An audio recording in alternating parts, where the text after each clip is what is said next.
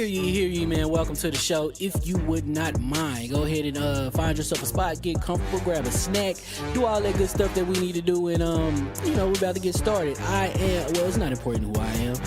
What's important is that you are pulling up to the Iron Lords podcast right now as we speak, and I guess I'm here to keep you entertained until it's time to get this show started. So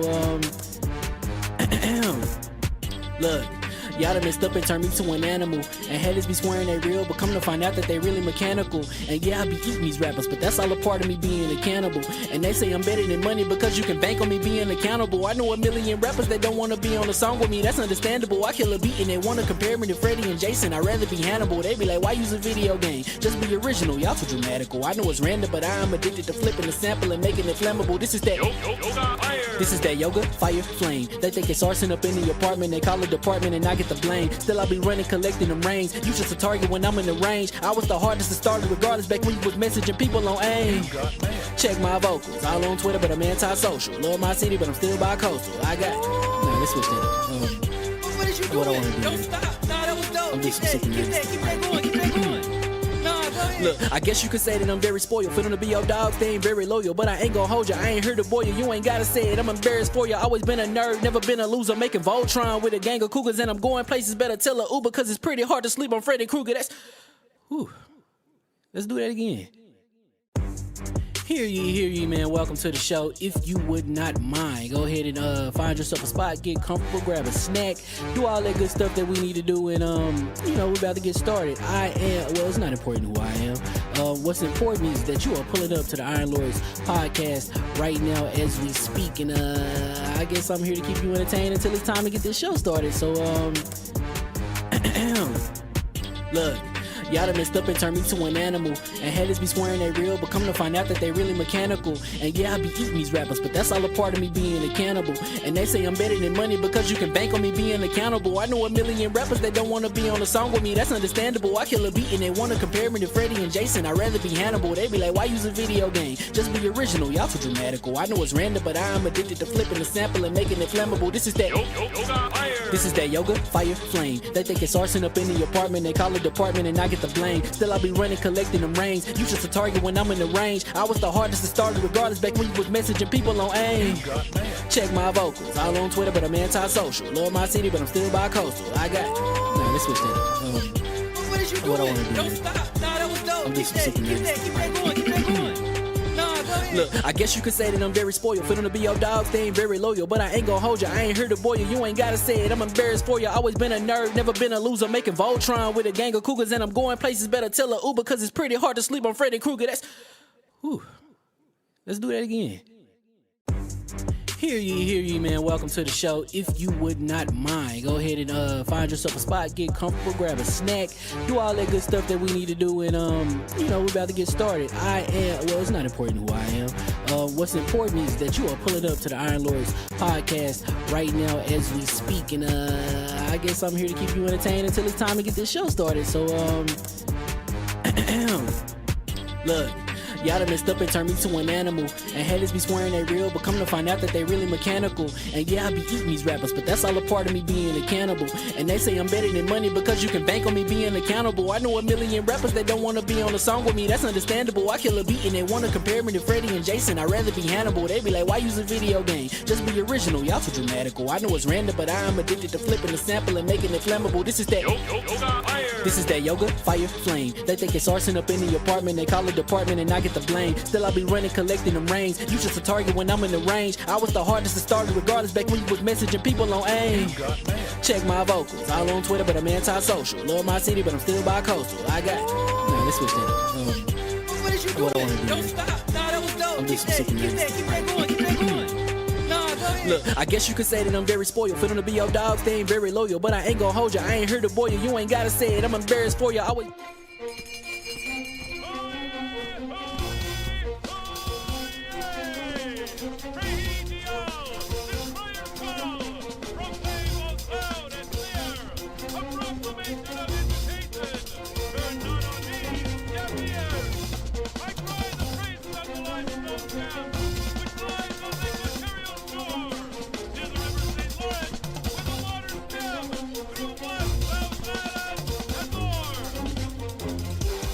I'ma just chill and watch them and eat snacks in the attic. I wanted to chill with the pack and be like a young whoop, but then they would mistake me for addict. If I can imagine it's cool to give you some advice, then invite your girl to your squadron. Cause if you don't give her that option, you gon' be single player like Sovereign. You gon' get tossed in the bushes by King David. Royalty and not a pretender. Detrimental to an elemental, what's an avatar to a knee bender? I gotta be me though. I know it's my destiny, work to Carnito. Who cares if you fly, if you still a mosquito? You swear you ain't stunting, but really be Steve-O. You like to collect stuff and that's cool, but I got bad news. Even if you really was that dude, King David still be the king of the statues. Since a juvenile, I've been cursed with a curse to be musical. And if you hate it, we'll meet in the crucible. Other than that, then it's cool and it's beautiful. We let you know that your dreams are pursuable. Whatever you wanna do, then it's doable. If you got work on a Sunday, it's suitable. Cause you can listen to this in your cubicle on the Lord's Day. Woo. If you got work on a Sunday, it's suitable. Cause you can listen to this in your cubicle on the Lord's Day.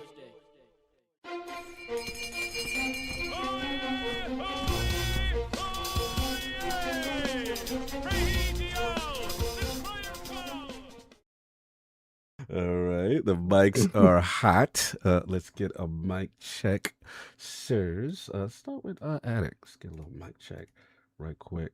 And why is my Zoom bugging? Oh, great. My Zoom just wants to bug out. But whatever, let's get a mic check while it's bugging. What's going on? Hello, hello, hello, hello. All right, there we go. Oh, now we just lost the whole... Oh, wow. Zoom done crashed out. Great. Yeah, I see what it did. Okay. Yeah. Yo, the joint went to my second screen. That's crazy. All right, we back.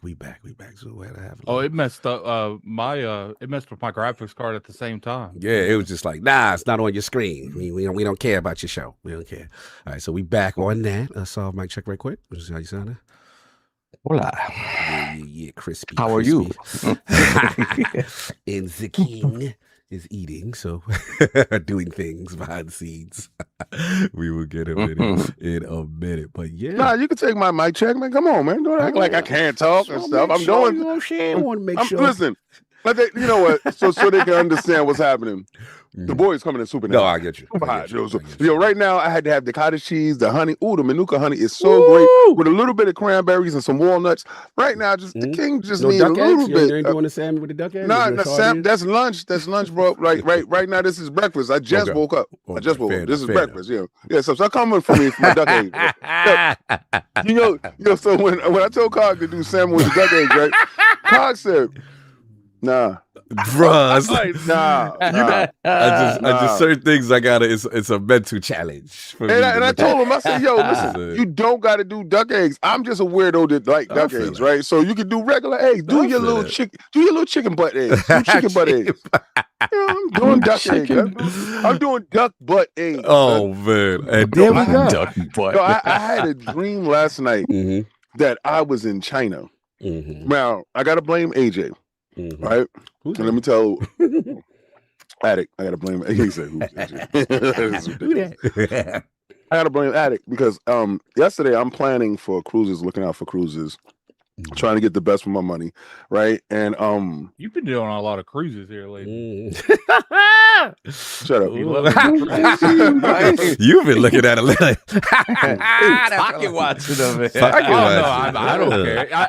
I'm just saying he must really like cruises because he's been going on a lot. Bro, listen, there's payment must be made when we're taking trips to Europe and drinking. You know, I'm glad you understand this. I understand. It's a different form of payment. It's a different form of payment. I'm glad that you understand that. For people who do content creation and podcasts for weeks and days away from their significant other, there's prices to be paid. There's prices to be paid. You talking about you're going to Germany, you're going to Seattle, random. And the wife is like, really? A word? A word? So what you have to do is you have to do fun in the sun. Yes. And I found out that, a couple of cruise lines that I do mess with are very affordable. I'm talking about, it will boggle the mind how affordable it is for certain people to realize, this is what you got to do. But there are hidden costs, and if ever you want to ask me in the background how those hidden costs go, I will tell you so you don't be caught with your pants down going there with just what you had. Yeah. And you'll be stuck on the boat cleaning up the ship. But so Addict hit me. He was like, "Yo, yeah, facts, right?" So Popeye. And if anybody knows, Popeye's daddy is Poop Deck Pappy. Anyway, so Addy hit me. He's like, yo, when we doing this Asia thing? So I'm like, okay. So I said it will have to be at the end of the year because how I have everything planned out. I have to go to the Dominican Republic. I have to go to Mexico, and I have to take wifey to the Bahamas. So those 3 things have to happen. I said, but we can go to Asia at the end of the year. So I said, how about next year? Because we're doing this stuff planning for that. And he goes, this ain't for no podcast. This ain't for the Lord. That's not sounding lordly. That don't sound lordly right there. I said, you know what? I feel you. And I'm with you. I'm with you. I said, I ain't say it was either. And now, so next year sounds like it's free for me and him to go. Sounds like a special convention. That's gonna place. We have to go and survey the area. Yeah, clearly. You have to scout out feature notes. It's a new RPG side quest. Yes, clearly. And hear ye. And we are live. And welcome to the Iron Lords Podcast, LLC, and lordsofgaming.net. Episode number 453. Another glorious Sunday. We're back at the round table on the Lord's Day. And man, we got a lot of topics. Today, we've got the great Xbox reset aftermath. Ooh, a lot to talk about. Obsidian Fallout game. Assassin's Creed Black Flag Resynced. Now I'm gonna butcher this thing. Echoes of Aincrad. Is that correct, Soph? I need correct pronunciation. Yeah, Aincrad. Okay. Okay, I gotta turn it. Cruise money. Big up. Money. I gotta turn the AI off. Cruise money, big up. Shout out to Con. We got to meet the little AI for a little bit because we got some things we got to do. But so we got that Echoes of Aincrad, and then EVO potentially 2026 and a special guest, and Sony CEO selling stocks to discuss. So we're gonna get right into it. So let's introduce the Knights of the Realm here at the round table with some super abbreviated intros. So we got a lot of things to do. My co-host, the co-most, my brother from another mother, the difficult game conqueror, Lord of the Spin Clap, and the How of the Young Wolf, Lord Addict, back to back. What's going on? Doing pretty good. That's fine. Doing pretty good. Like it. All right. And, you said time since. No, I respect it. I respect it. You know what I'm saying? And of course, our most technical gaming lord, the solo gamer lives for the single player selfish experience, and also the Sostradamus, the Lord of Clarity, Messiah, and Lord Flood at the job. How we doing, Lord Simon? How we handling this week? Doing good, doing well. Despite all of the BS, I have played some Assassin's Creed Black Flag Resynced, and I'll be talking about that with Addict. And what else? Yeah, apologies for last week. Last week was one of those moments where blood must be paid in order to be able to go to Gamescom this year. So last minute event for wifey's job, and everybody was going with the significant other. So that I had to be there. So that was that. My apologies. You good. You got to represent the family. Exactly. Do what I got to do. Do what we got to do. Of course. And of course, we have the Incredible Hulk of this, a.k.a. the excess gamer. Ooh. The prophet of Xbox. Swami. King of the statues, who demands nothing less than that premium experience. It is the ascendant one of the Xbox platform movement, but we might have to change that. Beloved. This guy hates it. I hate it. I just want to keep you updated. I want to keep you relevant. How we doing? I'm doing fantastic. I don't know who won the Conor McGregor fight last night, so please let me know what happened. So obviously, not him. It was a disaster. Obviously, Conor got slayed, so I got to check that out. But his leg went out. He slayed himself. He slayed himself. It was the wildest. He blew his knee out in like 1 second trying to jump into the ring. You knew something was wrong. Wait, he jumped into the ring and blew his leg out? He started the fight, run across the ring. Go ahead, Soft. You know what it is. Yeah. Well, no, he did. So when he was about to come into the octagon, there was something up because he limped a little bit on one leg. So he started the fight trying to do what he did to Aldo, running in and Aldo did to him actually, and then he did it with a kick. He tried to kick Holloway in the head from deep, and he overextended himself, and that was that. After that, he could not stand on his right leg, his right knee. It just kept giving out. Yeah, he couldn't throw a punch. He couldn't say. He couldn't do anything, and then he just the AI was talking. I was listening to the AI. Oh, my fault. I thought I muted the AI, but it's all good. AI running rampant. Yeah, they running rampant. I was listening. Yeah, they go Iron Rook right there. I can't hear it. He Mike, said, what's "I funny? wrote $5 super chat." Oh. Or you? I can't hear it. No, I turned can't thing hear on. it either. So I look like I muted it now. But Yeah, I'm hearing all of that. Thank you, Iron Rook. That's fantastic. It's so crazy that you hearing it and I ain't hearing it. That's Yeah, crazy. okay, I'm hearing all of that. Because what you might want to do is go into the desktop. No, it shouldn't Facts. That's It shouldn't you should matter. go He in there. paused it. No, you should go in there and make sure that your headset is your Well, primary. no, it shouldn't be playing at all because he paused. Yeah, I it. paused Like, the whole. But it's not. But I'm hearing it. I'm No, gonna I mean, press it doesn't. play, It doesn't and then I'm matter gonna as press long pause. as Cog and doesn't. See, now I heard it when I press play. Blessed day, Okay. lords. Yeah, Thank you blessed so day, much, lords. Cog, and everyone in But my yeah, corner for so helping yeah, me kind of have a went wild, successful kind of move. crazy. Well, last More week, has to get boy had done, to go to but Myrtle very Beach, happy. for the birthday Yeah. weekend. Yeah. So people didn't know you had to fly to Myrtle Beach. Some people was like, "You driving there?" Mhm. I'm like, "No, it's in South Carolina." Mm. What's funny is people when we go to Myrtle Beach here, they always drive to it because you close. You close. Oh yeah, we a lot. Yeah, you're a lot realize you're closer. close. Oh, that's what's up. Yeah, so because he's in West Virginia, so he's close to South Carolina, whereas I'm not. So us flying out there, going out there. I did not know New York City was turned upside down. Yeah. For the 4th of July weekend. And when I'm talking about turned upside Fourth, down, you mean? Yeah. That city's always turned down to me. Every time I turn around, it's turned down. I'm not talking about like the people, the weather. He said, "Yeah, whispering in King's ear." This is ridiculous. The weather. My backyard was turned upside down. The rain was ridiculous. And my joint got delayed. My flight got delayed. I came back a little bit later. I had to go straight to work, which was nuts. But also, outside of that, it was a whole sandstorm on the beach in Coney Island. It was a literal sandstorm. I said, "No, this got to be AI." Reached out to my next guy. My next guy was like, "No, that was serious." It was a sandstorm on the beach. It was like people couldn't see. People was running for their lives, screaming. They thought stuff was happening. I said, "This is absolutely nuts." And then the rain and stuff was going on over here. None of that in South Carolina. When I'm telling you, the sun was shining, the birds were singing, the water was glistening, the people were having fun, kids was frolicking, but in New York it was turned. Yeah, it was turned up. Man, I'm glad I got out of here. Yeah, but also, I brought it downstairs. I'm trying to figure out where did I put it. Oh, here we go. Sorry. What you got? Oh, hold on. Let me pen that. What's going on? What's the new comic, Joe? Oh, it's Cable. Oh yeah, hold on. Let me go get something real quick. What's going on? What's this? What's going on? New Avengers. What's happening? X-Men crossing out Avengers. Is Cable hunting all the X-Men? I mean, all Avengers. That's wild. So it's called Avengers Extinction or Extinction, and I'm like, I didn't know this book existed. And it popped up on YouTube, and I said, I like McGinnis. I love his work. His artwork is ridiculous for me. It's very clean. I found him when he was doing the Incredible Hulk, so I liked his work on that with the Red Hawk saga. Yeah, I definitely had to get this book, and I said, I was going to start up some comic book story time.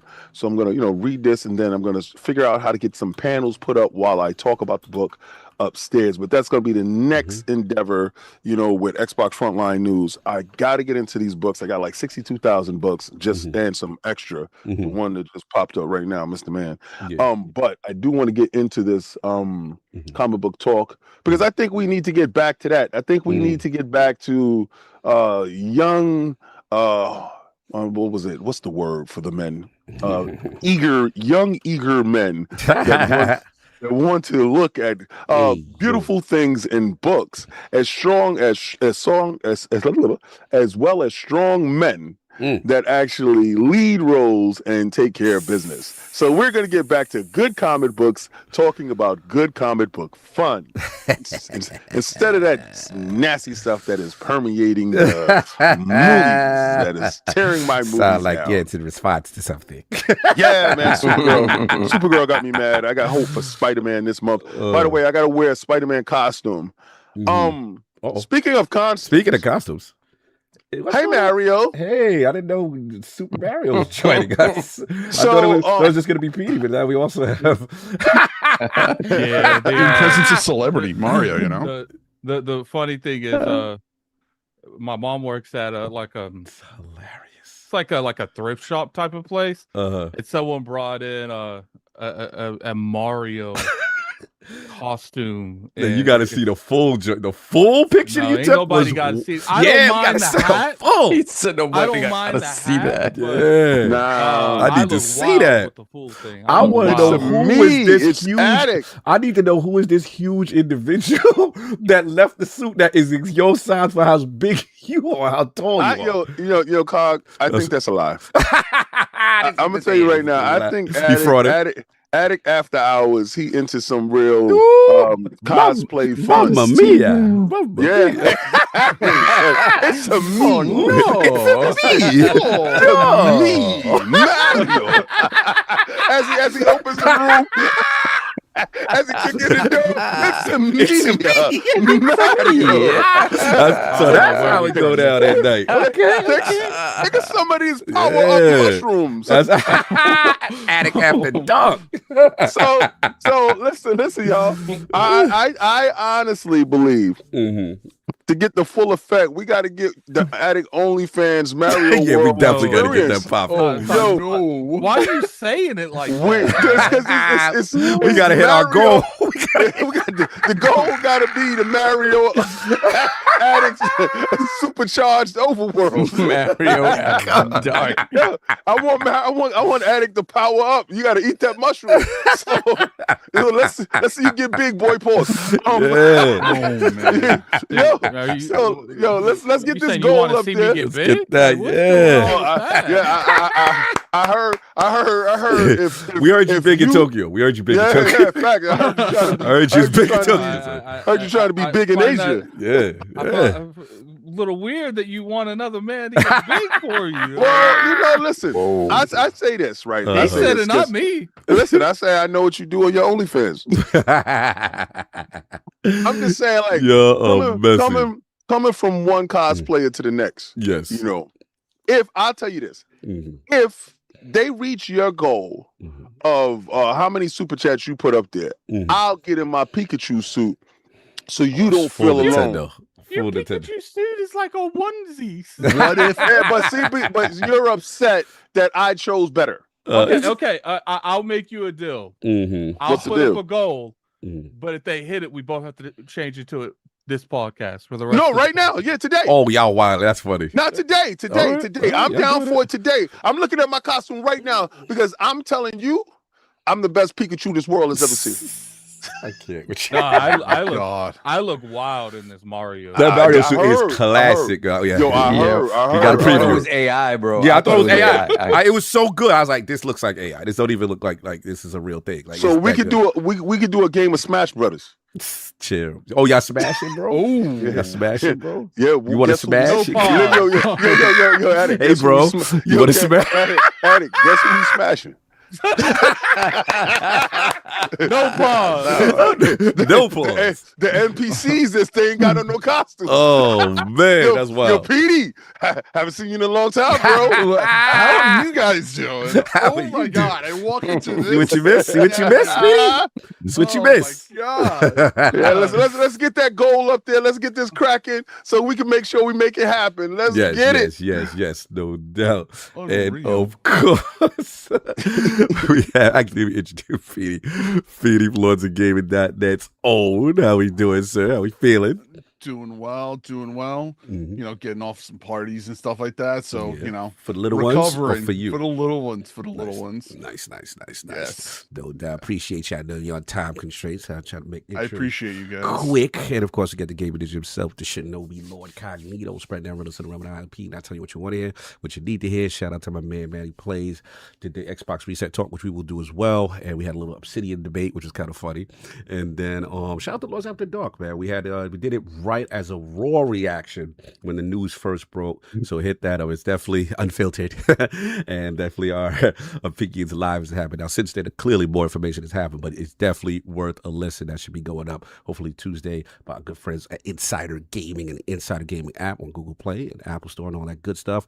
Not too much gaming because I haven't been home and been staying with moms in the Bronx and power losses and computers downs and all type of stuff. But she's good. She's better now. It is what it is. And yeah, man, I should just get a couple super chats before we start because I know we gotta take care of some stuff. Yeah. Okay. So we just gonna start from the top then. I don't know what AI read. I don't know what okay. What are you? We got Carn Artistic with the $5 super chat. Cruise Money, big up. Yeah, you just gotta do what you gotta do. We got Robert Kellett, $5 super chat. Blessed day, Lords. Thank you so much, Cog, and everyone in my corner for helping me have a successful move. Yes. More has to get done, but very happy. Yes, I saw those pics, man. Excellent, excellent. Bro, anything I could have done to help you, I'm just so glad it worked out for you, brother. I saw the pictures. I know how stressful that is, and I'm super happy for you, bro. We're gonna talk, man. We're gonna build. Fantastic. Then we have the Iron Rook, $5 super chat. McGregor dominated last night. He just dominated himself, not his opponent. Karma hit him with a haymaker. Yeah, it was wild. It was bad. It was bad. Shout out to Patty though. The fight before that was good. Patty, yeah, submitted her old boy super quick. It was actually a decent card. Decent card. Minus Connor stuff. And then we have Astro minus the reason why they came. Yeah. Most people, $2 super chat. Astro Parrot King. Connor may have lost, but the Lords always win. Thank you, brother. Much appreciated. That's Parrot. What up? Then we have Mofo T-Rex 93, $10 super chat. Did y'all see the Pokemon Go event at Times Square? I saw King in the crowd wearing his Pika suit and Cog in the corner luring trainers in a dark alley. Yo, that's wild. That's wild. Cog in the alley. That is wild. So who said that? I will admit, the other night, Cog just randomly hit me. I'm going out tonight. Don't worry about what I be doing late night. Don't worry about that. Kept on. So we have Mofo T-Rex once again. $2 super chat. Addict say, Yahoo! Hey. Please. You gotta do it now with the hat. Absolutely not. You gotta do that. If it changes. I put the goal up though. How much was the super chat? I'll do. How much is the goal? You gotta let us know if it's any $10 glizzy super chats too. It's $30 super chat. It was 30? $5 super Oh, chat. just let me know when we hit that super chat. Okay, cool. Okay, cool. Addict, you could just wear the costume. I'll do the voiceover. Get off the voices.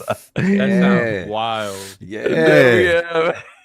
And we have Mikey B07, $2 super chat. Addict, a furry for sure.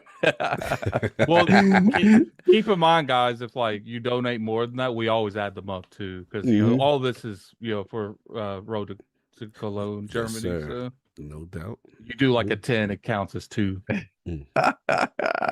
There we have Robert Keller, $2 super chat. Super Smash Bros. The Iron Lord Special Edition. Ain't nobody smashing nothing here, bro. That's what we're talking about. And of course, right afterwards, we have Donataku, $2 super chat. I know you're not smashing without me. Hey, yo. Shit, that's crazy. That's my guy. Then we have Donataku, $2 super chat, following up because he realized what he did wrong. Oh, wait, wrong account. He forgot. He got to switch over. Yeah, you got to switch over. Put your suit on. Then we got Teddy P, $2 super chat. Jiggly Cog saying me to sleep in a New York City alley. Ooh, wee. That's wild, Teddy. The Iron Rook with the $20 super chat. Ooh. Road to Cologne, you said. Yeah, let's go. Shout out to my man Rook. Salute. Appreciate then you. We have Jorvar Ingi Haraldson with the 3,000 Icelandic krona. Enjoy the summer, guys. Hope About 2 will get finished. Love the world. Yes, Shout thank out to you. About 2. Yes. How much is 3,000 equivalent in USD? I don't know. Look it up. Let me see. It's at least a 20. I'm trying to put do the gold thing. Conversion. So that'd be 3,000 to USD. That is it's probably about $25, $23.84. Yeah. So okay. So I'm counting as a 20. Yeah, that gets a glizzy drop. Hold on a second. A glizzy, glizzy drop. Yeah. I love how gobble. God, this is you know, I like the gobulator. No, I like just use gobulator. This ain't me trying to bait one, but I love hearing that Gobulator. Are we getting the replay of King getting more glizzies on people in the streets? Oh yeah, I mean anything can happen. Please. Anything Wait a second. Why are you yelling out, Germany? It gets wild. You know something, PD? You are part of the program. You're part of the show. You're a part of Awards After Dark. It can get wild, man. And PD, I think it's about time you pass through the threshold of doing wild things. Well, listen, I think costumes need to get to your way too.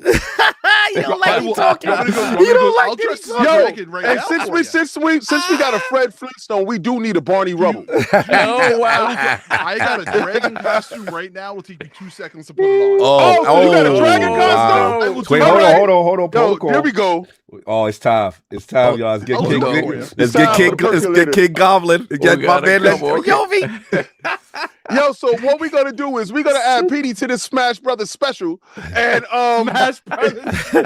and when we reach out, we added another dude to Smash. when we reach out with gold, PD will put on his dragon costume because PD be out here dragging things around. Pause.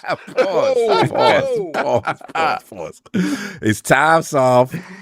Let me see. Yeah, it's coming. The gobble. We say the gobble later. We got some super chats.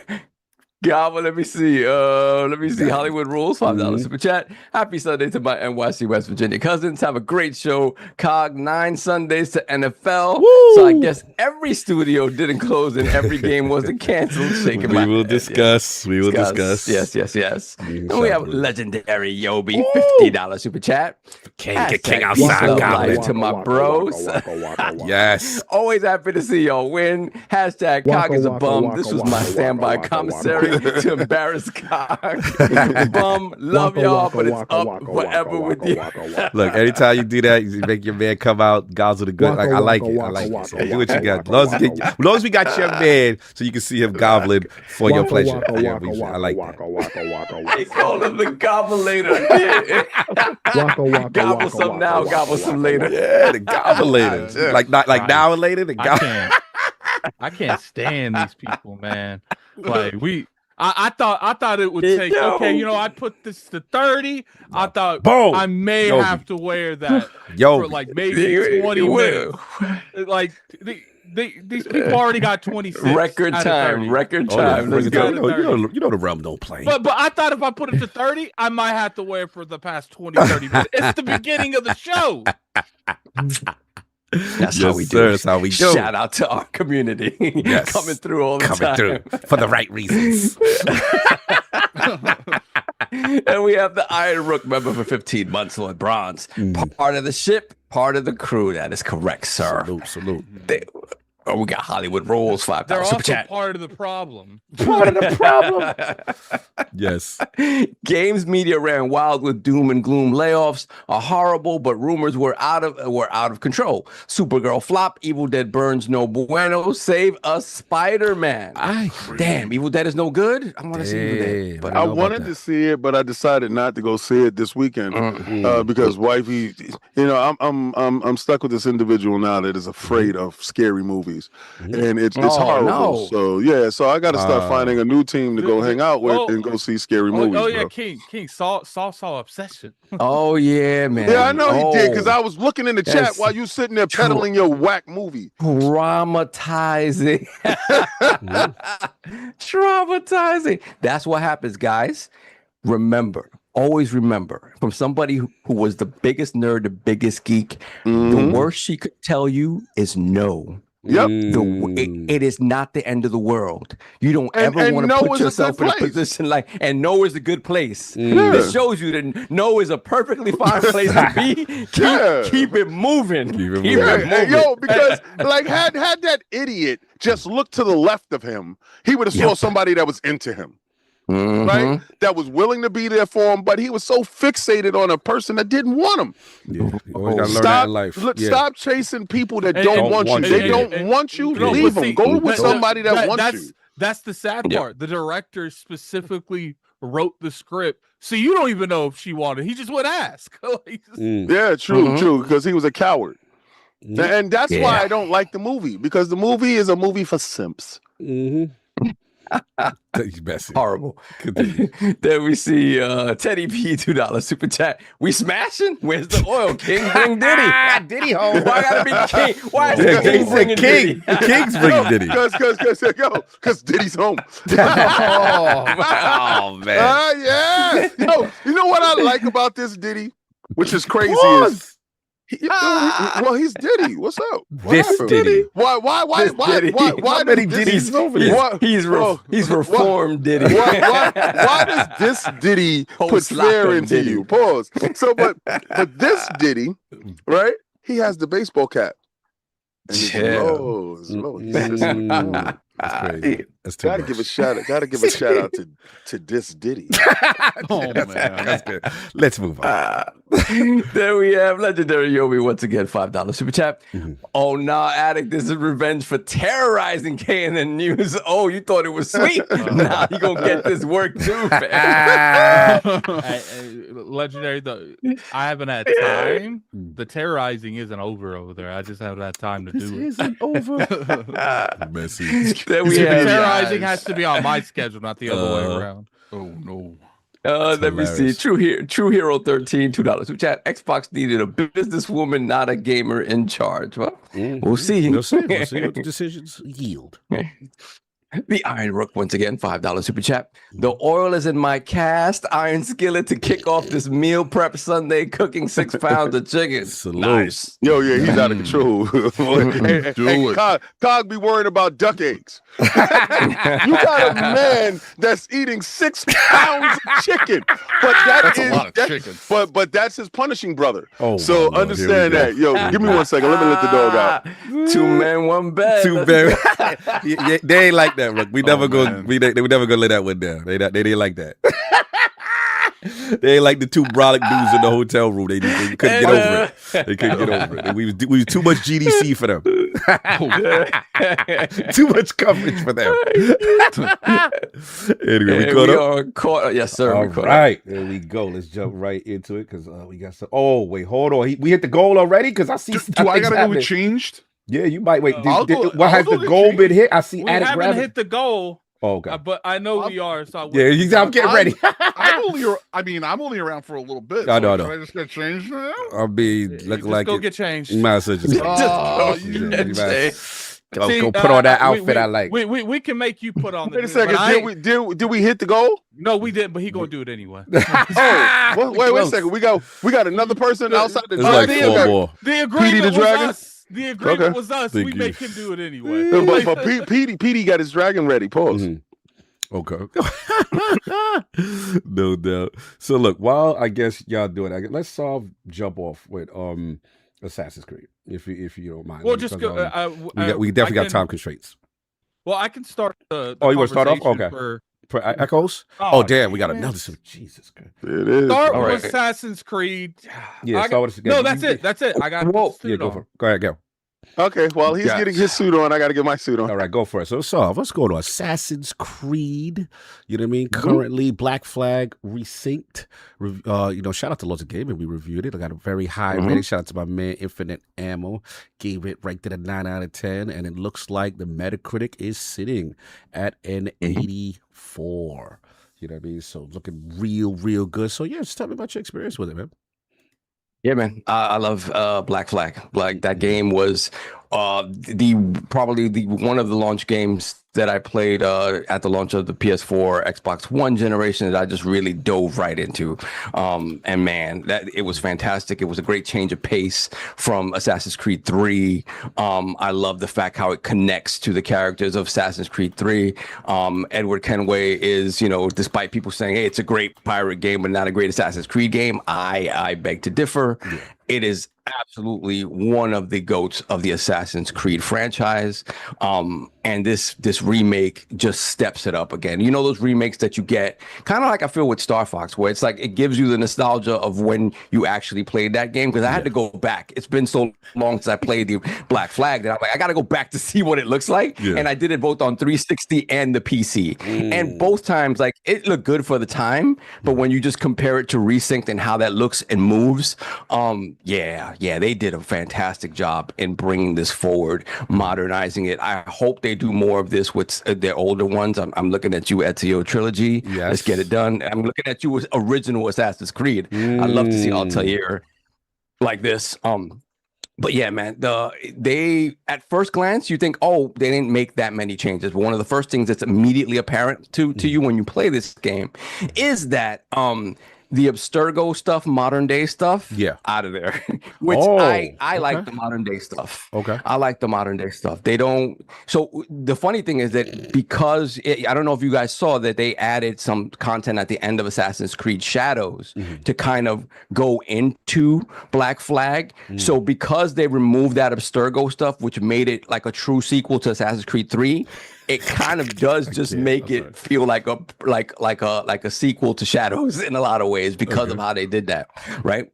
So the Abstergo modern day first person stuff that they did in AC4 is not there anymore. When it comes to like visual changes, obviously it's the Anvil engine once again, but it's the newest version of the Anvil engine. My only gripe with the Anvil engine really for the most part has always been kind of faces. And those have improved considerably, but man, when you look at the tech, when you look at the textures that, now you have ray tracing popping off. Obviously I'm playing it on the PC looking real nice. Ray tracing, master racing, PC master racing. Yo, someone said Doom and Gloom Mario. I'm dead. Doom and Gloom Mario. That's hilarious. Continue. Does that mean the red needs to be green? Like dark green. Yeah, that's the Continue.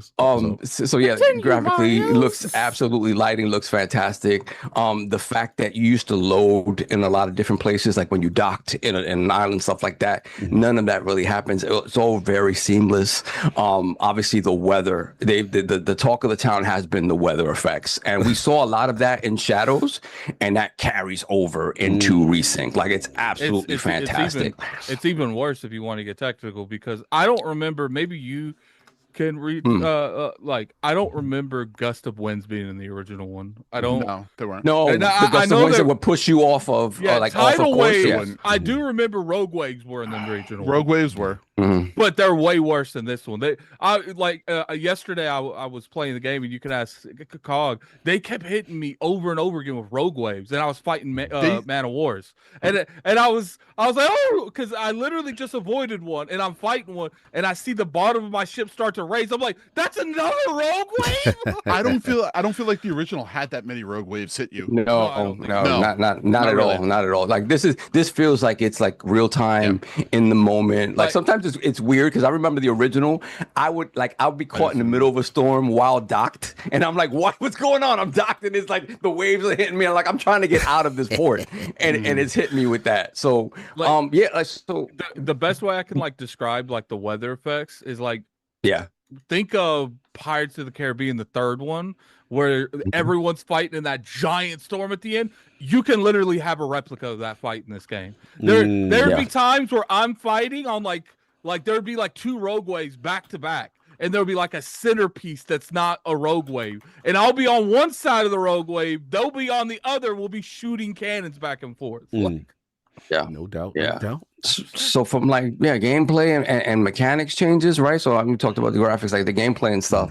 The first thing is the melee combat, right? The original sort of and which was kind of par for the course for all the original Assassin's Creed games. You do, but you look great. You look great. Old school Assassin's Creed is wait on your enemy to swing, you counter them, and then you do some hot animation where you kill 4 dudes at a time, and eventually you can get there here. But here, it's more like they have the posture system kind of from Sekiro, where you have to break. Hey, yo. That's hilarious. Continue. So you have that. It's more based on you still have the parry, right? But it feels a lot more sort of visceral and grounded. Same sort of stuff you can incorporate, your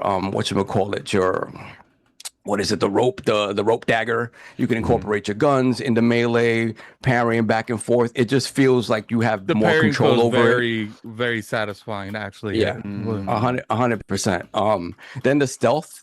They made the stealth again because of the expanded world, the stealth feels like you have even more options than you had before, because the open world feels that much more sort of malleable.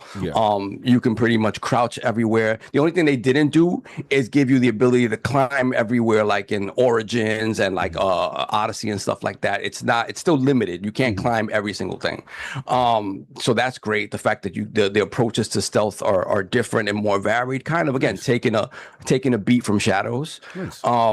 You have difficulty settings now that you can change the difficulty when it comes to like ship combat. You can change it to melee combat. You can change the difficulty in terms of the stealth and make them more aware of you. So you can do that very like individually and granularly. So you can kind of tailor the gameplay experience to yourself. I don't know, guys, remember when you had to do like the diving and stuff? Yeah. Like now you can free dive. Like the underwater stuff is much more expanded. Like you could just go you could just dive wherever you want, really. So that's cool stuff. And then story wise, I didn't remember a whole lot of the story. So the story wise, again, ultimately it is one of the greatest Assassin's Creed stories. I love the coming of age of him. Like I love Ezio because he was a ladies' man that lost everything and then had to become responsible. Edward is a scoundrel who kind of gets, just by trying to be shiesty, like comes into contact with the assassins and then like learns like humility and kind of sacrifice and stuff like that, and go and purpose. And I love his story. I love how it connects to other characters, like his son, his grandson.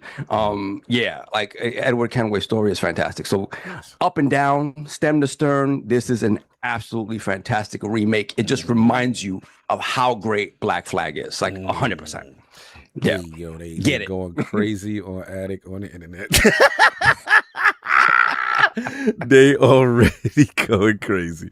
But Addict, any comments on AC Black Flag Resynced? Because I know you've been playing a lot of it.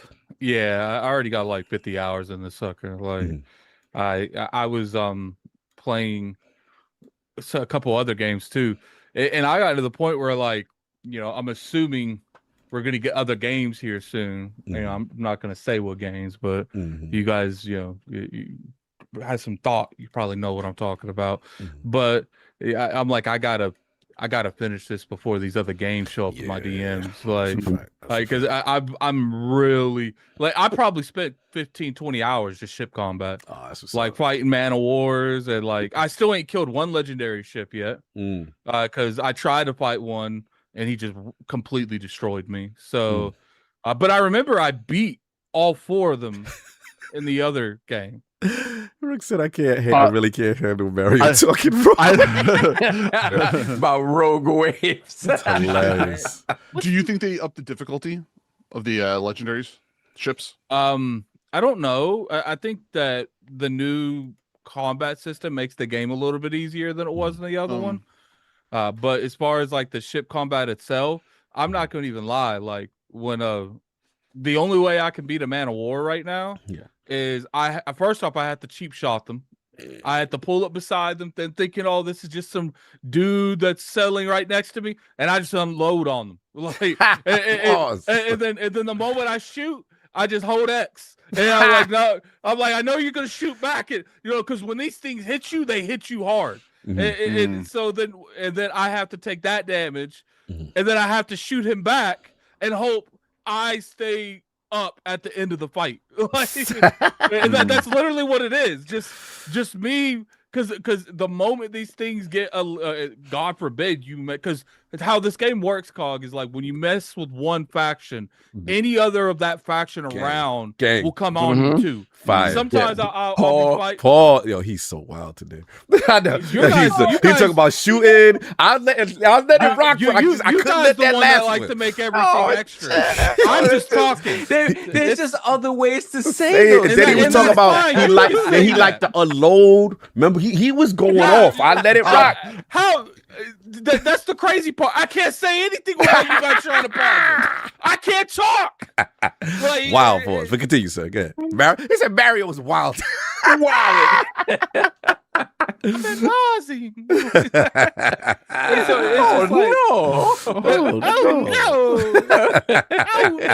I cannot do a Mario accent at all. But it just, this game, it shows me Ubisoft, you know what you got to do. Like you look, I'm not saying that you guys ain't having some successes, but until you get yourself back into place, you need a green light that Assassin's Creed 1 complete remake. Until you're able to get yourself Ezio back trilogy. until you get yourself back into a situation where you feel you're good, you need to just start pushing out these remakes of these old original Assassin's Creeds, because, and I'm not saying like the good thing. The good thing about them is they always, they used to. They tried to give you, new experiences. But I'm gonna be honest, like, as much as I would like to see like a newer Assassin's Creed, I'm looking at it from like the perspective of I think Ubisoft got a couple more, like they're not doing good. So it's just like maybe you got to go the Capcom direction, or it's like you take it a step back for a couple games, give people older experiences in a newer way, and just start like kind of getting in tune to like what your fan base actually wants. Like, and when I'm playing Black Flag, I'm like, this is it. This might be the best Assassin's Creed, and I enjoy 2. It's one of the good ones. Assassin's Creed 2 is probably my overall favorite one. But instead, like, off of just like pure Assassin's Creed in general, like, it is probably the best Assassin's Creed. Fire. Because like this game, I forgot that you had the diving bell mini game things in here. Like, it's just, there's just so much stuff to do. You got they might have started it with Connor, the hunting aspects in Assassin's Creed. Yeah, they did that with Connor, because Connor had he had the rope dart as well. Like, that was one of the things that when I saw Assassin's Creed 3, I was like, oh wow, they really did something here. So yeah, 4 to me was the pinnacle of that style of Assassin's Creed. And you remember, right after this came Unity, right? And Unity was amazing. It just was too much for the hardware to kind of handle what they were trying to do. It took years for them to fix that. Unity and Rogue both were simultaneously sent out at the same time. And when you played them both, they both, like, Rogue felt very similar to Black Flag. Yeah, and Unity, it felt definitely differently with the story and everything. But I agree with you guys. That's what I would do. I would greenlight the first remake from the very first one. We haven't seen Altair in years and years and years. I don't think they should just do a 1-to-1 remake of that game. I think they should really flesh that game out, because that's the oldest one. Because, technically Altair is where it all started, and Assassin's Creed's evolved dramatically since then, so I don't think that formula, like 1-for-1, would do as good in modern day. Like, I think you need to like really expand on that game. For sure. If you played Assassin's Creed 1 now, you would be, I felt super bored from it, because all you needed to do in Assassin's Creed 1 was just stealth up to the person, the Templar you had to kill them, and then continue forward. There was nothing else in the whole entire story. They really would need to revamp, I personally feel, most of AC1 to kind of. The wildest thing is that PD has on a dragon suit, and the wildest thing is, the first thing that pops into my head is, I know why I have on this Pikachu suit. and he volunteered himself to do this. No. We got to get down. We got to get down to the bottom of this. I got to get to the bottom of this. But then we know why Addy got it, because Addy has his OnlyFans channel, and this is what he do. Right? We know this. We already got down to the bottom that Addy likes to play Mario. Why does PD own this? Why did PD own this? Lords podcast. So PD. Was this that lost episode of How to Train a Dragon? This was for my OnlyFans. Never mind. World of Warcraft. Dragonflight came out, and I have 2 dragon onesies like this. Oh, you got 2 dragons. I got 2 of them, because I was wearing these things for almost 2 months on and off. So who is one while the other one? All I know Smashing Dragons. Smashing Dragon. No, Oh my god! this is all I know. Imagine smashing. Imagine Dragons. smashing Cog Dragon. and Saw. Smashing Dragons. King, this is all I know. Cog and Saw better stop laughing. Yo, put up another. We do got a One Punch Man. We are under time constraint. Wait a second. You guys, we have a guest coming in at 2 o'clock. We're under time constraint, so we have to move on.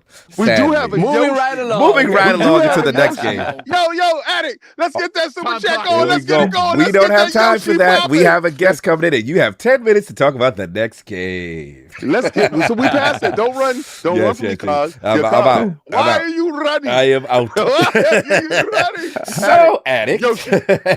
and Petey, there's another game that you guys have been playing. You know what I mean? Shout out to again. First of all, shout out to obviously Ubisoft initially for providing the realm, right, with the Assassin's Creed. Yeah. Yes. Black Flag. Yeah, for sure. Want to shout out to your friends. Shout out to UB. And then now we want to shout out, obviously, Bandai Namco for this next game. And again, I want to get that pronunciation correct. It's Echoes of Aincrad? Aincrad. Aincrad. Okay, Aincrad. And again, that is the joint that's out now. So, Petey, you have been playing as well. So I don't know if you, Petey or Addict, want to start off. So, or want to set off? I don't know. If you want to can start first because I'm making a goal right now. Okay. No, Okay, go ahead. So yes. So Sword myself- Art Online. Yes. So Sword Art Online is the IP in general. They produced a new game which is called Echoes of Aincrad, which is probably, in my personal opinion, the most similar to the actual storyline from the anime itself. It takes you through the quote unquote 100 floors of Aincrad. But as of right now, it is only set for us to have the first 2 floors. Okay. And I know I'm gonna talk real quick about it. Sure. Bandai Namco stated that this is kind of like their test project to see if people are gonna like the game, and then they're gonna attempt to continue the other 98 floors.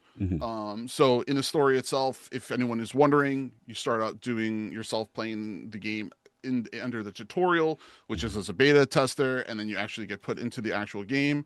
If you actually know of the story of SAO, of Sword Art Online, you are stuck into this actual. There's these individuals that dive into this virtual MMO game. They are stuck in that 4 game until they complete the game itself. That's I wild. think it's 2 years that they're stuck in that. That's sucker? wild. That's a wild concept. I thought it two was real long. life years. They're I thought it stuck was in long. this game. Is it That's 2 years? I thought it was more, but yeah, I don't know. It was might be crazy. 3. I can't remember. It's a long time. It was a very long time that they're in this game, and they end up only completing it. And I think they were only at what, like 60 something. 60. Yeah, I was gonna say like 60. And it was like some plot armor while they finished it. Yeah. So they were like, we need to wrap this up. Yeah, pretty much the main bad guy was like, I'm here now. You here now. Let's fight. Let's just go. Let's get it. I'm pretty much, and that's I like that. ended. So yeah, so they ended up. The most interesting part for me, because I love the IP of SAO and I've watched it in its entirety multiple times. I watch it once every year. The thing is that I wanted to know how they were going to individualize it, because this is a parallel plot towards the protagonist of the show, of the anime itself. That was the most interesting part for me. And they really explain that towards the end of the first floor, and how they made this more linear to its own storyline. And I don't know how much we're allowed to discuss or say or spoil of it, but it is okay. You could just don't like spoil any key points. No. That's why you could talk pretty openly about the game. Yeah, that's why I'm kind of saying that. You produce your own storyline, which I find to be interesting, and it pushes you that way. Okay. So I thought that myself. I thought that I liked the game itself. I played the other versions of SAO that they have published, and I felt like a lot of it was trashy. This I felt like they did a lot better. The only thing I would say that I think that they did, the fighting was a lot better. The movement is a lot better in comparison to the other games. And I think that the story that they have is, it is growing pretty great, in my personal opinion. But I throw it to Addict. Addict. So if you want to throw his 2 cents. Yeah, your experience, sir. How's you feeling with the Sword Art Online? So my experience is this game has a lot of issues. There's no denying that. Yes. I feel like in terms of some of the story, I feel like they played it too safe. I understand that this is I don't know if like technically like they're considering this canon or not. I assume because playing it, I didn't feel like they broke any canon laws or anything. So for instance, there's a scenario because like you're not Kiriko, you're not awesome, like you're not the main characters, you're none of the main staff.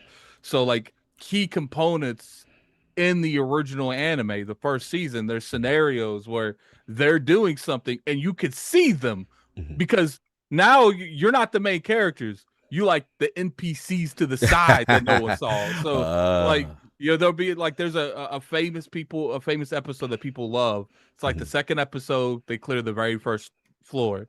You're in that whole fiasco. Like did you I don't know if you noticed it or not, but do you know when they're sitting in the auditorium talking about how they're going to do the first raid?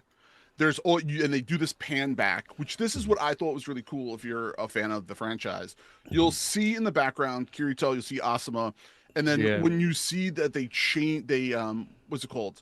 They added a variation of it, which was Asuma's side. They put like a side story to it, and they added a character called Minato, who actually is a friend of Asuma's from real life. They even put her in that too. And there is communication, and you hear about this other individual, which was not originally part of the canon series, which I thought was very interesting that they ended up taking both of the stories and then kind of meshed them together. And that's what I like about this game is just like how they, interplayed the story over top the original anime. I do feel like they played it too safe. This is some of like, they could have made this way darker than they did. Oh yeah, I agree. And that's where I do feel like they should have done that. This should have been a very dark anime because like we got to keep in mind like I think like 2,000 people died in like the first year of this game. Like a lot of people. First month. Damn. So and these are dead. Like there's a because when you die, the machine that brought you into the game fries your brain. You're dead. Like damn. So there's a scene. It's dark. There's a scene. What anime is this? That scene. Armored Death. That's my point when it comes to this. It's like, look, you should have made, because they do a lot of cool stuff like this character is the reason Awesome is so strong in the show because you help her like level up all her gear and stuff. Like, do stuff more like that, make it more in depth, make it where you just see NPCs that you've been going in the game where they could die and they're done like and that's my biggest thing. But there is a I like mode. the done. There is a mode. There is a mode where the done language. Oh, hold on, I gotta say one thing. Tegan X, YCOG and Sav isn't wearing anything. We do have a goal up there for Sav to put on Yoshi. So if you want to kindly contribute to, oh man, we need to smash that bro now, bro. Pause. Let me finish this because we don't have a whole lot of time. Right, let's go. Let's rush to. Let's rush to the end. When it comes to like the story aspect, I feel like they could have did a lot better. I feel like the combat is king in this. The combat's the best aspect by far.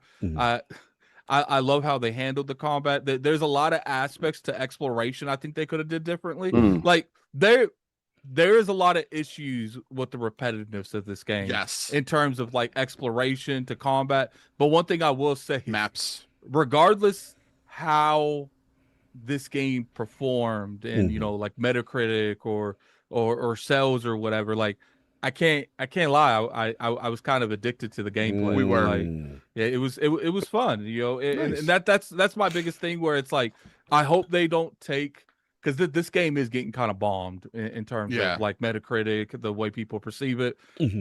It's like take the feedback and go back to the drawing board, because I think what you have here is the foundation where you can be the best anime game ever made. Because right now, the best anime game ever made, in my opinion, that isn't like head-to-head fighting stuff, because that's the typical way that they like to do it, is the Attack on Titan franchise. Now, we can debate, because 102 said it's not worth $70. I'm not debating on the money-wise. I never tell you guys if something's worth it, because I got it for free. I can't tell you to pay or not pay for something because I didn't pay for it. I'm just telling you my experience, and you can take that and decide what you want to do with it yourself. Attack on Titan in my opinion, tell him, Dragon. Attack on Titan in my opinion is the best anime game that represents the anime and has the funnest gameplay loops.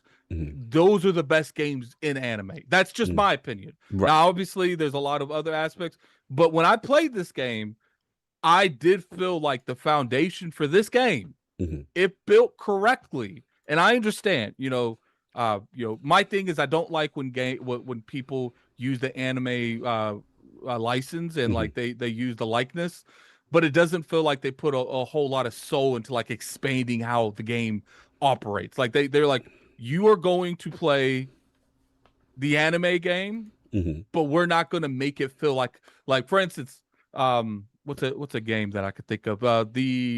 The Avatar game that came out a couple years ago. Oh, right. You don't need to know anything about Avatar to play that game. Vice versa, you don't need to know the universe, but when you play that game, it might make you curious on the actual IP where you could. It's like Cyberpunk TV show, Cyberpunk game. They go hand in hand. Yeah, I feel like you have to be a Sword Act Online fan to like this game. Their issue is they should build up on it more for whatever they do next, to where this is just a really fun game, and you're curious on the anime at that point.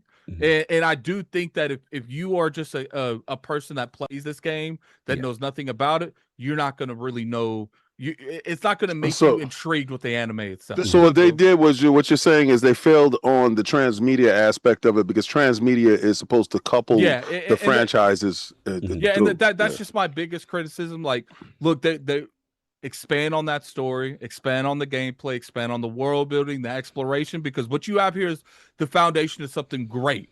And I will say, like, it is, the foundation here could easily be one of the best anime games out now, but they could just take the feedback, the real feedback. Don't take like people just saying to say stuff, and take that back to the team, because I do think you should expand on this title, this specific thing. The biggest thing that was a negative for me when it comes to this, and a lot of people were talking about it when I was playing it on when I was live playing it. The game itself should have been multiplayer, straight up, right from the start. I had probably 10 to 15 people say the reason why I am not buying this is because it should be multiplayer. And I agree to that, because the game itself is supposed to have this human interaction with another individual. And that was something that I agree with. On the counter side is it's very hard to produce a story when you have this multiplayer aspect. So that is the only caveat. So I think they had to kind of pick one way or the other, and they went with the other. Gotcha. And again, yes, please go ahead. And the other thing was that it is so, the game itself, the difficulty, there are some tweaks to it if you are doing it as hardcore mode, because if you die on hardcore, they just straight up delete your save. You have to the whole game again. Crazy. And there's times where I didn't play that, just to clarify. I tried for a little bit, and it was like, there's one thing you do in some, but you ain't deleting my stuff. Not you, not here. Like, you doing that. And the thing is that you're doing your combat, you're doing everything, you feel awesome, you're doing great. Next thing you know, you get jumped by a bunch of guys in a boss room or a boss battle, and you're dead instantly, and you're like, where the hell did that come from? And now my game is deleted. And there's a bunch of videos of that happening to people online. But anyway, I like that. That's wild. Delete that. your joke. That's crazy. Wow. I like that.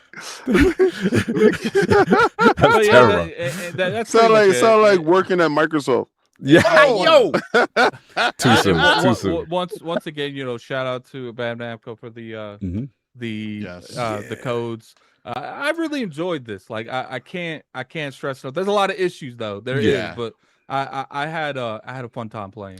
We had many texts at like 2 a.m. You still playing? Absolutely. You still on? Yeah, I'm still playing. No we were doubt. still like, we were going hard on it too. Appreciate you, man. Gotta stop you from going hard in your dragon costume. Hey, I'm doing it for you. I'm doing it for the family.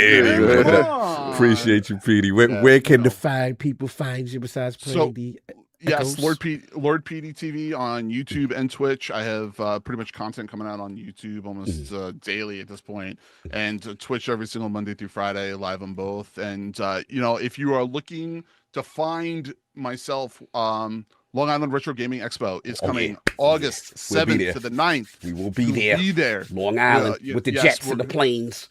Yes, we're going to be right there. It is in the Cradle of Aviation in Garden City. Woo! It is a fantastic little shindig. If you were looking to go check us out, make sure the tickets are out now. And we'll be there. Wear your dragon costumes. That is not required. The dragon costume is not required. Just show up to the event, sir. Imagine smashing dragons. Yes. Stop it. Appreciate you, Petey, man. Enjoy. Thank you guys. Happy born day to the young ones and everything. Yes. Enjoy your Sunday, sir. Appreciate you. Yes. I hope to see you all guys all soon. All right. Yes. We'll talk more about them dragon suits later. And joining us, hopefully get a mic check, the legendary Diaphone. Can I get a mic check, sir? Make sure everybody. Yo, what is good? Test. Perfect. Yes. Perfect, crispy, very crispy, man. Appreciate you taking the time. I know you're busy schedule. We've been trying to do this for a while, man. But hell yeah. Okay, so first of all, how do I change my Zoom name to Lord Diaphone? I like that. Out of place here, bro. You right click it. Yeah. Even the last guy also had Lord. You right click your box. Yeah. Pause. Little pause. Right click I can't say box. anything. I literally can't say Everything's a anything. pause. Yo, he can't show up. And you can't be saying right click your box. But that's how you do it. Yeah, I'm not. It's there in spirit. It's there in spirit. He said it's there in spirit. He said he don't want to right click his box. Oh man, Diaphone in guy. the building, no doubt. So yeah, man, obviously time Bro, is limited. I'm right clicking the box. It's not working, bro. Don't worry about it. Diaphone's good. Don't worry about you it. a Lord in spirit. Box. It's all good, man. Shout out to you, man. So first off, again, appreciate you taking the time. Got a chance to build with you at the HyperX event, I believe. That wasn't a build. He was beating my behind. I was gonna be nice. I was trying to. I wasn't gonna do that to you. I wasn't gonna do that. You the family. So remember when I told you I went to that HyperX event and my ego was out there, son. So I was beating up the engineers. I was working the engineers. Pause. Right? Shout out to the good friends of HP and HyperX that the King was destroying prior to. So check it out. So one of the engineers said, "This is bad funny too." He's like, "My friend is here. My friend is here, right?" So he goes, "My friend is here. He also plays, dabbles, right?" I'm like, all right, send him over, right? Send him over. So I was using this controller that we have here, right? So this is the what controller is that, sir? The HyperX Clutch Talon, right? And this is their modular controller where you're able to damn near change every aspect of the controller. The controller is fantastic. It's Bluetooth, it's wireless, and it allows you to hook your phone up here. So I'm playing with my phone through Bluetooth. I'm playing my games. This is how I get those extra reward points. This helps me, right? You're messy. So I plug in and I play, or I can play it wireless. It has the dongle, and it also comes with a carrying case. The carrying case is fantastic. You can charge it while it's inside the carrying case. Well, listen, I'm thinking I'm superior cream right here, right? I got this thing. I'm playing with it. What game you was playing? What game y'all was playing? We was playing that was Street Fighter, right? Yeah, Street Fighter 6. Yeah. All right, cool. So we was playing Street Fighter 6, but check this out. He's playing with the HyperX experimental. It's a flat pad with no joystick. Oh, he's doing the Tachi joint. Yeah. The HyperX Clutch Tachi. He's just that nice. He don't need a joystick. No, listen. This is where the ego is at, right? Yeah. So he's sitting down. I'm thinking he's at a super disadvantage, and he's a friend. All right, so I'm gonna beat your friend up because you brought your friend here. I got him, yo. This is the humblest man in the universe. Yes. All right. Let me tell you his level of zen, his aura. Yeah, it's crazy. He has the best aura. He reminds me of Solo Leveling. Yeah. Right? This dude comes in, you don't know what superpowers he has. The first round was close, but he beat me. That was his test out phase. Yeah, that's Then he went Super Saiyan on me. No, we have to clarify. Diaphone was the first round close. Yes, we need clarification. Oh, honestly, I don't remember. I'm not so many bodies that Diaphone has. It was just like consequential. Listen. In the long list of carcasses, I don't recall. Yo, he says he wasn't a body I remembered. Yo, crazy. I'll give him it. No worries. He said he can have that because he lost that was round. Close. Okay. Yo, he proceeded to beat the brakes off of me with this flat pancake controller. And I'm looking at him like, you so devil, you. And then come to find out, this man is a certified card-carrying member of EVO. He's an EVO champion. Oh, God. This guy is a champion. They brought a ringer on us. That's what I'm running with. They brought a ringer on us. We were overconfident. He's the Michael Jordan of this. So if y'all want to know why he's here, is because he's him. Mm-hmm. He's him in the fighting world. I'm trying to get him to Fight Night Fridays really bad. I watch his Twitch channel almost religiously. This guy is pretty second to none. Fight Night Fridays, the other people are not playing. Well, no. But see, the beauty of Diaphone is, like I said, if you watch his channel, one of the cool things he does is he really helps people get stronger in games, right? So we want to give him his flowers. You know what I'm saying, even though after he beat me up, after he destroys you, then he's like, okay, let me some tutelage. Let me put you in a dojo. Let me put you in a dojo. See what you were doing wrong. He's one of those people. Once he beats you, now this is what you were doing wrong. Exactly. He wanted to jump too much. So look, perfect intro. So I wanted to ask you, because I know time's later, but we got to get some history for the realm who doesn't know you. You know what I'm saying? Diaphone, what are you about? And then also like gaming history and what kind of got you into fighting games specifically. Yeah, sure. So I appreciate the glaze. I don't know about the Michael Jordan of fighting games. That's probably like Justin Wong. I'm up there, but MJ is kind of in his own special spot, right? Mm-hmm. But hey, maybe one day we'll get there, right? No doubt. Anyways, what got me into fighting games was, I've been a gamer all my life, right? Like I played a big RPG guy growing up. So I didn't even like know competitive fighting games were a thing. Mm-hmm. So my parents bought me a PlayStation growing up, so I played through all the Final Fantasies and all the other RPGs that existed for that. And my parents did buy me I think it was Street Fighter Alpha 3 and Mortal Kombat when I was a kid. And me and my sister would play. It's just very, very casual, right? And I liked the games, but I didn't know people playing competitively, and there wasn't online back then, right? Mm-hmm. So anyways, went to college and my roommate was super into competitive games. Mm-hmm. And I'm like, wait, I used to like these games back in the day. Let me see if I can kick his ass. I couldn't. And I got inspired to kick his ass. And then by the way, I've got to tell you, language of the Lord's Day, because it's Sunday for the little lords. We have a language rule for Sunday. I forgot to tell you, that's my fault. No, it's all good. It's all good. Yeah, I kicked his butt. He kicked his butt. And other than that, so I was really inspired to beat him. But then once I beat him, I'm like, all right, now what? Right. And so I joined my local scene, and they beat me pretty bad, and it's just kind of working my way up through that for probably 10 plus years or so. Wow. Okay. So then when you say the local scene, was it just PlayStation head to head? Was it I know we're older. This is again, I was in college, so this is PlayStation 4 days, right? Okay. And yeah, everyone would play just like on consoles, just like you go to EVO, just like we did at the HyperX event, right? There's a console, you sit down and hey, we play a certain set, and whoever wins stays on, and the loser gets up, and that sort of thing, right? Or they'd host tournaments and stuff. And back then I was up in Buffalo, so it was the Buffalo scene.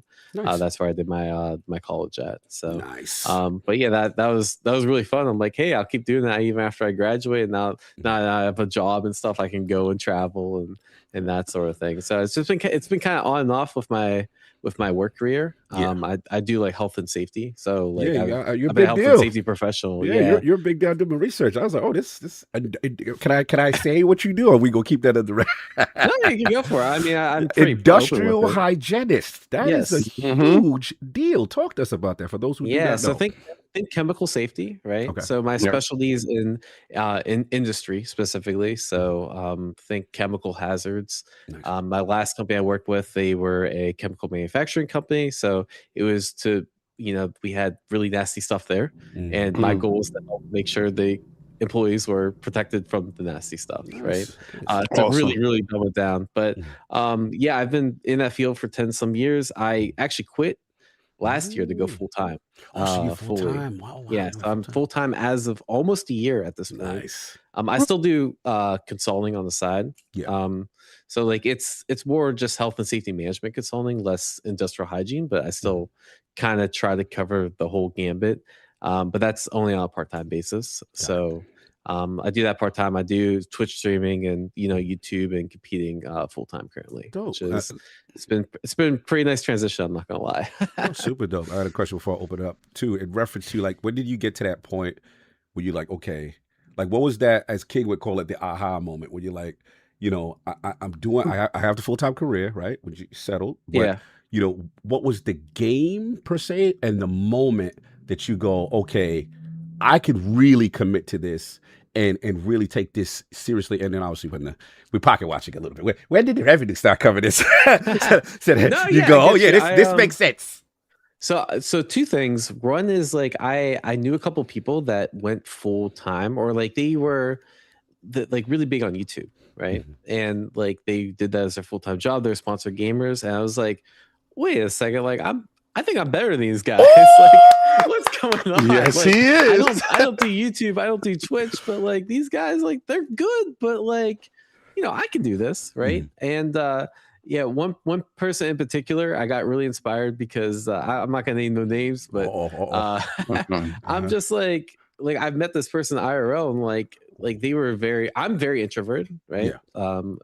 Twitch streaming and stuff has helped me become more eloquent and like be able to talk more and get out of my bubble. Mm-hmm. But the person that was doing YouTube at the time, they were also very introverted. I'm like, wait a second, if he can do that, I can do that. So shout out that was actually nephew. Shout out to him. Shout out to nephew. That's he's a Street Fighter player. I'm like, if he can do that, I can do that. He really inspired me to do that. And then there's a couple of people that inspired me on because I think nephew's like he's probably better than me. He's very very good gamer, right?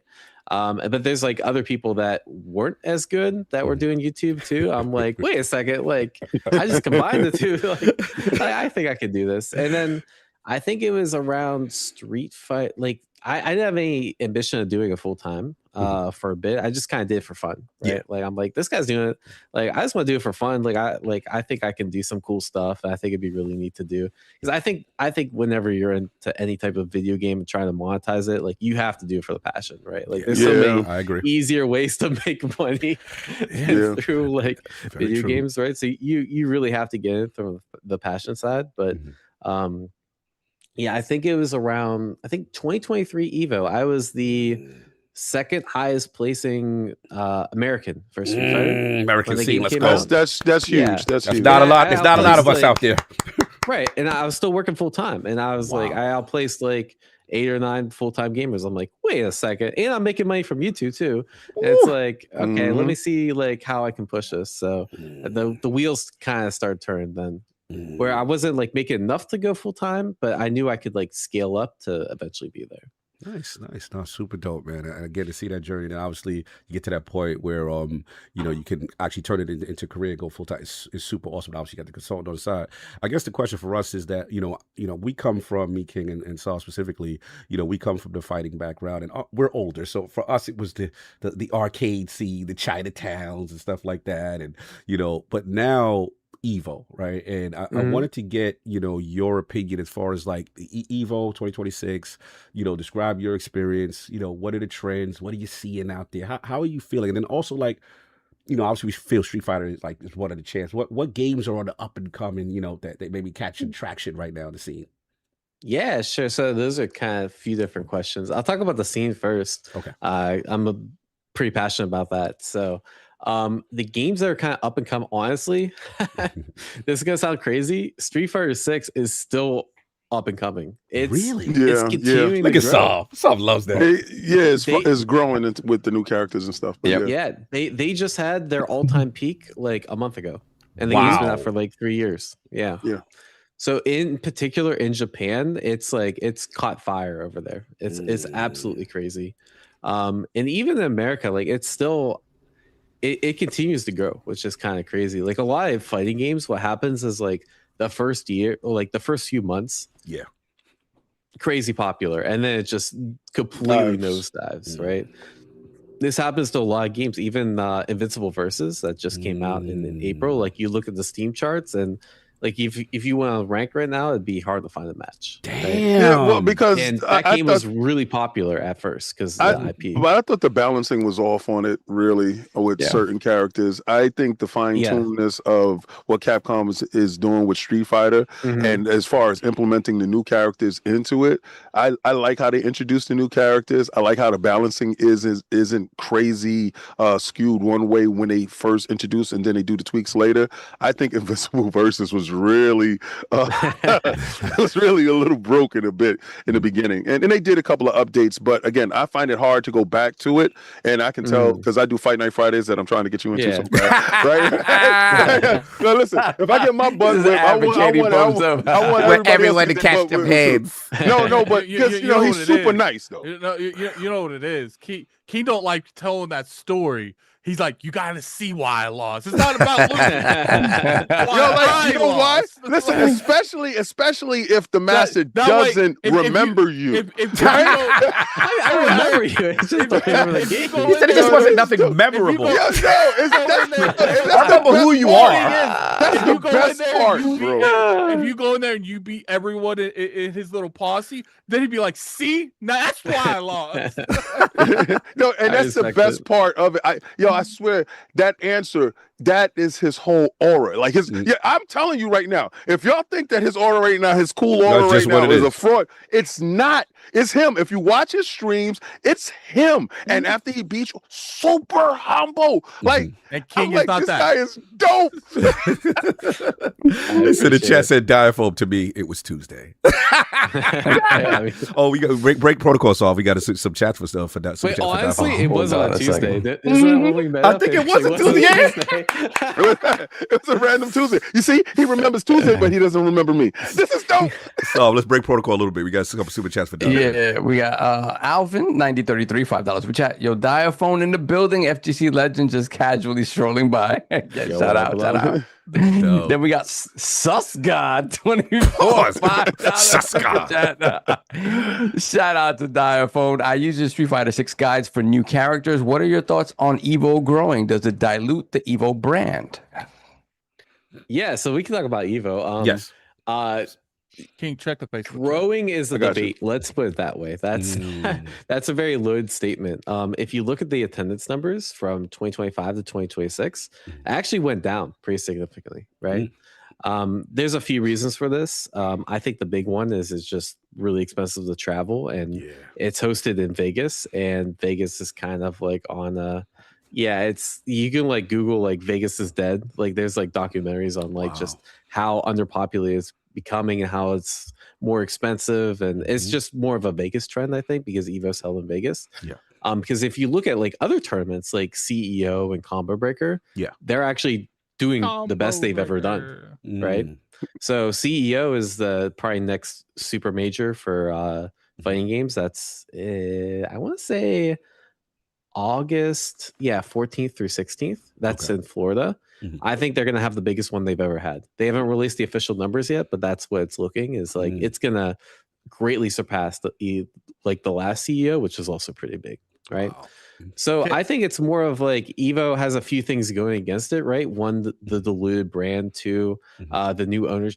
It's owned by Saudi right now, so I think that turns people off, and then also like just Vegas in general, right? So I think as a few things going against it. That being said, like I think you're like EVO Japan actually had the biggest EVO Japan right?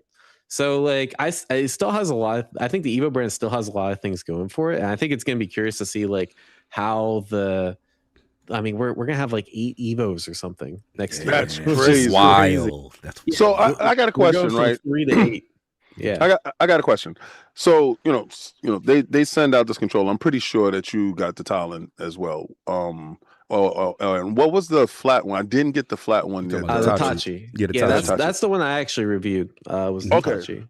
Yeah. All right, so you reviewed that one. So my question is, because when I was talking to you, I was amazed at how you were able to adapt to that controller so quickly. My brain just can't do it. I'm trying as hard as possible. But how did you find the adaptation from controller to that, and what is your preferred like fighting your input, like what control? So, what do you prefer? So there's three main ways to input, right? There's controller, there's stick, and then there's leverless, right? It's very rare. I mean, occasionally you get like some goofball playing like a Guitar Hero controller at a tournament. I mean, it's pretty cool. I'm not gonna lie, but you know, usually no one's winning EVO on a Guitar Hero controller generally, right? But those are the main three that people truly compete with. I play pad for Street Fighter. I play pad for most games. Old school. I like that. Yeah. I mean, it's not really that old. A lot of like newer players are actually doing that. Really? Usually if you say what old school is, it's stick. It's stick. Okay. Thank you for clarifying that. Thank you. Yeah, because like the main reason people would play stick was because back in the day, arcade games used to have stick, and that's what they learned on, right? And nowadays, like people don't learn arcade games, so actually, the controller population, stick is lessening, and pad and leverless are going up actually in tournaments. All right. So, anyways, I play pad because I also like, for example, like I'll practice like on handheld. I think it's just really convenient. Like ROG Ally? Was that a ROG? Yeah. Okay. Actually, I see you. yeah. So okay. Oh yeah, go ahead. Sorry. Oh yeah, and then stick. I do play like other games on stick. So like Guilty Gear, for example, I play on stick. I just like just certain games that have like how do I say, like you need a lot of input precision. I do like stick, or like games where you need to like hold down buttons. It's kind of hard on pad. Yeah. And then leverless, I don't really play, but I'm trying to learn because I think theoretically it's better. So like the Tachi is leverless, and actually when I play off stream, that's actually what I play with. Oh, nice. It's just funny. Even though I have like 10 leverlesses, even though I have this one like literally within arm's reach, it's oh my god, you can't even see it because of the screen. Yep. But that's called Hop 42. I actually just like the feel of Tachi, which is kind of funny. Yeah, because that was the biggest question, like because HyperX is expanding into different peripherals, right? As far as controllers, the leverless ones, and the headsets, the cloud, and stuff like that. And like my experience with the leverless, I don't know, my brain can't adapt to it. But when I was weird, yes, it is. And when I watched you do it, I had to take my eyes off of my controller just to look at your hand input. Your precision with it was like second nature, right? To me. Because when I'm trying to do the jumping and all that, but I felt that, they did make a good transition over into the handhelds, right? I mean, well, into the controllers. So when I got this controller, because I was very eager, while I was using it there, I really couldn't focus on the precision of the controller. I put this up against a lot of controllers. I have a couple of companies that, send out controllers. Yeah. So far, this controller, as far as weight, differential, as the way I can customize it myself, I felt that this controller was really precise, but I didn't get a chance to test it in actual combat. Well, I tested it this week on Fight Night Friday, and it kind of came out smelling like roses compared to the other controllers that I had. And my question was I was gonna ask you, did you feel the same way with their pads, like the leverless pad, that the precision was really there? They kind of nailed it. Yeah, so I'll give you honest feedback on both controllers. I think for the Tachi, the leverless, I think it's great. The reason I play with it is because like ergonomically, it feels really good and the buttons feel good. Oh, okay. For competition, the only thing I don't like is a lot of leverlesses. So take, for example, this is again Hop 42. You see how there's like a lot of extra buttons. Like so, for example, right here and here, these buttons don't exist on the Tachi. The Tachi. Okay, right. So what those are like config mod? I'm sorry, I'll let you continue. I'll keep it. Yeah, a lot of pro players will use they'll bind this to like a ninth button. Interesting. Because a lot of games you can use like more than 8 buttons. Okay. And so that's the only issue I have with the Tachi is like if I'm playing a game that requires 9 buttons, so for example, Marvel Tokon, I want 9 buttons for that game. Right. And I do like that's kind of holding me back from using the Tachi for that competitively. Okay. But I like the feel of it. So if there's like the ultimate controller for me would be the Tachi, just with like 2 extra buttons. With 2 extra buttons. So my question to you as a follow-up, because I we appreciate, like, we come from the era where we would mod, we would bind with extra buttons, you know what I'm saying? But like that's legal? Like you could have it as far as competition? I didn't realize that. As long as it's customizable in game. So got it. For example, Street Fighter 6, you combined L3 and R3. Actually, most games you combine L3 and R3. So what this actually maps to is this is L3 button. Okay. Right. As opposed to like other controllers, it's like it would be up here or something. That's kind of a pain. The reason why I got you, Attic. The reason why I asked is because like I remember with like old school, Tekken, I would bind like you have a PlayStation controller, right? And I would bind like left grab, right grab up to the shoulder button. I'd bind both. You're allowed to do that. They allow. I didn't know that. I thought that would be considered cheating. Like I'm doing too much. That's actually really common. So for example, like on pad, like in order you want, again, you're a competitor, you want to give yourself the biggest advantage possible, right? Yeah. Right. Tekken is a 4-button game. My thumb cannot hit all 4 buttons at the same time. Because I play claw. Because I can, but I know what you're saying. The majority of people don't. Play claw like that, or if you're gonna play normal, like what people do, that they'll just bind stuff to the shoulder buttons. So like, a lot of top Tekken players that play on pad, they will bind L1 to punch. I mean, I think it's 1+2. 1+2. Yeah. And the reason is it makes it easier to tech a grab because, like, let's say my thumb default position is here.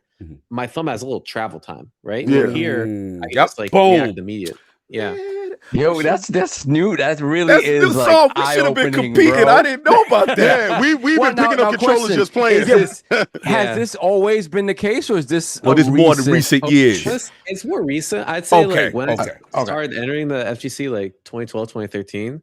It was kind of looked down upon. People would be like, "Oh, you're a scrub for using like a controller macro, right?" But now it's just people started losing to those people. Yeah, we had to get exactly. That's crazy, man. I'm over there in the arcade, like learning rolling death cradles, but manually in the arcade. I'm like, what's up? Yeah, man. This is good stuff. This is good stuff. So we got that. I'm sorry, please, Attic. You got a question. You do have a question. I'm sorry. I don't do the fighting scene at all. But now since we have someone that's like in that competitive scene that actively competes, our chat loves Killer Instinct. I want your honest take on like the Killer Instinct scene, and if you think that like it's a franchise that Microsoft should invest into, like to be more into it. It's tough. I mean, there's a lot of like. I think the most successful games, fighting game wise, it's like either you bring in a guest IP or you use one of the big three, right? The big three being Mortal Kombat, Tekken, Street Fighter. Like you can't really go wrong with those games. They always sell a crap ton, right? And then you look at the best selling fighting games after that. It's always like borrowed IPs, right? Like so, for example, Dragon Ball.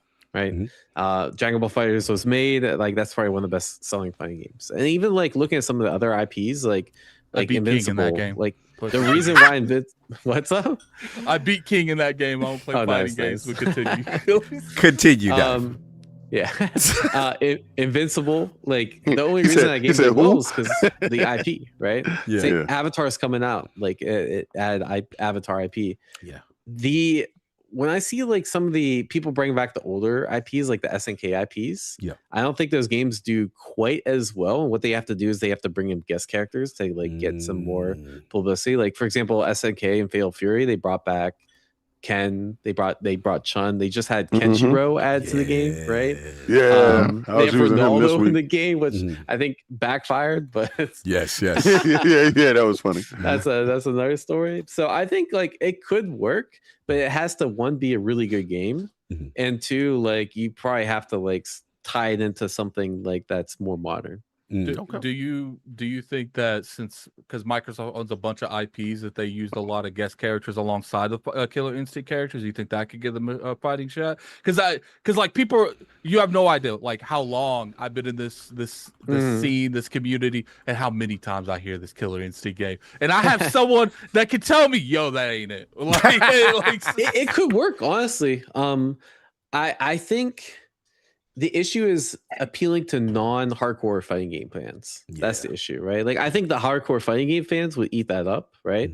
I hear a lot of people, like, for example, like Bloody Roar. That's another common one. That's my favorite. Bring back Bloody Roar. And it's like, okay, like, if you're a hardcore fighting game fan, you'll buy that. But then how do you get, like, the new blood interest into that, right? I mean, guest characters is a way. I mean, Guilty Gear Strive, for example, is a game that had a really obscure IP and has done very well. I think they sold several million units at this point, right? Yeah. And it's because the game was just that good. And they added like the way they adjusted characters and like the new designs, they added enough newness to the game to like get a new audience interested. That is probably one of the most convoluted fighting games that I've ever played. Guilty Gear Strive. It's just like from the menu, it's wild. Like if it's your first time joining in to the link up system and how you actually like hook up and play, it's beautiful. The game itself is very intricate, very beautiful, but I tend to want stuff streamlined, for when new players want to join it. So you're talking about like how hard it is to get like an online match? No, I'm just talking about from turning it on, right? So as soon as you turn it on, it does all the animations and it gets you to all your little menus of where you want to go to. I did the story mode. I wanted to watch the story mode, right? Sure. I didn't know it was a freaking real anime. It was a whole anime. So like in real fighting games, in normal fighting games, you play a little bit of the story, then you fight somebody like at an interval, and then you go on to another part of the story. No, it's a whole anime that you're watching about the actual story. And then they have like picture placement. It's the most intricate fighting game and very, very deeply convoluted with a whole bunch of stuff for us novices that play, unlike yourself, us novices that play. It's really a lot, but it's probably one of the most rewarding fighting games for your money. I believe. I think that's why. I agree with that. I got another question. How well you think Avatar is gonna do? I think it's gonna do pretty good. It's kind of hard for me to say. So they actually just released the open beta numbers. I think they probably had like 15,000 people in the open beta, which is pretty good. That means people that already bought the game, right? And that's just for a beta, which is pretty good because it's. I call it open beta, but it's only open beta. It's an open beta to people that have already bought the game. If that makes sense. It's just like it's pretty decent. The game's only $30, which I think helps. I think the game itself at a very high level is super fun. I think has a lot of like it's one of the like easy to learn, hard to master kind of games, which I think they do that really well. And there's like a lot of like variation between like different characters and like the different movesets. And as the Avatar IP, like that surely can't hurt, right? So I think based on all that, it's going to do quite well, especially considering this is like a very small studio working on this, we interviewed the devs. So I think it'll do well, and I think it'll make the money. I'm worried about Tokon coming out and it kind of like blowing out. Comet Tokon, and that's Arc, right? That's Arc Systems. Arc System works. Sony. So like you can tell that animation. Like they're just like again like that team's probably at least 10 times the size of the Avatar team, right? So it's just a matter of scale. But I think it's going to do pretty well. I think it's going to cultivate like a pretty hardcore audience and have like lasting power, unlike some games. I have one more question. So, because I'm the outsider, so I wanted to ask questions. You're not the fighting guy. I like the outsider questions. So I see a lot of like. I know there's been some like Mortal Kombat versus Injustice or DC or whatever they name it. I don't know. Maybe those are two different games, but like there's a lot of versus types, and you were talking about like IPs, and a lot of the bigger ones is borrowed IPs. Do you think that's another way that people could really like studios could get their foot in, is doing a lot more versus in the hemisphere? Like, what do you mean, like Marvel versus Capcom, IP versus like two IPs versus each other in a fighting game? I think there's a lot of demand for it too. A lot of people have been wanting Capcom versus SNK for a while, right? Like because we had CVS 2. CVS 2 is a very popular game back in the day, but that was like 20 some years ago, right? Yep. So there's a lot of speculation that's what's gonna that's what SNK is working on. I don't know if that's true or not, but like I think people would really like to see that. I think there's a lot of like really cool stuff you could do with IPs. Like imagine like Dragon Ball versus One Piece. Like oh my god, I would. That would be so amazing. So there's a lot of cool stuff you could do, for sure. It's just I know there's a lot of like even like around Marvel versus Capcom, there's a lot of like IP issues, like and like rights, and you have to deal with Disney and like all this stuff. And like for example, like games were getting delisted because Disney had issues with how the rights were being. I have to imagine on the company sides, it's a pain in the butt to coordinate two IPs together. Fair enough. But a lot of people like that stuff. Dope. So I want to make sure before I go, because you got any question, because I got a bunch. So I want to be fair to you, because I think my main thing is I'm the dude that likes I'm not as much of a fan of the tag fighters, right? I'm not. They kind of crazy and like very floaty. A lot of like juggle heavy. I like the heavier fighters. I just want to ask you, like, what is your preference? Because it seems like you love everything. You play everything, and just looking at your sort of Twitter, like everything that comes down the pipeline, you at least give it a shot. But what is your favorite thing?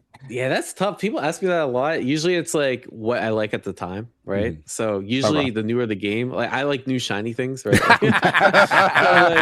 Usually if you ask me, it's gonna be the newest thing that came out.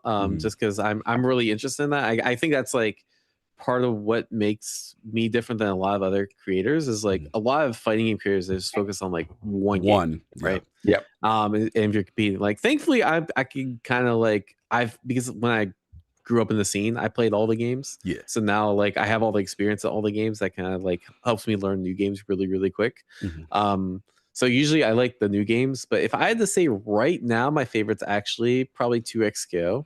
Just because I think they're doing a lot of good stuff with the game, and I really like games that have a lot of depth to explore, right?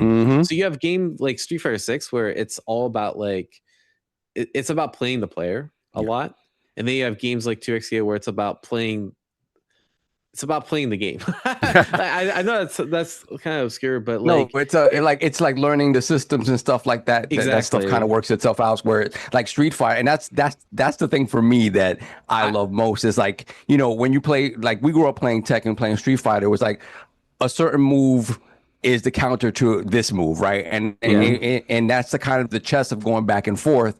When the versus games came into play, then all of a sudden it's like, oh, this juggle, this 20 hit combo or whatever. If you learn that, you get that off. That's it, right? I call it a one player game, right? Because that's really what you're doing playing a tag game is like you have if you have all the tech and you have like the combos more optimized and you drop your combos less and you have more cheap stuff, then like you don't like need to interact with the opponent, right? Like you're just playing your own game. Where like a lot of like non-tag fighters, they're very like interactive, right? Like Street Fighter, it's like every few seconds you're making a decision on defense, right? I like them both. Don't get me wrong. Like I really like Street Fighter. I like the interactive thing. It's just sometimes I don't like to interact. Sometimes I like outthinking my opponent before we play. If right? Like I think that's also pretty appealing too. All right, so I got a few because it's crazy. Like I never realized how much similarities is like the fighting community has that like the trading card community has. Like that's generally how I would compete when I used to play Yu-Gi-Oh when I was like in my teens. Like, that's what's up, it's true. Like I've seen like the Yu-Gi-Oh one-turn kills and stuff like on Twitter.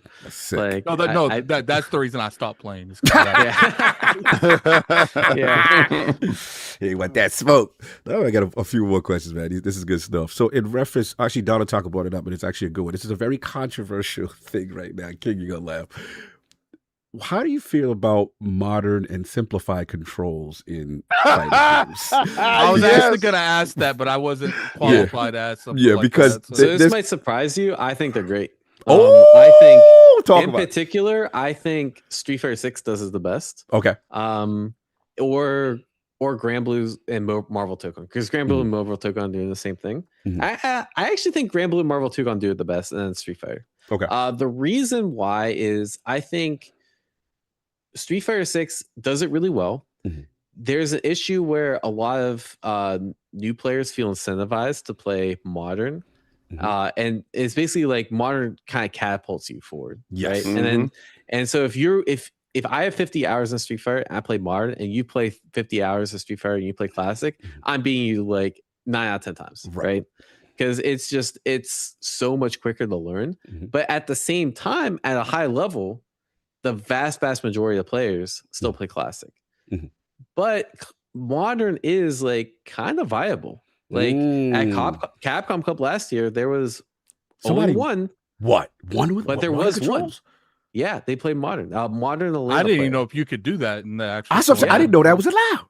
Yeah, so I think that's the really assumption cool. that we can't do any of this stuff. That's crazy. Yeah, that's when we don't know the rules. And the thing about modern at a high level, it's extremely hard, just like classic at a high level. In fact, the people that play modern, 90% of the time, they're actually doing the manual inputs.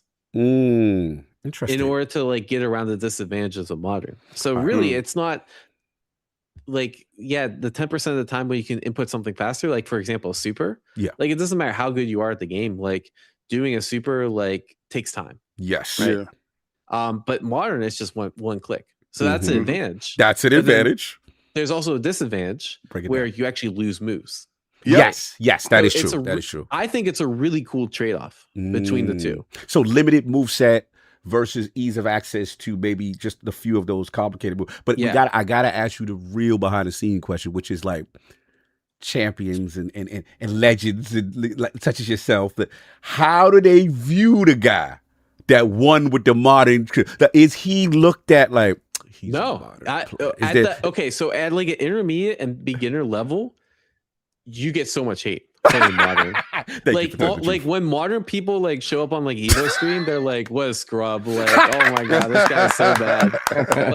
But people don't realize like in order to like play at the highest level, it doesn't matter if you're modern or classic. It's essentially equal. Like, the amount of work it takes. In fact, you could argue that like sometimes modern actually takes more work at the highest level because you're just missing options, and you have to come up. And because there's less modern players, you have to come up with like different strategies to like how do I say, compensate for the weaknesses. Absolutely. Right? So like at the highest level, people give a lot of respect. At like beginner, intermediate level, people think it's like this, they're just like scrubbing. How dare they grace the EVO stage with their basic control? It was a funny debate because a good friend to the realm, hip hop gamer, I guess he was in some celebrity Tekken tournament, and he was facing the R&B singer Neo.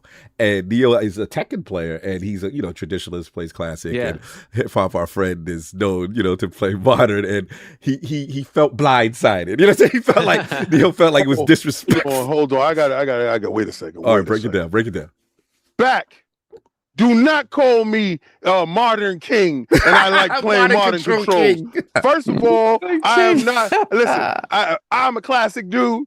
I like all my moves, so you're not gonna be disrespecting me in the chat. Back, I will ban you from Fight Night Friday. Shout out to Back for being messy. All right, so the other question is actually more personal for me. I'm a huge Tekken guy. That's my favorite. Tekken 8 seemed to have a weird like legacy right now, which is it started, I felt off the gate pretty strong. The community kind of seemed to accept it. And yes, they leaned way more with this aggressive system, right? And, we seemed like each subsequent patch, it was a bit of a tone down and kind of a get back to defensive options and things of that nature.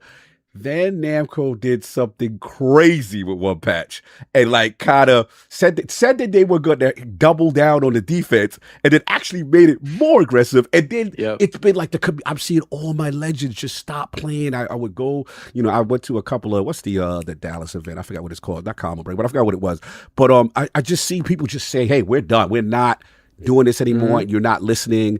Now I'm seeing a slow kind of revert of that and getting back to like, what's the feel of the Tekken scene right now that you're seeing and your observation of it right now?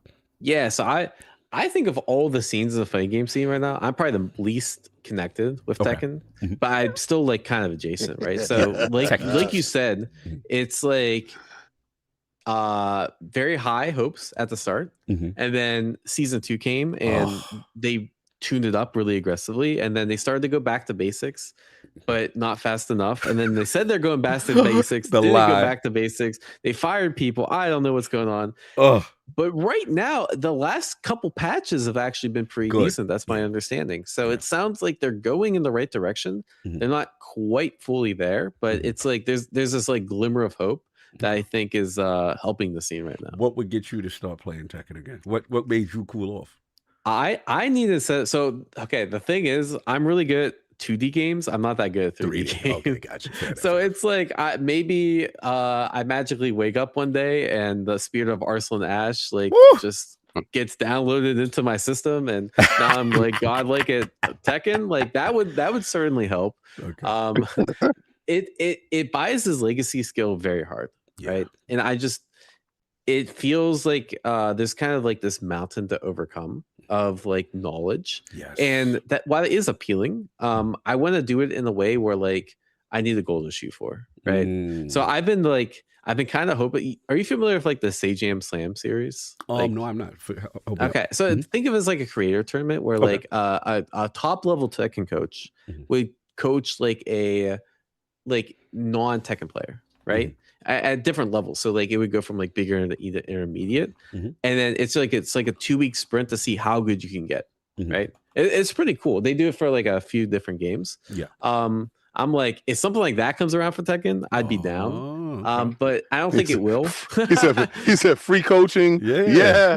Nah, so I was thinking about like organizing my own event where it's like I find myself and like a couple people, and it's like, all right, let's just race to get God Destruction, which is like one of the highest ranks of Tekken. That's crazy. And then that way I have like a motivation to like actually do it. Like I need a goal to shoot for. All right, so let's get this esports coaching team going. Yo, he said, let's sprint to God tier. God Destruction.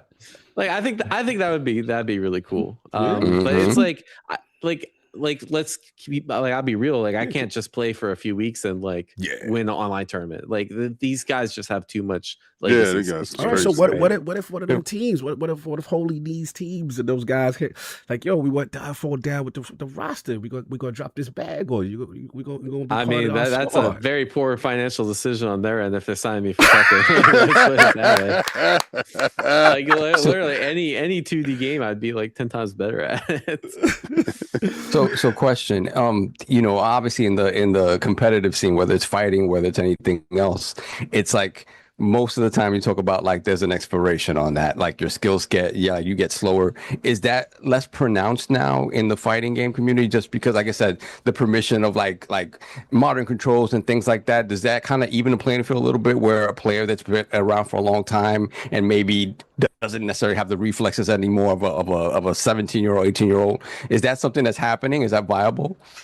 Okay, so I think there's a few things. One, I don't think modern actually helps very much. The reason is if you look at like the really strong older players. So for example, Fudo, he's 41 and he made top 4 Capcom Cup. Oh, I like that. So one of the best players in the world, 41 years old. Pocket. Right? I like that. Yes. Tokido, same thing. He's around that age. One of the best players in the world, just got top 8 at BAM, which is a tournament literally happened yesterday, right? Woo! Nice. Neither of these guys play modern, right? Why I think that you see this compared to like other games is because reactions matter less than you think. It's about how you react, right? So as opposed to like a raw reaction test, it's more about like, can you anticipate what's going to happen and then react to that with the correct response, right? As opposed to like flick shooting or something else that would happen in some other fighting game. I mean, like in a different genre. That being said, I think also legacy experience helps a lot in these games. So like, there's different ways. Like people have different strengths, right? So like, yes, like a couple of the best players are like 15, 16 years old, right? Like Blaz, Hinao, for example. Like these are 2 of the best Street Fighter players. If you look at something like that compared to like a Fudo, who's also one of the best Street Fighter players, they play way different, right? Like the younger kids typically tend to have like a more aggressive play style, and they tend to play like riskier, where like a player like Fudo tries to play like a bit more controlled and a bit more like there's more like mental warfare going on, Yeah, no doubt. So what was the last tournament you won? I won a few tournaments in 2XKO recently. I think the the solo tournament was probably at PAX Arena this year, a couple months ago. It was a $10,000 2XKO tournament. I won that. We like that. And then I also won. I put the pocket watch. How much was that? Say that price again. Make it rain. Yeah, how much? How much? Make it rain. How much you went there? He said he went there and he took the grand prize of the 10K. Shout out to him. Let's continue. Let's continue. But I also won like a few online tournaments. It's like people separate online and offline, right? So that was the last offline tournament I won. I won a few online tournaments. I just won a creator tournament for 2XKO like a few weeks ago. Okay. And then before that, I won a Twitch Rivals for 2XKO as well. Okay. That was in May. I think one was in June, one was in May. So yeah, I won a few tournaments here and there. So who do you main in 2XKO? I'm still trying to figure that out, honestly. So the thing about 2XKO is they keep patching the game. Right. And so I had a team the team I won PAX with was Violawi. Okay. It got nerfed to the ground. So now you're getting off that. Yeah. You wanted a meta dude to go with the meta? It wasn't even meta. That's the thing. I was the only person playing that team. Oh, fair. It just kind of caught strays because a couple of the strongest teams use those characters as supports. So I was playing like a 2 support character, but like a couple of the other teams, use the whatever. It's the point is my team got nerfed and it's not good anymore. So I've been trying to search for another team.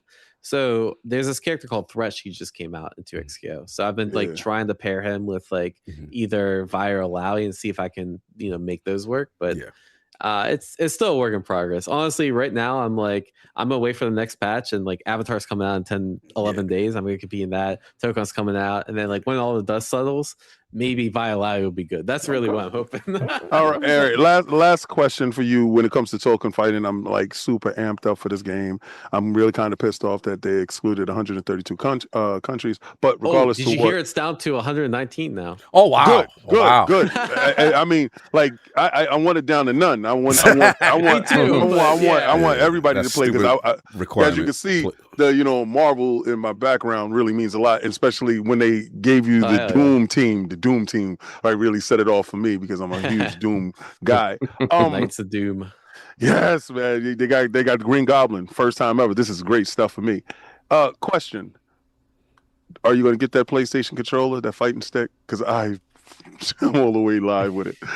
It's the most famous fighting game stick in the world right now. Everyone's just retweeting the bash on for other reasons. That deal with physical games.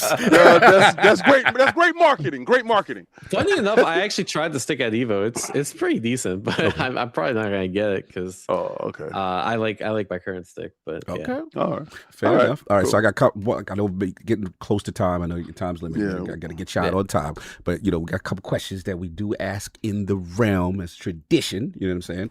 So, of course. Okay, the first thing will be as far as fighting games. What are your top 5, if you have 5, fighting games of all time?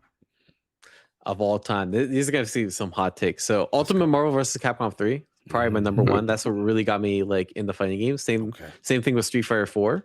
So I'll put those two because that they really got me in the fighting games. I my most core memories of FGC are with those two games.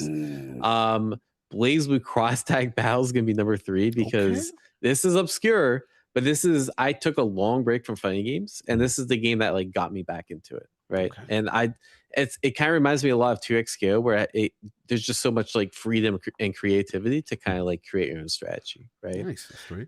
After that, it gets a little harder. I think Street Fighter 6 is such a good game, especially compared to Street Fighter 5, that it probably deserves to be up there. Okay. And then maybe Grand Blue or Guilty Gear after that. Your Arc System's good too. Okay. Yeah, okay. I like my anime games. I see. That's what's up, man. Now the other thing, as far as overall, just John, because obviously you played RPGs, you played all these other games prior to really kind of get into the FGC and the fighting game community. What are your top 5 games or franchises of all time? So I'm gonna exclude fighting games because it's kind of hard to compare. Yeah, sure. It'd probably just be the same list. I'm gonna be real. Yeah, so, excluding fighting. Excluding fighting games. Franchise. I'll go franchises because that's a little easier. Probably number 1 is Final Fantasy. I've literally played through every single one of them except 14 because I think that's a addiction that the fighting game scene can't get. What's your favorite Final Fantasy? You got this is a tough one. You got to pick between your kids. Probably 9. Ooh, Addict. I like 6 too, though. It's between 9 or 6. Addict, do you co-sign this? He says 9. Is he muted? Because I can hear him. He said 9 or 6. 9's good. 9's okay, good. 9. He's official with 9. Okay, cool. I mean, 6 is good too. It's just it's an inside joke to hate on people that don't like 6. Like, so Final Fantasy series. That's one. I also think 8's underrated, but I'm not going to respond. No, to 8's good. I like 8. Okay. A lot of people don't like Squall, it. Yeah. So Final Fantasy series, I've spent so much time playing Phantasy Star Online in my childhood that has to be on the list for sure. Nice. I have an obscene amount of hours over years. Like, let's put it that way. So like I played a lot of MMOs, but that is easily my favorite. Nice. After that, it's probably Mega Man. I've played through almost all of them. I'm a big Mega Man fan. I'll buy the new one when it comes out. I'm still waiting for like a new X. I'm still waiting for Legends 3. It'll never come out, but you know, one can hope. Probably Zelda. Yeah. All right. I played through almost all of them. My favorite probably being. What's your favorite? Ocarina of Time or Wind Waker. It's kind of hard. Wind Waker because it's like my first, you know, and then Ocarina of Time just is classic, right? What's funny is I don't, you know, it's not that I'm against the newer Zeldas. I just think they don't feel like Zelda games. They feel like, you know, open adventure games. Yeah. And people say, well, you get this like because the biggest, you know, thing that people use for the newer Zelda games. Oh, it's open adventure. You know, it feels like the you know, the exploration, everything's at the highest. It's like, but you can't tell me that because Wind Waker had exploration and it felt like a Zelda game. Like, because Wind Waker is definitely the top 5 of the best Zelda games ever made. Like, and what's funny is when it came out, the Zelda community hated it. So we got one more, right? We got one more. And then all fighting games come to mind. That's tough. Pick from your children. You gotta pick your favorite. Shoot. Imagine they made a Zelda head-to-head fighter. Would you like that? Like, oh, that'd be sick. I used to play Link back in Soul Calibur. Back in Soul Calibur, son. Remember that? The only reason I got Soul Calibur 2 was because Link was in it. Facts. Was he the game? Nintendo. Yeah, he was in the GameCube one. That was the only fighting game where you had to buy all 3 versions to get all 3. It would be crazy characters. If they made a good developer, which I don't know who makes good fighting games, and they made a console royale and it has all the console mascots playing it. Like that would be lit. So final game. All right, final game. Actually, I'll say the Dance Dance Revolution series. I played so much DDR back in the day. That boy getting his boogie on. All right. Yeah. Listen, man, pleasure to have you in the realm. Oh, I forgot to ask you this from the beginning. Diaphone, what the significance, the name, where's that from? Oh, I was like 14 years old. I hit the random page on Wikipedia and the word Diaphone came up. And I was like, all right, I'm not a very creative person. I'll just use that. Running with it. Oh, we running with it. That's what's up, man. Diaphone, man, an absolute pleasure to have you in the realm, man. Appreciate your time. And again, love what you do at the FGC, keeping it alive. You know, I love how you know, your vids actually teach people, you know, how to get stronger in games. I watched a couple of very informative stuff. Hilarious video on that Yobi Hustle video, by the way. That was hilarious. That game that you was playing, I was like, bro, this is fun as hell, man. Where can the people find you? What you got going on? Yeah, of course. YouTube, Twitch at Diaphone and underscore for the Twitch, and Twitter is just Diaphone _ as well. Although I try to stay off of it. I think it's good for your mental health. Yeah. Not being on Twitter too much, but YouTube and Twitch definitely check me out there. Appreciate you. And I appreciate you guys having me. Honestly, I really like the chemistry between your group. You guys are a cool group of guys. So appreciate you having me on. Love to have you back. Actually, King, Addict, or Soft, give Diaphone a little outro before he heads out. Start with King. Well, hope to see you soon. There's supposed to be an event, so I don't know. We'll probably get news at that. So hopefully, we get a chance to see you soon. I'm gonna be real with you, Diaphone. I'm gonna need you to pull up to his fight night. I just want to see him suffer for a couple minutes. No, let me speak. I want to see him get washed. He's evil. This guy is evil. This is evil. I want to see King get washed. I just want to see it. Like, I love seeing when King competes. That face. I love seeing it. You want to see this man demoralized? Watch the video. Watch the video, because the video is up. We just retweeted it out of us being at HyperX again, Addict. But I want him to show up because Street Fighter. I like seeing that face that looks like that chick from Obsessed with him. I'm done with you. I'm done Yo, with it's you. so disgusting. I'm done with you. Somebody mute his mic. Mute his mic. One of our biggest nights are when we actually play Street Fighter. Like we play City of the Wolves, we play 2XKO, we play all the modern fighters. But Street Fighter gets in the biggest crowd, I guess, because it resonates with a lot of people.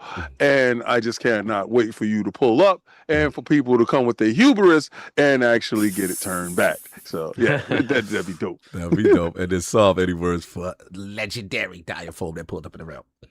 Yeah, man. Thanks for coming through, man, and kind of opening our eyes about like the changes to the FGC since like we really followed it back in the day. Because again, we're just under the impression it's like they're very strict about what you can and can't do, and it's cool because I guess it means that like more people can get in, not necessarily because it's easier, but then they're allowing just different ways for people to like just engage with it, right? Because when we were coming up, like fighting games were it, man. That was the hugest thing. Then the arcades go away, and then it changes, right? And then it kind of evolves differently. So thank you so much for coming in, and I definitely got to meet you and see if I can last at least 30 seconds longer. Post. I'm just trying to get around. That's my new thing. We gonna work on a round, and then we can figure this out. Diaphone, appreciate you, brother. Enjoy your Sunday. Thank you so much, brother. He didn't let me speak. Oh, I'm sorry. Please, no, you was being slanderous. I thought you got your bars off. No, I got King's bars. Now all right, get your bars off, sir. Yeah, I appreciate you. You definitely coming on. Like I don't really I ain't gonna lie. Like Cog's like, oh, we getting this fight person. I'm like, I don't know anything about any of this. I was like, but so like my point this one is like, okay, I'm gonna come in with the most I don't play fighting game questions I could possibly come up with. So I definitely appreciate you coming. And you like will be a good content. Diaphone trains addict. No. To fight. Oh, yo, that's dope. Millennial. Yup, trains millennial. Let's go. There it is. That is the content someone else. Fair enough. Diaphone, enjoy your Sunday, man. Appreciate you. Thanks a lot, brother. A pleasure. The legendary Diaphone. Thank you. Yeah, it's a pleasure, Thank guys. you, brother. Have a good one, brother. Peace. Yep. So, you want to get the super chats? Yes, sir. We got a few. Yeah, we got a bunch. Let me see. All right, let me go back a little bit because we just did jump a little bit. Let me see. Okay. We have the Iron Rook, $20 super chat. Here you go, Petey. I guess that was so Petey could do his thing. Then we have the legendary Yobi, $2 super chat. Okay, you on my list next, Cognito. Beware. I guess it's some kind of bum related thing. Then we have Stitch with the $2 super chat. Add another goal to make Cog wear Bowser. It's not about me right now. It's about.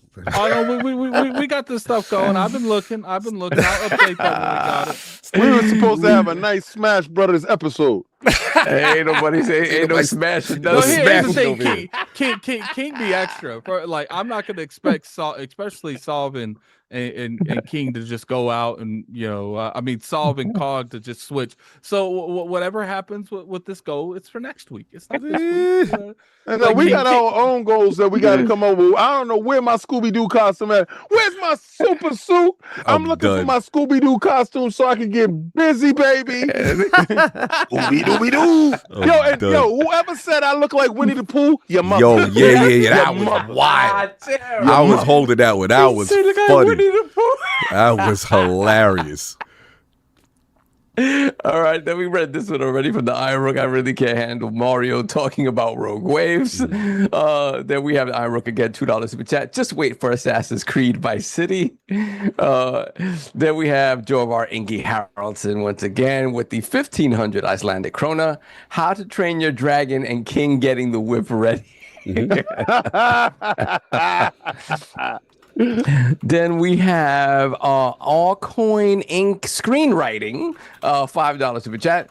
Tegan X here, donating from my main YouTube account. Let's get Cog and Solve dressed up in something zesty. Sees him. I feel like we got a lot of costumes. I don't know what you guys should wear next week if we. Well, he got the Luigi. I mean, not the Luigi, the Yoshi. He got the Yoshi. That's the Loshi. He said the Loshi. The Loshi. I feel like too much Diddy. Your mind is I feel like you already see that. I feel like we should put on that Rock Lee outfit. Yeah. Nobody wants to see none of that. You know what I'm saying? Nobody wants to see that. Let's move on. There we have the Iron Rook again, $5 super chat.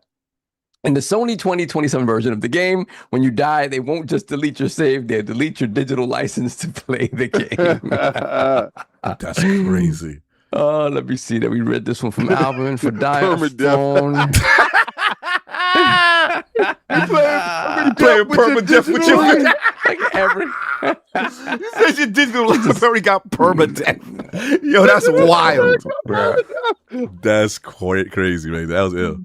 Then we have Stitch, $2 for that. Yo, how well can that plumber handle pipes? Pause. How many more we got? How many more we got? We still got a few more? Yeah, we got a few more. All right, I heard Attic could get them clogs out. Wow. Hey man, I am an expert at some water pipes. So. Wow. Tell him at it. Then we have Lucius Augustus, Rex, $2, which had the new Avatar fighting game. Looks really good, by the way. Shout out.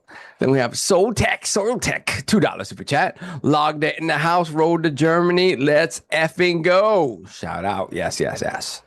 Then we have Suscod once again, $2 super chat. I guess I mean adding EVO France, etc. Yeah, so there's definitely more EVO events going on. Then we have Lieutenant Hulk, $5 super chat. Check out Young Ladies Don't Play Fighting Games, a new anime with Street Fighter 6 tie-in. King, check your DM. I sent the trailer. It's pretty cool. Yeah, I'm checking it.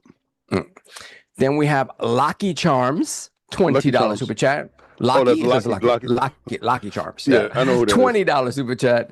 If anyone wants smoking Street Fighter, hit me up. I will take you out for a night of dancing with Manon and treat you at a hot dog stand, and we take them on the road with the Glizzy Gripper. Oh man, Glizzy Gripper. First, we got to shut you down. You got too much time on your hands. We're gonna have to stop this. You gotta stop this. You gotta stop that, man. Yeah. Oh man. Yeah. So that was a 20. So we gotta. We gotta get the Lazy tough. Then we have random commentator M3T, $2 super chat. Addict staring King in the eyes as he gets beat. Yeah, what's going on? This is what I deal with on a daily basis. Crazy. Staring at him just like this. That's wild. Utterly disgusting. All right, we are here. The main event is here. The great Xbox reset. So we got a lot to read. We got a lot of things that have happened. So Asha has put out the Xbox Wire post, and I'm going to try to get to the more important points. There's a lot. But yes, team, we are beginning the most significant restructure in Xbox history. After careful consideration, she made the difficult decision to reduce the team by approximately 3,200 employees through fiscal year 27. This will include approximately 1,600 role eliminations today. And in addition, 4 studios will leave Xbox to new management. He said, we understand this is painful. Changes will directly affect people that pour their creativity into Xbox. She basically goes into saying the business of Xbox is not healthy. We are operating at margins that are 3 to 10 times lower than comparable platform and publishing businesses. We entered Gen 9 with a smaller install base and a higher cost structure. To grow, we bet on Game Pass, bet on multi-platform, and a broader portfolio of content. While those businesses have created meaningful value, they did not grow at the pace we expected. As what happened, our core business weakened, and we added more teams, more investment, and more time, hoping for a better outcome. And now the industry is facing the most severe crisis in history. We must reset Xbox. She goes on to talk about the resetting the content portfolio. Also learned that it's not the they learned that Xbox is not the best home for every type of studio. In a typical year, we lost 64 cents for every dollar we invested. As we reset Xbox, we will help our independent creators succeed by providing open development tools and audiences. So then this is when we get into the actual studios. Compulsion Games and Double Fine will return to management and transition to independent studios with their IP, catalog, and runway for their next game. So runway, I'm assuming some form of help. Ninja Theory and Undead Labs have entered terms to join new ownership with funding to complete and grow Senua and State of Decay 3. In France, Arcane's management is beginning required consultation with its work council to review potential strategic options. In addition to all of this, there are major reductions across other units, in some case shifting focus to high priority projects. These changes will vary in size, but it will be against Activision, Bethesda ZeniMax, Blizzard, King, Mojang, and Xbox Game Studios. She states, none of our first party publicly announced games or projects are being canceled as part of these reductions. Another key point, Mojang and King will now report directly to me. These two studios have increasingly become platforms and are largest by monthly active players. And she goes on to bring the differentiation. They talk about resetting the platform. This was another big point. He said, we know that great technology gets better, gets simpler, not bigger. Today, in some parts of the company, work passes through as many as 14 layers of management. Our platform teams are 40% larger than they were at the start of the generation, even as our player base and playtime have declined. That complexity has slowed decisions, blurred accountability, and made it hard to deliver for players. As we reset Xbox, we must simplify. She said it's up to her. Reducing management layers to no more than 5. If possible, she would like it to be 3. They talk about resetting how they operated. Talk about how at headcount became more fragmented. She talked about specific names as far as chief operating officers. I'm not going to get into all of that. Then she talked about the changes for the future of Xbox, and pretty much says how her goal is, I want Xbox to be one of the few companies that entertains more than 1 billion people each day and gives everyone the opportunity to create and connect. And yeah, that was the one that shocked the interwebs this week. So since then, we got a couple more subsequent reporting. Shout out to Jason Schreier, talking about obviously the 3200 and obviously the effect of it as far as the compulsion, Double Fine having their independence. So they're not going to be closed, but they'll have the independent. Undead Labs and Ninja Theory will be sold. And then obviously they're looking to spin out Arcane. They talk about, then since then, a lot of subsequent studios started talking. So Compulsion was one of the first ones, and they came out with a statement and saying, an important update that they were founded in 2009, that they will return as as part of the transition. The CEO head who we interviewed, King, Guillaume Provost, he had on LinkedIn put out a message thanking Xbox actually, as far as the ability to keep the IP and still have great independence. Double Fine put out that's unheard of. It is right. I've never seen that. Usually when you spin off a studio, you usually take something because you invested heavily amounts of money. Yeah. In these studios, especially if the return of investment wasn't there. This is unheard of what we're seeing here. So I just can't wait till we talk about it. No, for sure. And again, Double Fine had a similar statement. Productions will be an independent studio. We're thankful to everyone at Xbox for 7 great years together for working with us to reach an outcome which preserves our history. To everyone who reached out, thank you, and your support is greatly. And this is from Tim and Double Fine. There are also not so great responses. People at Bethesda, they want to take steps to mobilize it as far as unions. Their union is fighting back against Xbox's reset cuts with protests across its 4 offices. We've also seen a lot of unrest as far as people angry at the id Studio closures, as far as being gutted. So reductions, let's say. Yeah, correct. So they did eventually put out a statement. Thank you for all the support this week. While our studio was impacted, those changes were spread across teams. We still have the crew we need to build the game and tech we're known for. The team today is about the same size we were when making Doom 2016. We have always had a flat studio where everyone is a maker, and we will remain true to that philosophy. We're focused on supporting each other. We keep building great games. Looking forward to seeing you at QuakeCon this August.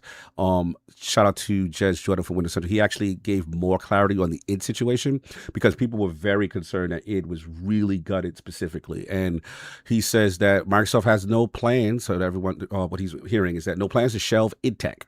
The cuts to id software have hit the teams that develop id tech hard, without a doubt, but rumors that there's now virtually nobody working on the engine are false.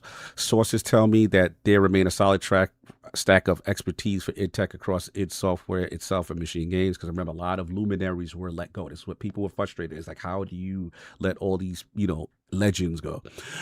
He's told that Microsoft has no plans to shift either studio forcibly to Unreal Engine, which seems to have become the default for Microsoft and other core game makers. And Microsoft said there are dozens of people working on id tech across multiple locations. Report that there's only one person left in Texas is inaccurate.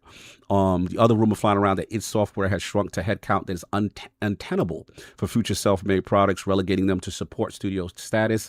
He said this too is false. He said while the cuts have been alarmingly callous, his understanding is that the remaining id software core team is roughly the same as it was with Doom 2016. And then we did get from Tom Warren that a new Doom title is in early stages of development. So that was just recent again, because the noise was very loud about it. Final couple of points.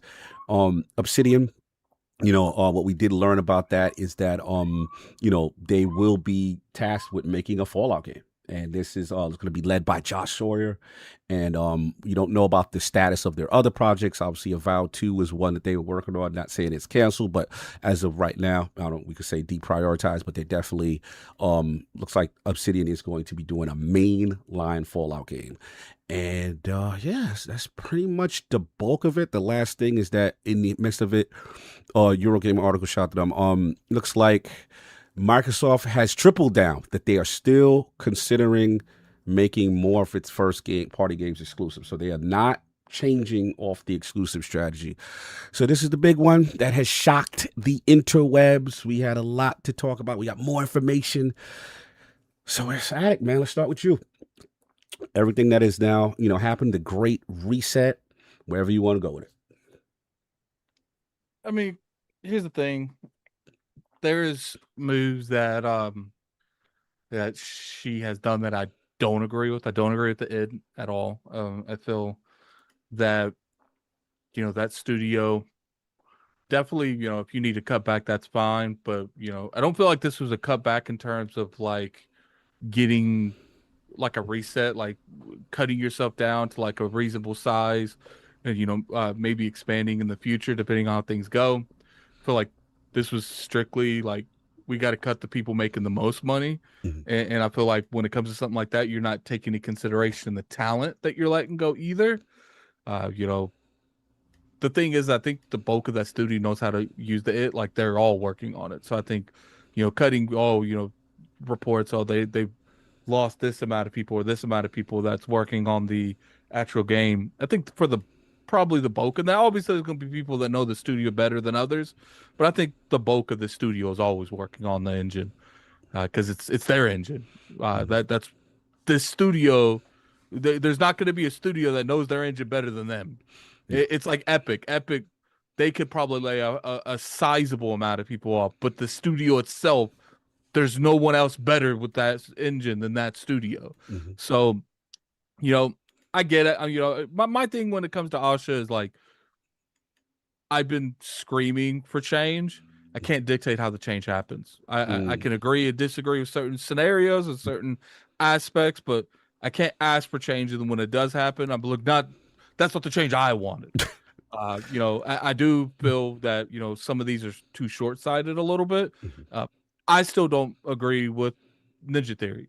As much as I love, a game like State of Decay, I can understand getting rid of an Undead Labs or, a Compulsion. But I do feel like the games that she wants to sell, Ninja Theory is able to make those games eventually. Maybe not now, but I do think that the games that they make already have the most important aspect when it comes to, selling, which is the way it looks. I've been very vocal. You could have the worst game in the world, but if it looks good, people are going to give it mad passes. So, it is what it is when it comes to that. I understand that they've already put a lot of time into Ninja Theory. They're like, look, you've had 8 years. You ain't really expanded. Go expand over there with them. So, I am kind of curious on who bought Ninja Theory. Yeah, who the buyers are. It makes Saudis. It's very interesting in terms of, is it that the other like Double Fine and Compulsion wanted to go independent, or could they not find buyers? And because here's the thing, like people are like, oh, the rumors are exaggerated. No, I don't think the rumors are exaggerated at all. First off, technically the rumors were always they're negotiating, it was never they're shutting. Correct. I'm sure you did say that. But I do feel the outrage that people were doing is the sole reason why these games were spun off and not just shut down. Think that she was working at the 11th hour. I think Asha was like, Asha was able to use that outrage and be like, look, I know we could save money just by because they gave them golden parachutes. They got severance packages. They got a check walking out the door. That do not happen. And that's what I'm saying. Like, regardless what comes down to at the end of the discussion around it, this is the only time I've ever seen mass layoffs in studio foreclosures like this that didn't lead to the studio being shut down. And look, let's be honest here. I don't know Asha to that degree. When you're like in a corporate environment like this to this standard, I'm not saying that Asha doesn't care about these job losses or doesn't care if these studios get shut down. But in my opinion, Microsoft was definitely looking at we got to do something besides shutting them down because we don't want that online smoke. That PR smoke. Yeah. And shout out to her for getting it done because most publishers, most big corporations, there would be no spun off and you get to finish your game. They'd be like, it's Jova. It's Jova, man. That's a fact. It's over. We ain't doing this. You ain't making money. You out the door. Yeah, I think Bluepoint would have liked to have been spun off. Yeah, it got spun off, spun right down the block. I wouldn't get a State of Decay 3. Now I'm not the biggest Hellblade fan, but Rand wouldn't get a Hellblade 3. Yeah. So I got to give her credit for that because and not just her. I'm sure Matt Booty had a lot to do with it because the way I was described, these people didn't go home. Yeah. Like they were flying from one country to another. So and a lot of that was they did not want that PR nightmare because Asha cannot. And some of it might have had to do showing these games at their showcase, and even then, back then, I even said I don't like the practice as a content creator or as a consumer. But if it works, do we have the right to complain that they did it? Because I because to me, as much as I don't like that practice, and I don't want companies to do that all the time. Yeah. But when you have a unique situation where you're downsizing, you're downsizing, and it's like the best way we can get these games in front of people to show that they got games coming out soon is put them at this showcase. And it's not like they're not lying. These games are coming out as long as that is the caveat. The games have to come out. You can't shut them down. Like and that's why I said where it's like, my thing is you showed them, Asha, you got to see them through now. Doesn't matter. You got to see them through, like to deliberately go out and show them. And it's like I said, like, you can't scream pro devs 24/7 and then Microsoft make a pro dev move and now we got issues. Like you could complain about the practice and some semantics that doesn't make sense in like the consumer fashion or us as content creators, but you can't scream that you pro dev for years, and then when they make moves to save developers, now we got issues. So it's just like, look, like, I guess it worked because I'm gonna be real. I thought the odds of saving most of these studios was done. Yeah, like it was not happening. I thought Compulsion was getting shut down. Undead Labs was getting shut down. Jober times 10. Like I did not think that was, and I don't know how much realistic. Because I think there's a bunch of variables. I do think they showing these games and seeing the hype behind them, seeing the Twitter influence, that means a lot. A lot of companies will look at like engagement and say, we're buying it just off the engagement alone. Yeah. But I do think Asha got the green light from Saute. It's like, we ain't getting the money back we put into these studios. You especially give them a severance package. There's no way they got what they. There's no way Compulsion spent what they put into it years ago. There's no way, Tim Schafer gave the money that he received years ago. In my opinion, they're like, we're going to get some of that money back, but we're not going to get the PR smoke, and we're cool with that exchange. Right. But go over there, develop this game, spend your own money, not ours. Like, definitely a different energy when it's when you have to survive on your own. And I do think when you giving, and that's just me speculating, I do think when you're given that, we're very, very negotiating on this price. It's easy to make these kind of W's where it's you going into into a meeting and the other person is pretty much telling you what they're going to spend it out what you want for it. Because that's, in my opinion, what happened here. They walked out and because the fact that Compulsion Games, especially Double Fine, was able to maintain their IPs, get to live and keep your is IP. Not a practice that is done. That is unheard of. I think Kamiya would have liked his scale. He could have took that. I'm just saying, to this point. So, and what comes down to is just like, there was like this is like pie in the sky stuff because when we were talking, I was like, this is going to be a nightmare for Asha. And somehow she did the expectations.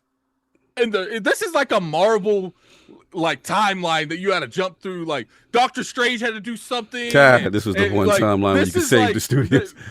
This is like that one. Like what did Doctor Strange and Iron Man? This is the only way. This is the why did you give him the stone? Like because to me, and give him a stone. There's a lot of variables that came into that, and shout out to the studios for maintaining their IPs because like you want to get real. A lot of these studios got a lot of money and a lot of financial security for like one game. And a lot of other companies that would be no, you get your IP. No, we keeping that. See you on the way out. Man. That's how they did that to Crafton. Yeah. And so, shout out to that. Cause it's like, but I don't think we did that for Crafton. They only gave them Hi-Fi Rush. They said take that Hi-Fi Rush, and we want what we came here for. They came there for the evil, right? They made the evil. But that's my point. These you didn't hear what I said. I said for Crafton, they took the IPs that they wanted. I said they did that for Crafton. You just recently said that they don't do this for companies, right? But I'm saying they took what they wanted from Crafton. This is even more with that situation because they got to keep all of their IP, not just one. Like because like the Evil Within, there's a huge love. Like there's a good community that love that franchise. Microsoft owns that. Microsoft never wanted Hi-Fi Rush. Well, it just happened to inherit a title that happened to be beloved but didn't sell. And, they're not in the business of champion stuff that don't sell. It's just that. And that's when it comes down to, like, there's still a lot of rumors. Oh, Asha's putting this in a nice little bow to sell it. You don't make these if you were truly going to sell this brand, you don't care about the PR at that point. You don't care. Like, you trying to make as much money as possible. You don't care about doing any of these. The only reason you would go to this extreme, and don't get this twisted, this cost Microsoft probably north of $1 billion and all of it together. They're willing to take that kind of hit because they do want to breathe life into this brand in the long term. Because if you didn't care, who cares what we say they leaving? Right. like, and that's the way it's like you don't. If that was the case, and I know this is like a small minority of people. You don't make Gears and Clockwork exclusives when you're about to go and just sell out and go multiplat. None of that makes any sense. She literally said the multiplat was in the nicest way possible. In the nicest way possible. It's like that did not work out for us. And as far as like the layoffs and stuff, it's unfortunate, like a business plan and like the direction that they went, because that was the reason all this happened. Got a lot of friends at Bethesda, a lot of friends some of these people got laid off, and a lot of them is unfortunately casualties to a business model that just did not work. And the years of trying to make it work and doubling down and tripling down, and what you get to a point where it's like anything below this red line got to get cut. And unfortunately, that's what happened because, you know, I don't agree with I don't agree with some of the stuff they did at Bethesda. You know, they laid off like people that's been part of the Skyrim brand and stuff for like 15 years, like the Elder Scrolls brand. And, you know, those people aren't going to be there making the rest of Elder Scrolls. And I wouldn't be surprised if in the next year and a half, Todd Howard leaves, because the thing is, that's what we're not talking about. Oh, the people that are there. This is the reason I know King gonna probably butt into this. It's the reason people like Pete Hines leaves, because it's like when it comes to like the Todd Howards, like they're not liking this. That's how you lose that talent as well, because they're looking at this like, once I get this out, I'm out. Like, this is my baby. This is the last thing I want to cross the finish line. He might not even make it to that coming out. He might get to a point where he feels it's comfortable going forward into the direction, and he's out. So, you know, but at the end of the day, like, I do still think that there's this future, and there's the future where they lay everyone off. Right. We are no longer believing in any of these studios, and they shut like the majority of the hardware system down. They shut the majority of this, because in my opinion, that's where this was heading. Right. People said it was going to be a bloodbath, yeah, for sure. Yeah, and it's unfortunate. Like, you know, the thing is like the scenario that we're in, it is a direct result in the failed, you know, business perspective that was the Game Pass and the multi-platform approach. And, you know, because once you started bleeding that third, because I've always said it, like that multi-platform money, is it going to clear the gap of the money they start making less when it comes to the store? Is that going to be able to clear that gap with this number going down? And we clearly see it didn't, because I don't know what Microsoft was thinking. I don't know, did they think they were going to sell 2 million Outer Worlds 2 on PlayStation, 2 million Hellblade 2s on PlayStation? Did they see the Forza Horizon and thought that all of their games were going to sell like that? Because I said from the start, that's not happening. These other prequels, like the Outer Worlds, was a multi-plat, and it didn't sell like that. Yeah. Avowed, Hellblade took like Hellblade. None of these games sold like that. Not even close to selling like that. What it is, none of these games made sense doing that. We had the Forza Horizon was the outlier because it did so well, and it obviously grounded a little bit Sea of Thieves in the beginning for sure. But like we kind of talked about, like when we looked at the rest, right, the whole, you know, if you break each one down, you just got like 2 or 3, you know, versus, you know, 12 that went over, let's just say, in South of Midnight and all this other stuff, and didn't hit the mark. And yeah, she literally admitted, like, spreading it wide, going multi-plat, that strategy did not work for us. And my thing too is just like, I don't like if you look at Laura Fryer's video, because someone brought it up in the chat. I didn't know this, but someone at Take-Two, Double Fine, literally said we're going to pitch the most that was great, stupid idea. I saw ever that we could think Maddie of. Put me on to that. Microsoft greenlights it. Yeah, and that's where it's just like, where was the quality? I get it, you were putting games in the Game Pass, but it gets to a point where it's like, nah, Chief, that ain't it. Like, I don't understand why we greenlighting everything. It's Greenlight City. You just keep going straight. Like, it's a different directive. They were told they could do that. Even that directive makes no sense in the grand scheme of things. When you have Game Pass and you have this buffet table of what you think is going to be, and you say, hey. The thing is when you look at a buffet table, there's always stuff no one's eating. Right. But remember, the directive at the time was like, yo, we're going to have a game a quarter. We got to have mad games. It was a horrible directive. I'm just saying what the directive was. So they just doing what they was. Directives ain't what they should have been. Yeah, I'm sitting there.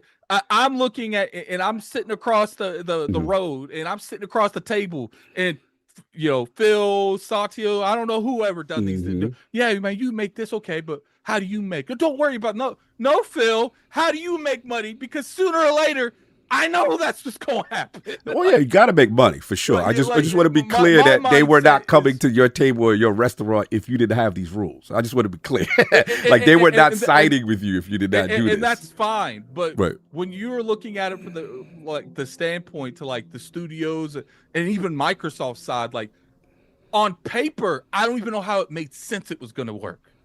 Like you constantly pouring stuff into a server. I guess they want quality over quality. I mean, quantity over quality. But it's just like the quality of the games didn't even appeal to anyone. Like a lot of these games didn't even do anything in Game Pass. So it's just like, did you think, because there's like the standpoint when you look at something like these will at least keep people in Game Pass. Who is keeping in Game Pass for some of these games that got greenlit? That's why it's like, I'm hopefully that they're going to take the quality of the game more serious. And who does this appeal to? And, we don't know that because none of these games, I would be surprised if Asha's greenlit any game at this point. She's relatively new. Right. She's not going to greenlight a game. Well, she's probably looked at games. I don't know how this stuff works. We're not going to see the games that she greenlights for years to come. Yeah, probably 2028, 2029 is when you'll see games, because they'll announce the games, but I don't see us seeing the games because they can announce all they want. As far as Jez, when it comes to reports on this, reports on that, I don't believe anything anyone says. Especially ID said, we're good, and I'm sure that they're around the same size they were in 2016. But I don't believe no PR company saying, no Twitter account that's ran by the I don't see any of that. So it comes down to, I'm at this, Asha, you got my attention, but I need to see results in the next couple of years. I don't care about no PR says, because guess what? Phil and Sarah's PR said a lot of stuff too, and none of that happened. So no doubt, the boy got his balls off. Just where he at with it. Soft. Get a chance to talk much during this week. We got to get your bars a lot. The Great Reset has happened. 3,200 jobs, studios spun out, some independent, some no longer part of the Xbox Game Studio family. Obviously it is a subject matter. And then, obviously we need to talk about too, the Obsidian now making a Fallout game, it being repurposed kind of on that level. And obviously still have Grounded and I believe a Fallout 2, but not yet canceled, but definitely prioritizing a big franchise like Fallout. So where you at with all this? How are you processing? I mean, obviously, the biggest thing is obviously the structural change to Xbox and how different it's gonna look. 3,200 jobs, 1,600 right there at the drop of a hat. There's nothing to sneeze at. Just feel for those people that thought they were secure, right? When you work for Microsoft, I guess to a certain extent, especially under the previous regime, probably think, hey, and not saying that things were the greatest, but again, the money makes you think you're safe until you're not, right? Yeah. And at some point, internally, the jig was up when it came to, hey, Xbox needs to show this growth. Xbox needs to show they're making money, this, that, and the other. And when the things that they had in place weren't doing what they needed them to do, you knew that big changes were coming, right? And whether it was going to happen under Phil's regime, or obviously it did not happen that way for the most part, even though he did lay off a considerable amount of people during his time there. It's happening now. So it's horrible to see that. Yeah. But at the same time, Asha's job is to come in and to try to fix Xbox. And from the very beginning, they've been clear. It's it needs to be reset. Right. It needs to be reset. It needs to be, it needs to be sort of ground to dust and then brought back up. And that was always going to be a difficult thing to do. That was always going to be a painful thing to see happening in real time, and so I don't envy anybody in those positions having to sort of dole that out. And then obviously the people that are having to deal with it. But I think if they're going to make a real run at trying to fix Xbox, this is something that has to happen, and sort of clear out the rot. And I'm not saying that the people that will let go are rot, but at the end of the day, company-wise, and in terms of health of a company-wise, when you're bloated, when you have all the things that you talked about, these layers of entrenched management that kind of slow things down. Layers. Jesus. This is all of these things that make you feel like, hey, in no way, shape, or form was this ever going to get better. It was only going to continue to get worse, right?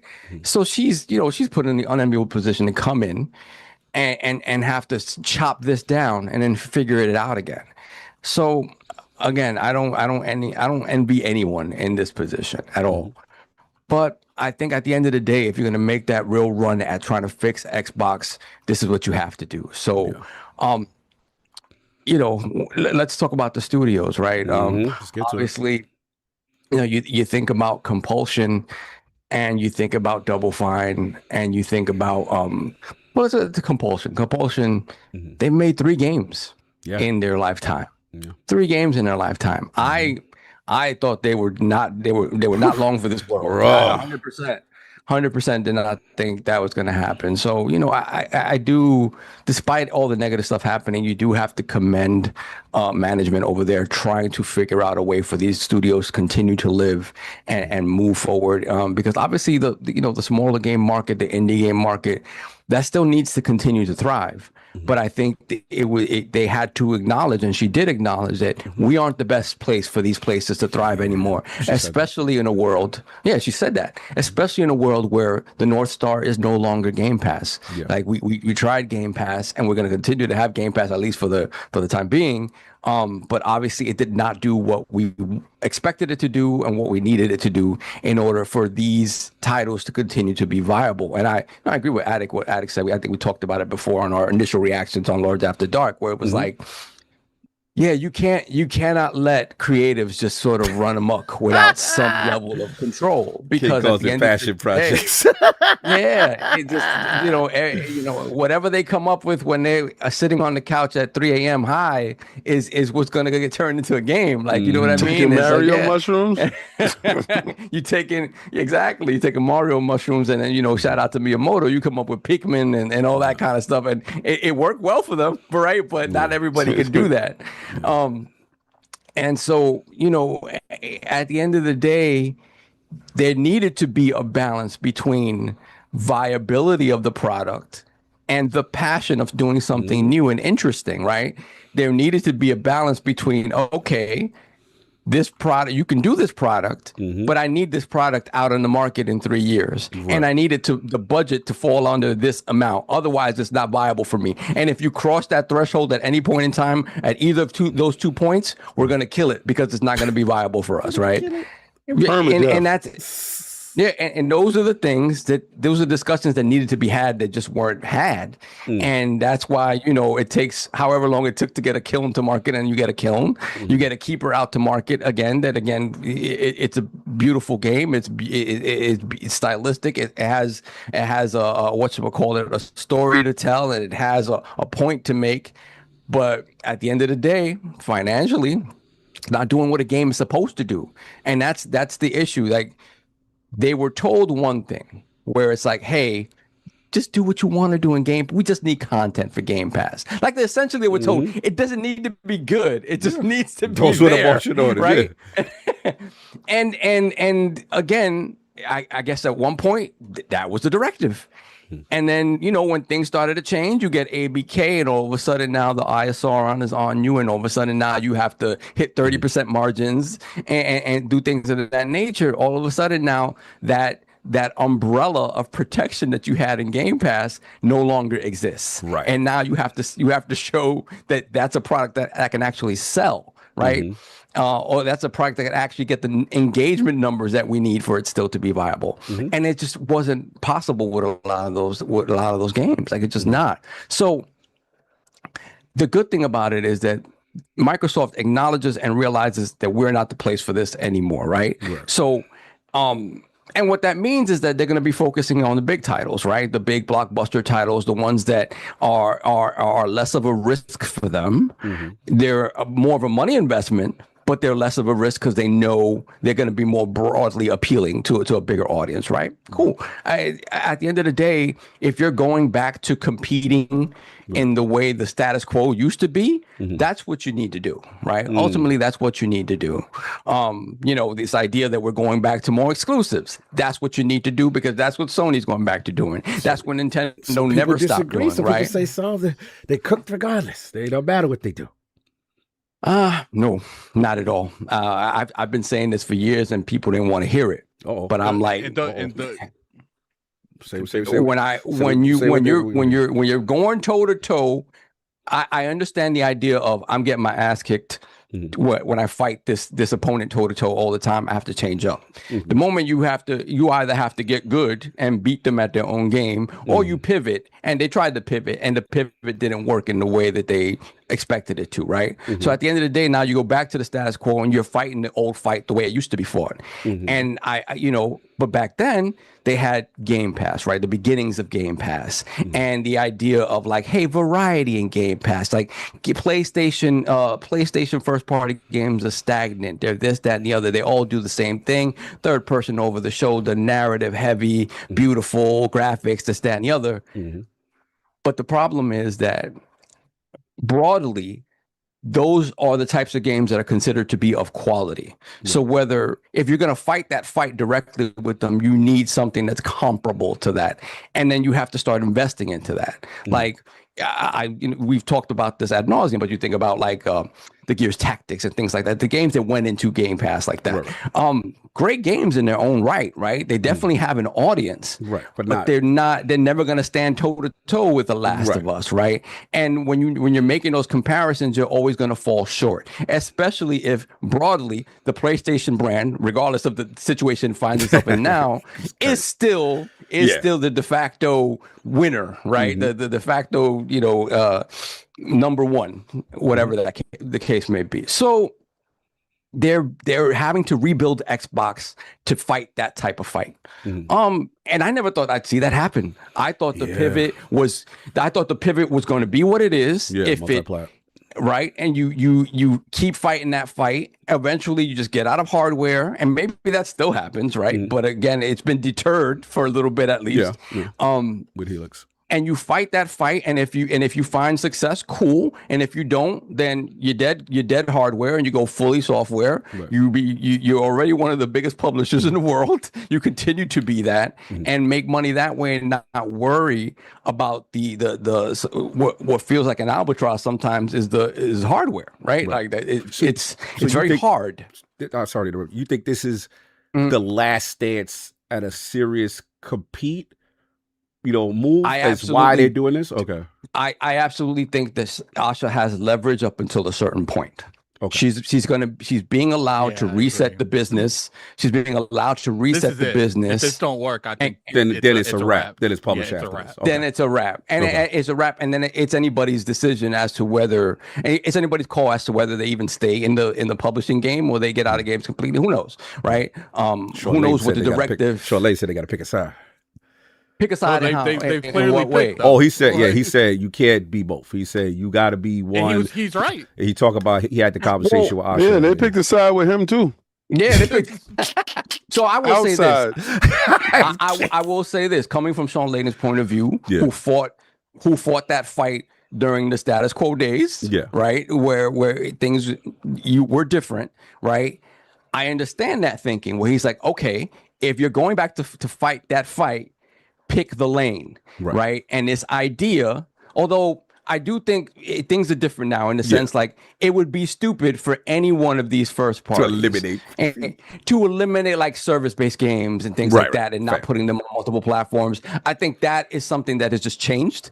I think PlayStation acknowledges that they're not gonna deviate from that. Nintendo are the only ones that really aren't doing that, right? It would be stupid for Microsoft to do that with a game that they know could be more broadly appealing. That doesn't make any sense anymore. It's just not the world we live in. So, but beyond that, the single player stuff, the big franchises like that, I absolutely 100% think that they're going back to the old way of doing things and exclusives and things of that nature. In that regard, yes, pick that lane, because again, the age-old argument that we've had, which has always felt like a common sense argument, is, hey, if you don't have anything to draw people specifically to the machine you're trying to sell them, right? Why would it matter? Why would it matter? And it's always, it's one of those things where it's like, we've argued for this for so long, and then you hear these conflicting things online. It's like, no, but that's not the case. I'm like, well, explain it to me like I'm 5 years old, where you're putting your games all over the place, but you're still making it so the most popular place to play those games, or the most viable place to play those games, is still the platform you're trying to sell. It doesn't make a whole lot of sense, especially when you're coming at it from the point of being the contender and not being in first place. If you do that and you're already in first place, I get it. I'm like, okay, people aren't going to come off of our platform, but we will get people buying our games on other platforms that don't want to come to us, or whatever the case may be. When you're in third place, essentially, right? And that's not necessarily how that's going to work. And we've said this forever. But again, that was the road they were taking. Again, you had the outlier, which was Forza 5, that just blew up. And then you had the other 4 fake, and I won't even say fake outliers because Sea of Thieves did well, right? Sea of Thieves did well, and Grounded did well, right? Sea of Thieves did well, Grounded did well. Obviously, Pentiment was just a throw in there. Put respect, profitable. Pentiment's fantastic. Profitable. Pentiment's fantastic. Shout out to Josh Sawyer for getting your bag. You got my man Josh finessed the hell out of them. He's like, yo, bro, you gonna make this? We ain't signed it unless you make this. I enjoyed an Obsidian with you if you don't make 100%. I got it on Rick. He said it on Defining to Go Ultimate. Yeah. So again, he's like, I did what I needed to do to get done what I wanted to get done. Definitely for that. More power to you. More power. Part of the issue. Right? No, that's right. That's right. You want me, you gotta pay. You gotta pay how you buy the game. Yeah, that's right. You gotta pay. You gotta pay. Game. And it's but if profitable. Bible the game was made, that's the thing. If Bible the game was made within certain time constraints, certain budgetary constraints, and that was okay. Like for Bible the game to come out at the time it did in Game Pass, not needing to really do anything and still doing something. It's still doing something, right? Is commendable. It's commendable. So, and even then, it was funny because you look at that game, and it feels like the least viable of all of them, right? Like, who wants to play this? Bible all on your neck. That's right. It's a quality game. Whatever. King is done with me. I put on my shades a long time ago. I put my shades on when Attic was going through his rant. I was just like, okay, we're gonna have 2 hours of this. And then I said, let me put these shades on right now and let me not interrupt. I respect you. I respect you being patient. I respect you being patient. So look, in terms of what happened with id, the things going on with obviously BGS and Obsidian. Look, at the end of the day, id say they got it, bro. Right. But at this point, we're hearing like conflicting things, right? We're hearing conflicting things, right? Bottom line is the entire organization needs to get leaner, right? And within that, you're going to see names you don't want to see exiting out the front door. It's going to happen, right? It's going to happen 100%, right? When you think about it from a cold, hard business fact, the legends are the ones that make the most money. Just saw that they're with the Bungie. ones with the most sway in a time when she's trying to, again, kind of tighten that grip and so not eliminate, but again, tighten the grip that was very willy-nilly during the past regime. This guy, do what you want to do. So you can't have all that much management there that is somewhat entrenched, that kind of has been accustomed to doing what they want to do. Now, at the end of the day, I do feel that when you look at it has always been efficient. They've been lean. They got out this amazing Doom trilogy. Fast as you could probably expect at this point in time. The tech is amazing. And then they, so again, they didn't. When you look at them, they did not deserve this per se. Right. But at the end of the day, I think as they go into making their next game, which they said I think is Doom again, some kind of Doom again, and not Quake, which is a little surprising to me. But end of the day, Doom and Quake were listed as tentpoles. As tentpoles. So eventually they go back to Quake, which I think is cool.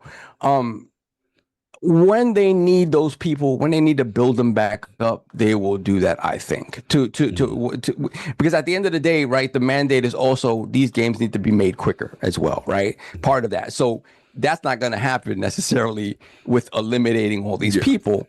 Another thing is, right, you want to see how the efficiency works once you eliminate these layers of red tape that you were talking about in terms of entrenched management and multiple people, multiple layers of management, stopping things from moving forward at a quick and efficient pace, right? So you want to see how that operates before you say, hey, I cut too much, hey, I did too much. And at the end of the day, you've made those cuts. It is what it is. You probably don't get those people back, right? You've made your bed in that regard, right? You have absolutely generational knowledge that may not ever come back to games, right? People that are remaining are very inexperienced. Okay. So, and again, unfortunately, that's something that from a cold, hard management perspective happens, right? And specifically in this case, she's not dumb. She's not making these decisions on her own without consulting with people that would know better, right? Who's making that decision? Who's that's remaining that's making the decision? I don't know. I wonder. I don't know. I mean, it's someone that's still there. Well, Pete Hines ain't making them, so I know, but I know there's someone that gets a lot of slander. This thing with Pete Hines is crazy. I don't know why Pete Hines there, but I know there's still someone there that was called about Pete Hines, and they thought I was going to say something. No, I said there was somebody there that gets a lot of slander, but seems to be making these decisions that certain people like. So it just I mean, I don't think it's all Matt Booty because I'm willing to say names, I guess. But I think there's obviously he's the one that would know, right? He's the one that informs her decision making, right? And I'm assuming, and hopefully other people as well. I think she has an AI called Larry that helps her. Stop it! Stop it! You like the decisions of the booty. Why don't you go give it the credit to the booty? I don't like. You like booty decisions? I don't like booty decisions. That's not my thing. Now you turned on the booty. First he was the shooter, and now he's the trainer. Okay, I'll get to you. You know what? Let me be quiet. So okay, sorry. I apologize. That's it. At the end of the day, it is painful. It's painful to watch. It's painful to watch, and hopefully Xbox comes out on the other side of it better able to maneuver into whatever 2027 and beyond has in store for it. Because again, it was very easy to be pessimistic and be like, yeah, she's coming in to right size Xbox so they could sell it off. I mean, that was the talk. That was the talk, and that could still be, and that could still be a possibility. Who knows?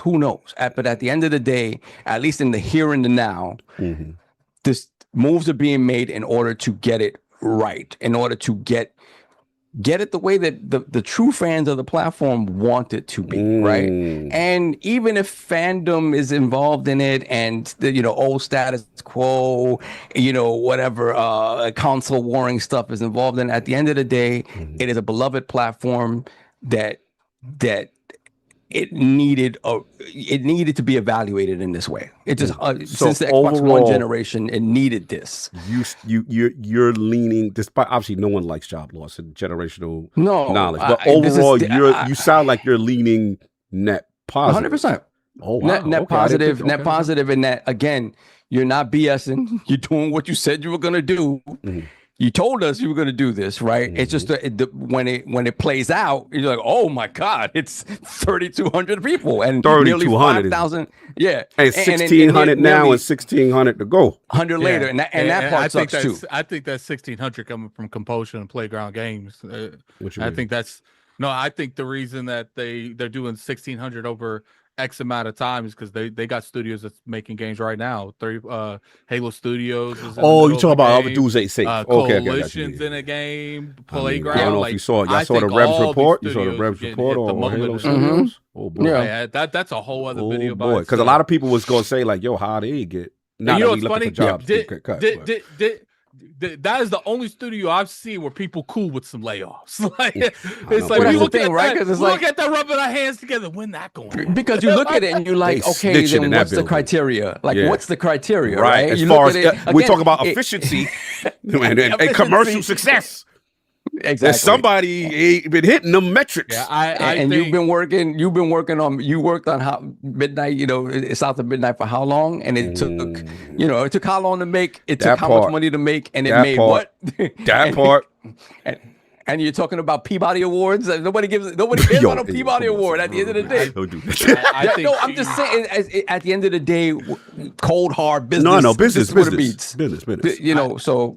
I think in the end, she plans on laying people up from every studio. It's just there's some studios now that you're working on stuff we can't touch you right now. Yeah, it's like, look, we don't. I mean, they probably know it. They're like, we cooked when this game shipped, and that's unfortunate. But I wouldn't be surprised if after Gears, E-Day, and Fable. No, I think they're all getting hit. I told you all of them. Yeah, I think they're all getting. They like hit. the superstars, the A student. Yeah, well, they're gonna be like, you're gonna have to be a superstar with X amount less people. It's gonna be. I think they're gonna kind of follow suit with what some other studios do. It's like they build up when they're actually building the game. I hope I'm wrong. But in the pre-production process, there's a ramp down, right? And then you don't need to employ all these people when you do it again. I think that's one way to look at it. Obviously, you don't want to be fragmenting your organization that way. Right. But at the end of the day, looking at, again, business, cold hard business. Will this work? Will this not work? I don't know that there's things that she's doing that she has to see how they play out. She may think that it's the right thing to do, and maybe it shows that it's not, right? At the end of the day, though, getting smaller, getting more efficient, getting leaner, that is absolutely important. How that happens and how that plays out and what the end result of that is, she doesn't know either, right? She doesn't know either. So we're all along for this ride together. But ultimately, and my last thing is, there has to be a real addressing of Halo Studios. That part. And what I'm with you on that. There has to be like a real like it has to be like a separate reckoning there. It really does have to be. Like if you're of the mind that Halo is never going to be what it once was, and you want to deal with this along with the broader organization, cool. If you want to build Halo back up to kind of where it was and being that flagship and whatever that means in the world moving forward, I think it has to be like a specific focused reckoning there and again, building it up from the ground up again. Because it's just, there's a lot of rot there. There really is. And again, I'm not for people losing their jobs, but at the end of the day, her job is to make the organization better. So, and that's for the mentality of someone that, who doesn't have those, just cold hard. This is what it is, right? So King's been patient. I got to get your boss, sir. You've been patient. You've been hearing all of us bloviate, and it's time to set us straight. Okay, King, let us know how we feeling. Real quick, Parris, is your mic work good? Oh, I didn't even see Parris. Salute to Parris. I didn't even see him in the bell. Salute. Hey, good afternoon, gentlemen. Good afternoon. Okay, good afternoon. Sure. Go ahead. Hey, I'm just patiently listening. Go for it. Okay, King. good. Okay, this is King Todd because he was shaking his head. He got his shades on. King, where are you at now? The dust is settled. 3,200 jobs. Then obviously the studios, compulsion. You know what I'm saying? Double Fine, get independence. Obviously, he's got the glasses. Oh Lord, I don't know what's happening right now. And then obviously State of Decay, and then obviously we didn't even get touched much on Arcane as well. So, what's your feelings on all this now? The dust is settling. Are you not entertained? You're not entertained? Here we go. Oh man. Okay. Well, leading up to the financials, we had all these content creators with this wonderful grift. It's been one of the best grifts of all time. And I love each and every last one of you making all the money off of the misery and fear, uncertainty, and doubt, the FUD that you were spreading so thick. Pause. Like it got to a point that it was deafening. The bloodbaths, the bloodbaths. I was told we got to do an emergency stream for the bloodbaths. King, you gotta go live now. They're decimating Xbox. This is what she was brought here to do. This is it. It's time. Are you not entertained? This was the equivalent of launching a nuke and hitting nothing. You launched in the desert. You didn't even hit a gecko. They hit 3,200 jobs, King. No, I'm gonna get to that. I'm gonna get to that because I'm tired of listening to you talk about I'm sorry. I'm shut up. all this Let me mute my mic. Let me mute my mic. All this knowledge that was there. Go ahead, God. Nah, all this knowledge that was there that was lost. We're gonna get into that. But let's do it this way. For all you content creators that's been telling me that Xbox has been sick, that has been mismanaged for all this time, Asha comes in, replaces and repeals. I told you from the jump, she wants to put her stamp on this thing. Now listen, give a shout out to Phil Dominus Maximus, a really expensive first of his name. Oh, we still do that. Okay. I want you to understand one thing. First of all, what somebody has earned, you can never tear down. He earned that, but he stuck around long enough to become the villain. And let me explain why. First of all, I got to say, shout out to Grind My Gears. Grind My Gears, you did say something 9 years ago. You said something that Phil was the one that was shaking hands and kissing babies, and he was too nice for this situation. No, he was loyal. See, you misread him being nice for his loyalty. The individuals that came in under him, he was loyal to them. Make the stuff that you want, because we heard people telling us that once Xbox gets a hold of studios, they're going to muddle around with them so much that they become unrecognizable and they overmanage. Well, you got the opposite of that. You got undermanagement. You got people that said hands off. You heard Matt Booty. They pretty much are the same way or how they were doing what they were doing, and us hands off. And every studio came out and said, Xbox, Microsoft allowed us to do what we wanted to do. Passion project crap. And I know you're going to sit there and say, well, that was stuff that can go inside Game Pass in order for Game Pass to keep moving. And that's where the loyalty came in, because from your own words, you said we will pitch the most outlandish crap to see if it can get greenlit, and it got greenlit because somebody was loyal to you. You took that loyalty for granted. So when your studio is gone, you got to go fend for yourself. Good for you. Because what you should have did was, with that loyalty that he gave you, you should have said, you know what? Let's get what the people want, Psychonauts 3. Let's make that happen instead of doing Kiln. And instead of doing Keeper, let's get our passion projects out on their dollar. Let's lose $80 million and try to figure it out, right? Because it's not your money. It's cool to spend something that's not yours, right? But when you turn 18, you got to get your ass out that house, and you got to pay that rent, and you got to figure it out. Oh, now they're the bad guys. I can't stand my parents. They didn't prepare me for this world. No, they gave you time to prepare yourself. You thought that regime will always be there. It's not. But he's the bad guy now. For all you guys talking about Game Pass is the problem, y'all had no problem taking what Game Pass had to offer you. Who did that for you?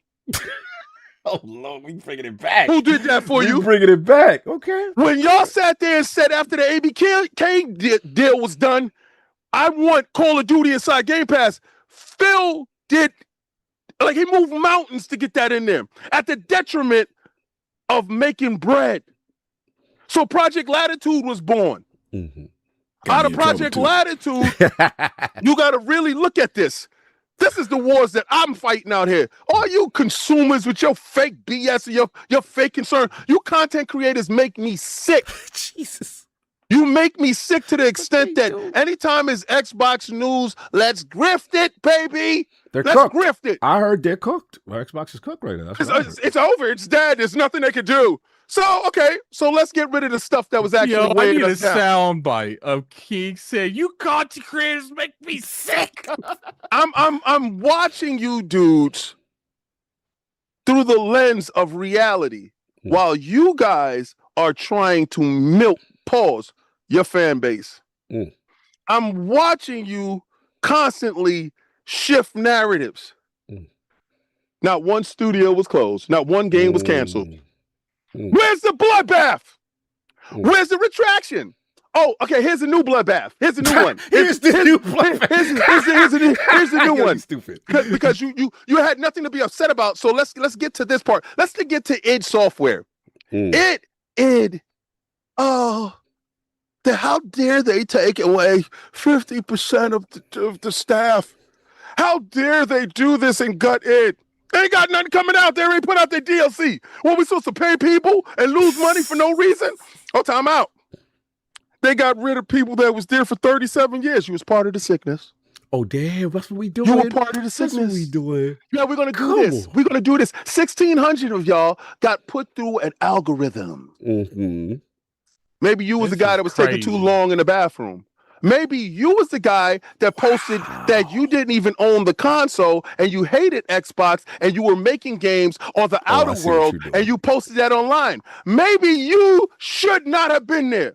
So that's the condition to make great games? Is that a condition to make great games when your job? If you are not with me, you are against me. Jesus. If you're not rolling with the machine, you get grinded by the gears. Grind my gears. Do you understand what I'm talking about here? Mm-hmm. I need everybody pushing in the same direction. I need everybody understanding where we're going to where we need to get to, because if you're not with us, you are against us. And if you're against us, you need to be outside the door. Right, Sean Layden? Now, all you individuals that keep telling us that Xbox needs to go full publisher, you own a PlayStation, you just want the games, you don't want to partake. Oh, you say that's the grip. So people who are saying they have no investment in the platform, Parris got to you would find we're coming back to that point, by the way. Let's get to that. Let's get to that.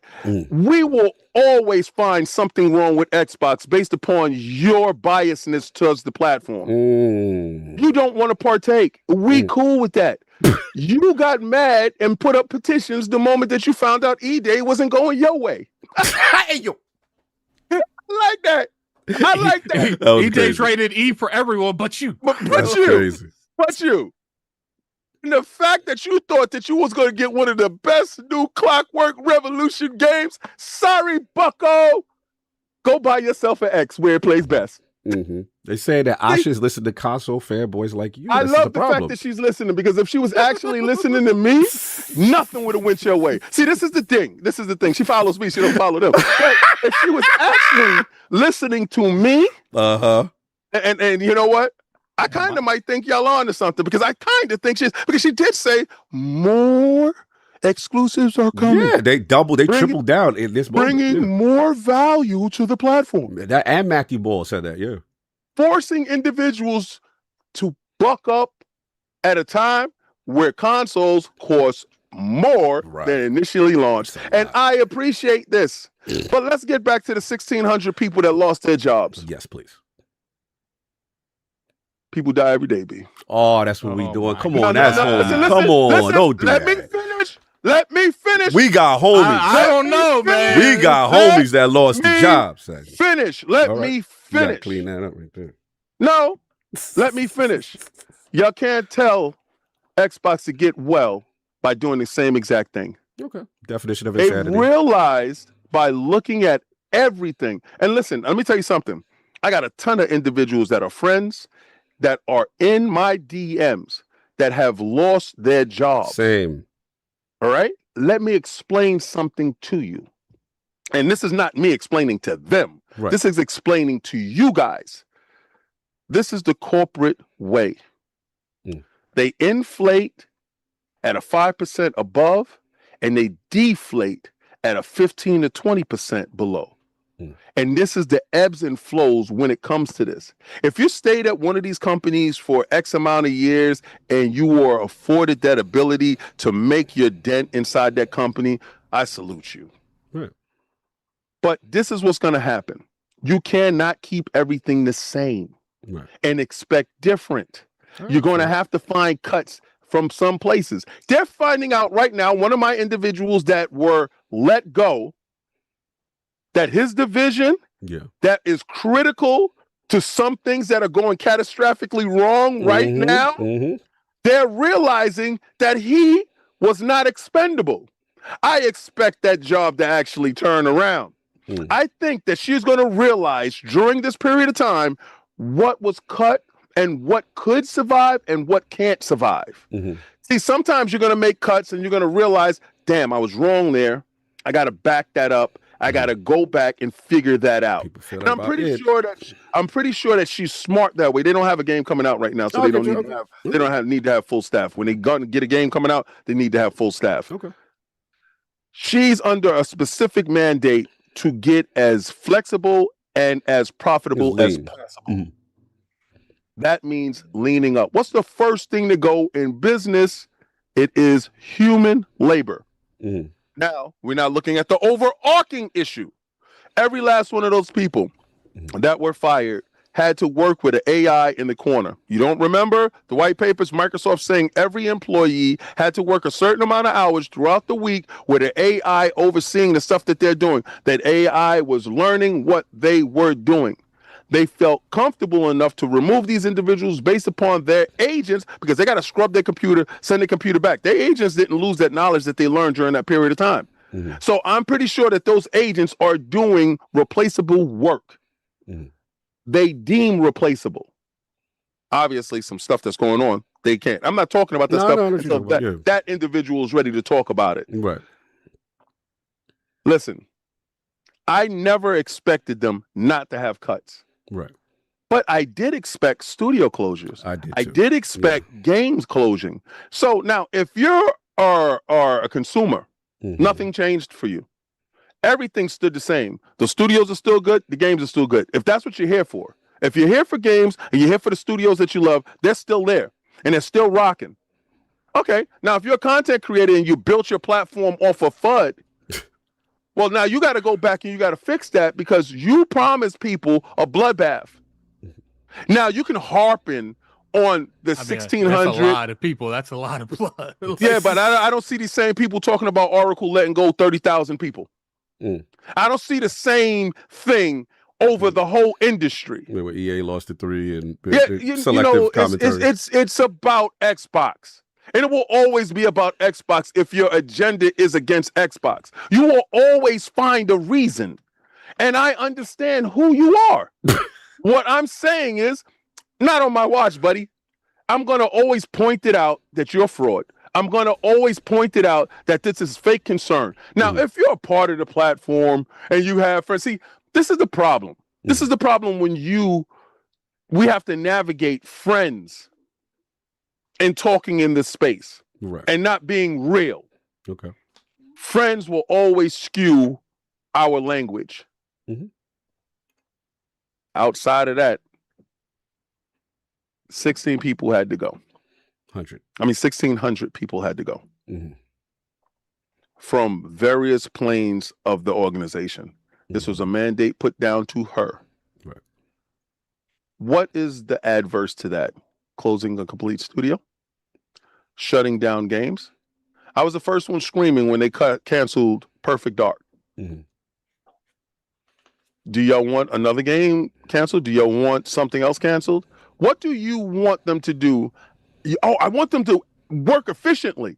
Well, if you got to get to efficient, right, and this have to be the recourse, you're saying then this has to be the recourse. Right. You can't ask for something, and then when it's given to you, I didn't like it that way. Why don't y'all take it from the Halo Studios? Go to Halo Studios. So you mean to tell me that Halo lives matter less than ID lives? It's too soon. It's too soon. Software? So you're telling me to take it from other places, take it from the coalition. You're telling me that other studios matter or other people matter. You don't get a chance to pick and choose. We're not in the pick and choose, and we're not going to do that. Mm-hmm. I just want y'all to have the same exact energy. And I'm not talking about the people on this panel. When I'm talking to specific individuals that have a large voice in sectors that are disingenuous, that are leading you down a wrong path. They actually use their platform to grift. This has been the best grift that I've ever seen. And they continue to go with it because when this didn't work out, when the bloodbath ain't work out, well, id Software lost 50 people. And this is the worst it has ever been. But id Software came out and said, nah, this is the same amount of people we had with 2016. Like, nah, that's not what you're saying is wrong. It's false. Okay, we can't grift on for id. Arcane Studios. Well, Arcane over there, they trying to figure it out. You ain't never care about anything from Arcane ever in your life.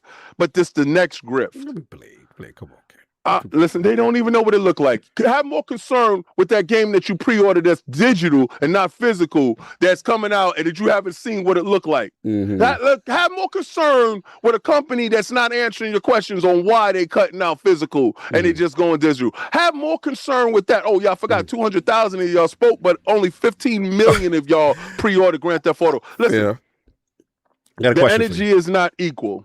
And I personally cannot stand this. King.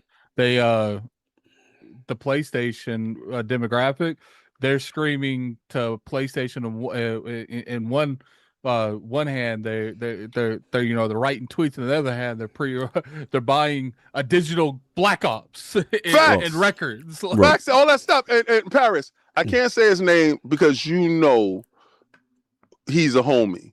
Right? like Parris, and I'm glad that you're here. Because I don't ever read. That's why I put on the glasses. You see? I took the shades off so I can read the chat. I'm glad that you're here because certain of our homies that are in, I really like him. I really like his work. And I understand his passion about it. And I understand why he said what he said. Can I interrupt one second? Yes, you can. Without saying numbers, this is why people need to shut the F up that don't know what they're talking about. Seriously. Because you've had so much of this over the past few weeks. And then even when the news came out, you didn't have all the facts, but you made a lot of assumptions and you ran with it and blew it up into something that's really not. But continue, please. No, fair enough. I just got one question for you, Ask me the question. I hear where you're coming from. And I want to be fair to you, and get your point off. But I guess the question people are going to have for you, King, is, okay, the job loss is tremendous, but people are going to say, like, how are you able to make games now with this amount of loss and this type of, environment where what's the thing solved? What they call it, the knife, the sword of Damocles. What do they call it? The sword of Damocles. How is that a productive environment? The guards are in the watchtower, right? Remember, Matt Booty told you that they were making games and allowing them to make their games without any interference. Right? Without any repercussions. How did that work out for y'all? Okay.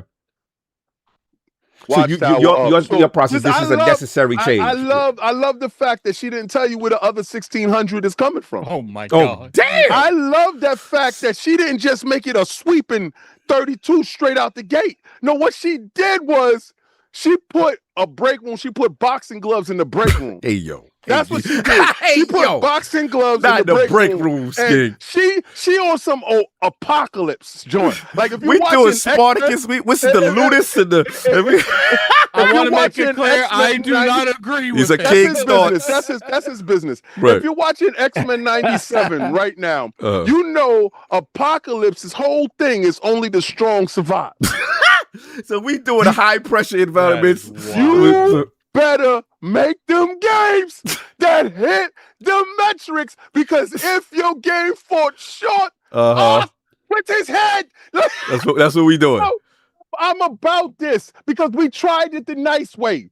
We tried it the way where we let y'all play by yourself and let's see if you become a productive member of society. Well, you made games that ain't nobody checking for. So now we got to put the guns up. Guns up! Everybody! So we got the snipers on the watchtower. We got boxing gloves in the break room. I bet you this. I bet you these games come out 90-something medic. All right, so that's the question. So what? Now to push back. What if with all this cutting and all this joint, we still get 80s and 70s stickers? Yo, check it. Then what? Did we get some accountability though? Okay, talk to me. If it was a fifth, I'd be drunk. Okay, fair enough. Right, okay. That part, right. But what we did notice is we did do it your way with the 15 layers of installation of management. Yeah, I hate that. 15 layers. That's horrible. That's horrible. Facts. I just want the cake. I don't want 15 levels of ice cream. Fair. 14 layers is disgusting. I was talking to someone and they're like, well, Addict, because they didn't really concept how bad like the layer situation was. I was like, that's equivalent to me oh, Kid Smooth wants to come on the ILP. Well, I got to hit up King. King got to hit up as well. Sob got to hit up me. No decisions can be made. Then we got to hit up Cog. Cog's got to hit up the council of ILP. She identified that. She put that. She purposely put that in the report. But I mean, King. You know. Real quick, people are just looking at one way. Once you get to Cog, you got to run it back. You got to run it back. Yeah, you got to go through all the signatures and all that. You know what's funny? Yeah. Have y'all seen Phil Dominus Maximus Aurelius Spencer first of his name on this show? No. You haven't, right? Mm-hmm. I blame the insulation. No, there's definitely now check this out. Check it out. Mm-hmm. We were chatting one-on-one with somebody that's a high level that we shouldn't have been, and we said, you need to have some layers of insulation. That's a fact. We had to check that person and be like, you doing too much. Out because they operate on accountability. Yeah. Now, I know when she went through and she said, well, why did this game do this? Oh, well, Tom was working on that. You got to ask Tom. They go ask Tom. Yo, Tom, well, I was doing this and I passed it off to Tina. Well, okay, we go ask Tina. Well, Tina, I had this and I was out of town. Right. And so I passed it off to Mike. Well, they go ask Mike, and Mike says he gave it back to Tom. So to your point, again, to justify your point, you look at something like, for example, which we didn't touch with you with the Fallout Obsidian. You look at that as something that's now a positive thing because being layers in the past were in the way. Now we're getting ultimately what we should have got. Is that Josh Sawyer headed up New Vegas, right?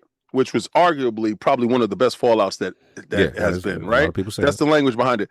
Didn't we hear in the background that that game wouldn't happen because of the friction points between Bethesda and Obsidian, and because certain individuals, God Howard, wanted to have certain controls over it. Because of that hubris, we didn't get a game that was attached with the transmedia to go with the Fallout TV show that is going into its 3rd season, which is inexcusable.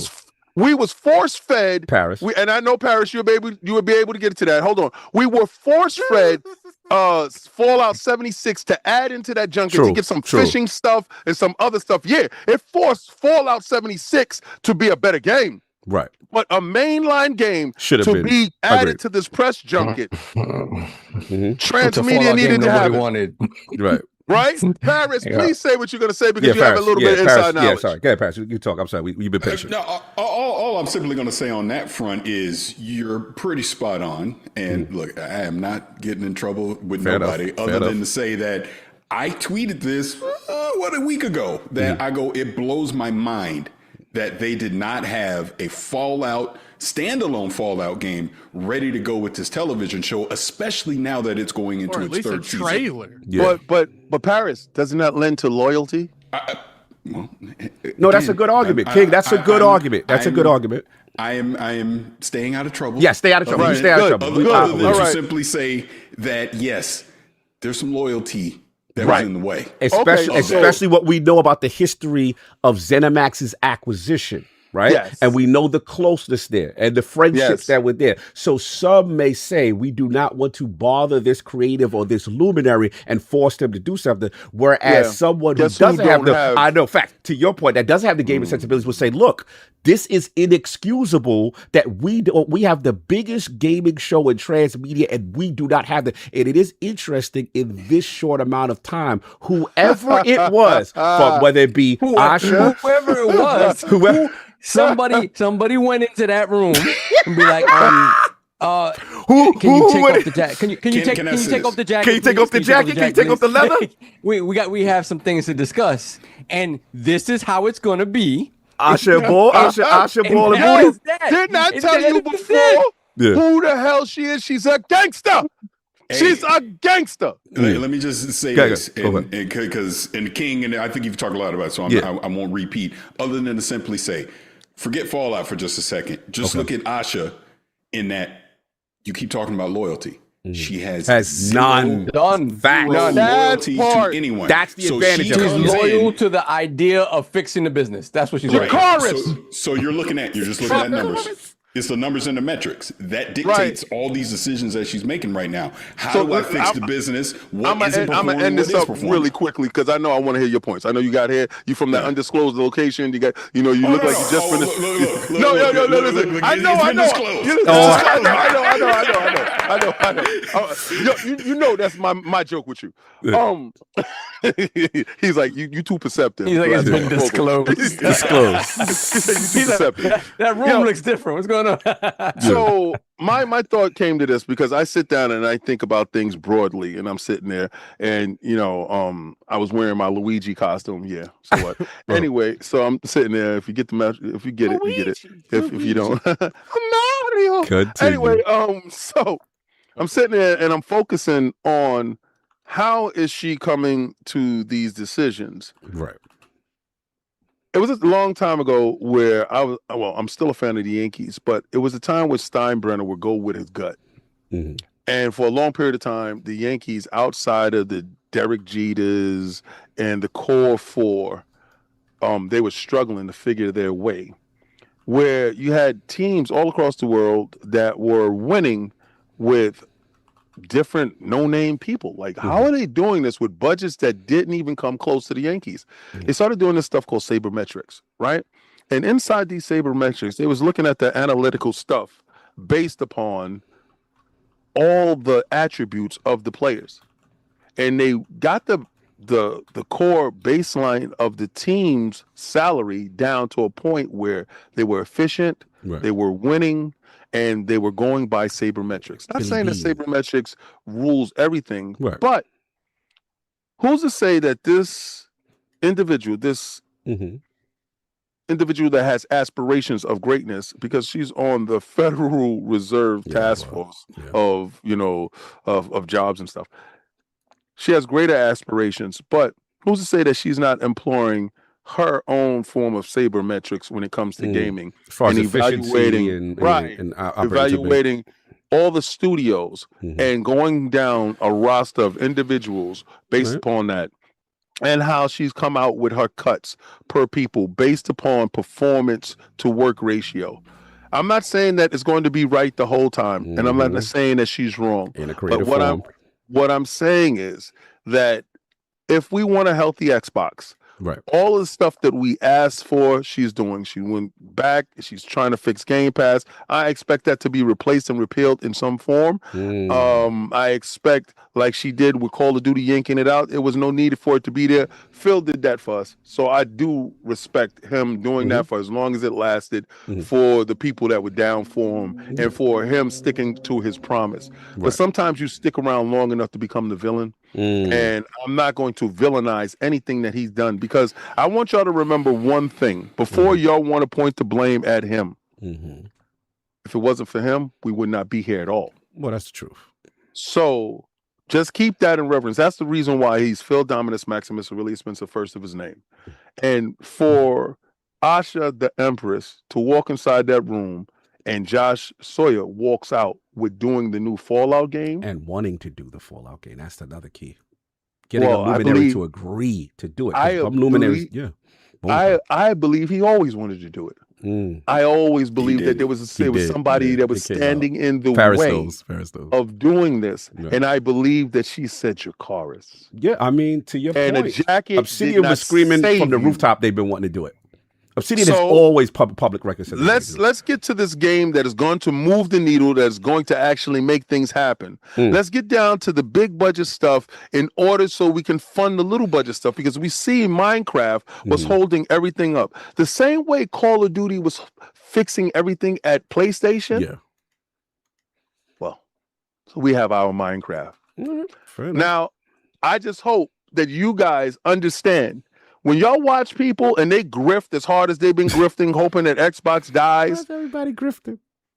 The reports of my demise have been greatly exaggerated. That's what this is about for you. I get you. Look, we got to get Parris's boss. I don't know how much you guys. I know you. I'll stick around just to the end of the topic. This one. I appreciate you, because this is a good one. All right, Parris, you've been patient. All right. Let's get your overview. Yeah, so I'm going to keep this brief because you guys have covered a lot of it, so I'm not trying to repeat of it. First and foremost, 1,600 people that are losing their jobs. Terrible. We obviously got some personal relationships there. It's awful. will never be a fan of that. It sucks. That should be the focus right now. I saw a little too many people dancing on graves this week. That's just despicable. Yeah, I'm gonna be real. Like, I know so many people got laid off. I didn't want to tweet about it. And I did. All I did was just tweet. Other than to say, and I was in DMs talking to people. I was in DMs and putting up jobs to help people find places to go. Yep. But here's what I want to focus on, and I got a feeling some people in the chat are going to like what I have to say. And King, I think you're going to have some pushback on what I have to say. Oh, let's get it. Well, it's the exclusivity thing in the current climate. I get. You want to do Gears, you want to do Clockwork, you want to commit to doing more. So here's how I'm going to spin it. Here's the big question. All right, let's go. Do you make a game like Elder Scrolls 6? Which, look, apparently coming out to like 2035 or something. but being serious, a game like Elder Scrolls 6, can you take the risk of making that exclusive in this current climate of these consoles cost too darn much, and we know that. And here's my whole point with that. I understand what Asha is doing. I understand, hey, consoles is 80% of the business. But here's the problem that I see. PlayStation got 90 plus million. Yeah, it's in their hands. So you got the hardware in their hands. Let's just say 40 million people got an Xbox right now, right? Is that enough of an install base to try and sell these games exclusively on those devices? When, again, let's keep this real. I get it. On social media, you got a lot of fake ballers on there that seemingly got an endless Everybody got 1,500. Exactly. They ain't got no problem. And then I get it. There are people like, look, I can afford to buy it, but I ain't spending that amount of money. That's all I'm telling you. You're not doing country club gaming with me. I'm not doing that. And the average person is not spending that amount of money. I am not going to suggest get on a payment plan. Don't put yourself in debt. Yo, what, Russ? I want to get my credit right. I want my FICA. I'm not doing I want Experian looking after me. And Parris won't say it. Colt, you affirm. Like, nah, like affirm. I don't agree with that. Like, stop with the diss tracks, addict. You don't got to. I'll say it. Colt, why did you tell Stop people? going in the booth, addict. Move, my dude. No, Colt's family. Jesus. But that point, okay. See, he's not the only one. He's not the only one. Tough love, Colt. When you sitting there, I'm like, nah, that ain't the right move. Addict, Ether Volume 1. Look, I ain't trying to be messy. Thank you. But he is not the only one, and he knows that I don't agree with him on that. But anyways, my point all right, fair enough. Affirm. Let's go. I'm not telling anybody. I'm not telling anybody to go into debt for a console. It's too much of a luxury item for me to tell you to do that. Like, But to my point, I'm looking ahead to PlayStation 6 and Helix, right? I don't know why. Continue, Parris. But this is my point. Don't fall for my traps, Parris. Who can afford it? Yes. Who can afford those consoles? Look, the ballers, the people that will take one out is coming out. You being messy. Let me stop messing with him. Stop interrupting, King. Your IPS tie. My point on this is, I had to take sure. that off. I'm sorry. No, you good. The people in this chat, the enthusiasts, they're going to buy all the stuff they want. I get all that. Right. But they don't make a big enough percentage of the overall console market. And King, you touched on, or might have been Cog, y'all said something too. We are in different times where normally the Series X and the PlayStation 5 is $299 right now, and the Series S is $149. That's the difference. So you can't expect people to run out and go buy Helix at $1,000 or a PlayStation 6 at $900 or $1,000. It's not going to happen. You're already seeing the numbers where it significantly dropped. Because people are like, I can't afford that. Not when gas costs this and trying to put food on the table and all these other things. So my whole point is, I get they're streamlining the business. They're focusing on the big IPs. But can you realistically say, hey, I'm only going to be able to sell this, and I'm talking strictly consoles, to 40, 50 million people, where your competition, there's 90, 100 million of those in people's hands that you're missing out on that potentially could be buying your games. And like I said, this ain't console wars. This is just valid question. How can you do it right now? Okay, so the way you do it is that you have to pick the lane, like John Data said. If this is what you're doing, if you're trying to sell me a box, no matter how much it costs, That is the price of doing that type of business. And at the end of the day, you know, if you say Elder Scrolls 6, at this point, though, I will say this. Elder Scrolls 6 is, you have Skyrim that came out when? 2011? Jesus. So whatever whatever price that game is costing to make, it's already severely over budget. It's taken a considerable more time than it should have to be made, right? Yeah. So those things have to be taken into consideration, and maybe that's part of the metrics that they use for determining what's going to be multi-plat and what's not. So maybe that is the case. But in my mind, no matter where you are, if you're resetting the clock and going, we're going to fight the way it used to be fought, I think that is a quote unquote L that you have to take in order to see if it brings people to your platform. If it fails, go first. Yeah. Oh no. I'm with you because that's exactly my point. If this is a strategy, then Amy Hood, Satya, y'all need to know this is the cost of doing business. In other words, you're not going to see a return on investment because your hardware costs too much and not enough people are going to invest into it. So this is just my whole thing with Asha and Xbox. Yeah, and then been the discussion. And the expectation, that's perfect that you said that, because another thing that I've said that I know people don't like is the idea of the expectation of how big Xbox has to be lower. Like the expectations within Microsoft about what it's going to bring you has to be lower. Like that's just the reality of the situation. Like, I mean, I'm not talking about the ridiculousness of a 30% return on investment, whatever the case may be, but the acceptance that Xbox as a competitor to PlayStation at this point will not be as big, maybe never be as big, right? There does have to be an internal acceptance of what Xbox is, what its ceiling is, and try to work within those constraints to grow that without outsized expectations, right? Because once the outsized expectations come into play and I need you to make this much money, then it doesn't work. Then it goes back to the idea of like, well, an artistic endeavor will never achieve what it's able to achieve within the constraints of Microsoft, because the expectations from the company at large just don't line up with what the product can provide, right? So that's another thing. I think there has to be, and this is to the fan base as well, an acceptance that a smaller Xbox is one that's going to give you what you want, as opposed to we need to be this world killing, the hugest thing ever, because obviously going for that did not work for them. Well, here's the question solved. And I don't know if Parris feels this way, but some people have said too, is like, you're making a valid point. I mean, obviously the expectation was set, but the question that everybody has is, will Microsoft allow it? Because they've shown a propensity to not let things play out. Because even during the Phil regime, you know, when we've done podcasts ad nauseum about the ABK deal and the COD and what would happen, how would the games landscape change. Even Sony, to their credit, was like, oh, they'll make it exclusive and we'll be out of here. And then that didn't end up happening. So there was a lot of people that felt that vision never was fully realized because Microsoft pulled the plug on it for whatever reason. So the question is the Asha Sharma regime going to be allowed to make this quote unquote investment in a smaller Xbox that is exclusive, that is not going to have 90 million, but that you're willing to kind of like, it's like tearing the foundation, destroy, rebuild, tearing it down, you know what I'm saying, to now build it up into this new thing that you are going to take major short-term loss. And are you going to allow Asha and Matthew Ball to do this if that is a strategy? Parris, I see you want to jump in. That's what we don't know. Right. Right. We don't know. But a couple things I just want to say on this. First of all, chat, be classy because our time he has out. Be nice. Secondly, what the chat is saying is it's like, just make the great games and they will come.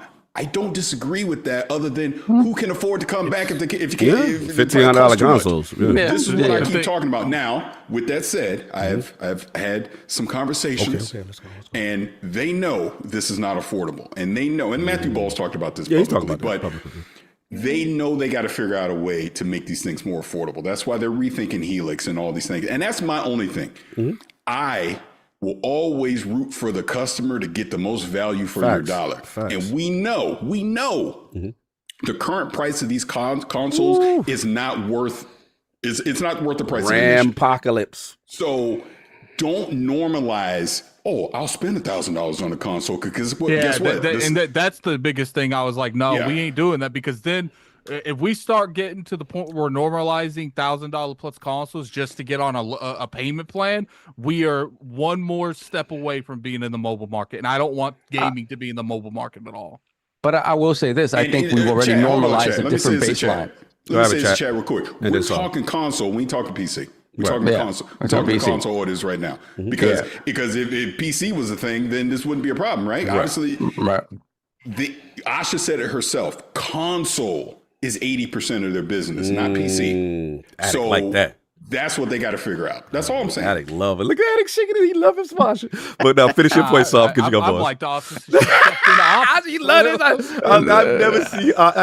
It's weird to get positive Addict. Like it's just so weird. Like consistent positive Addict. For sure. It's cool to see. Here's the thing. It could crash and burn, but at least he crashed. At least he went out that way. I see how. Look, I feel bro. It is so cool to see this transformation. So I'll finish your ball, then I'll jump in because I know you got one more thing. No, that was it. I think you're right. I think look.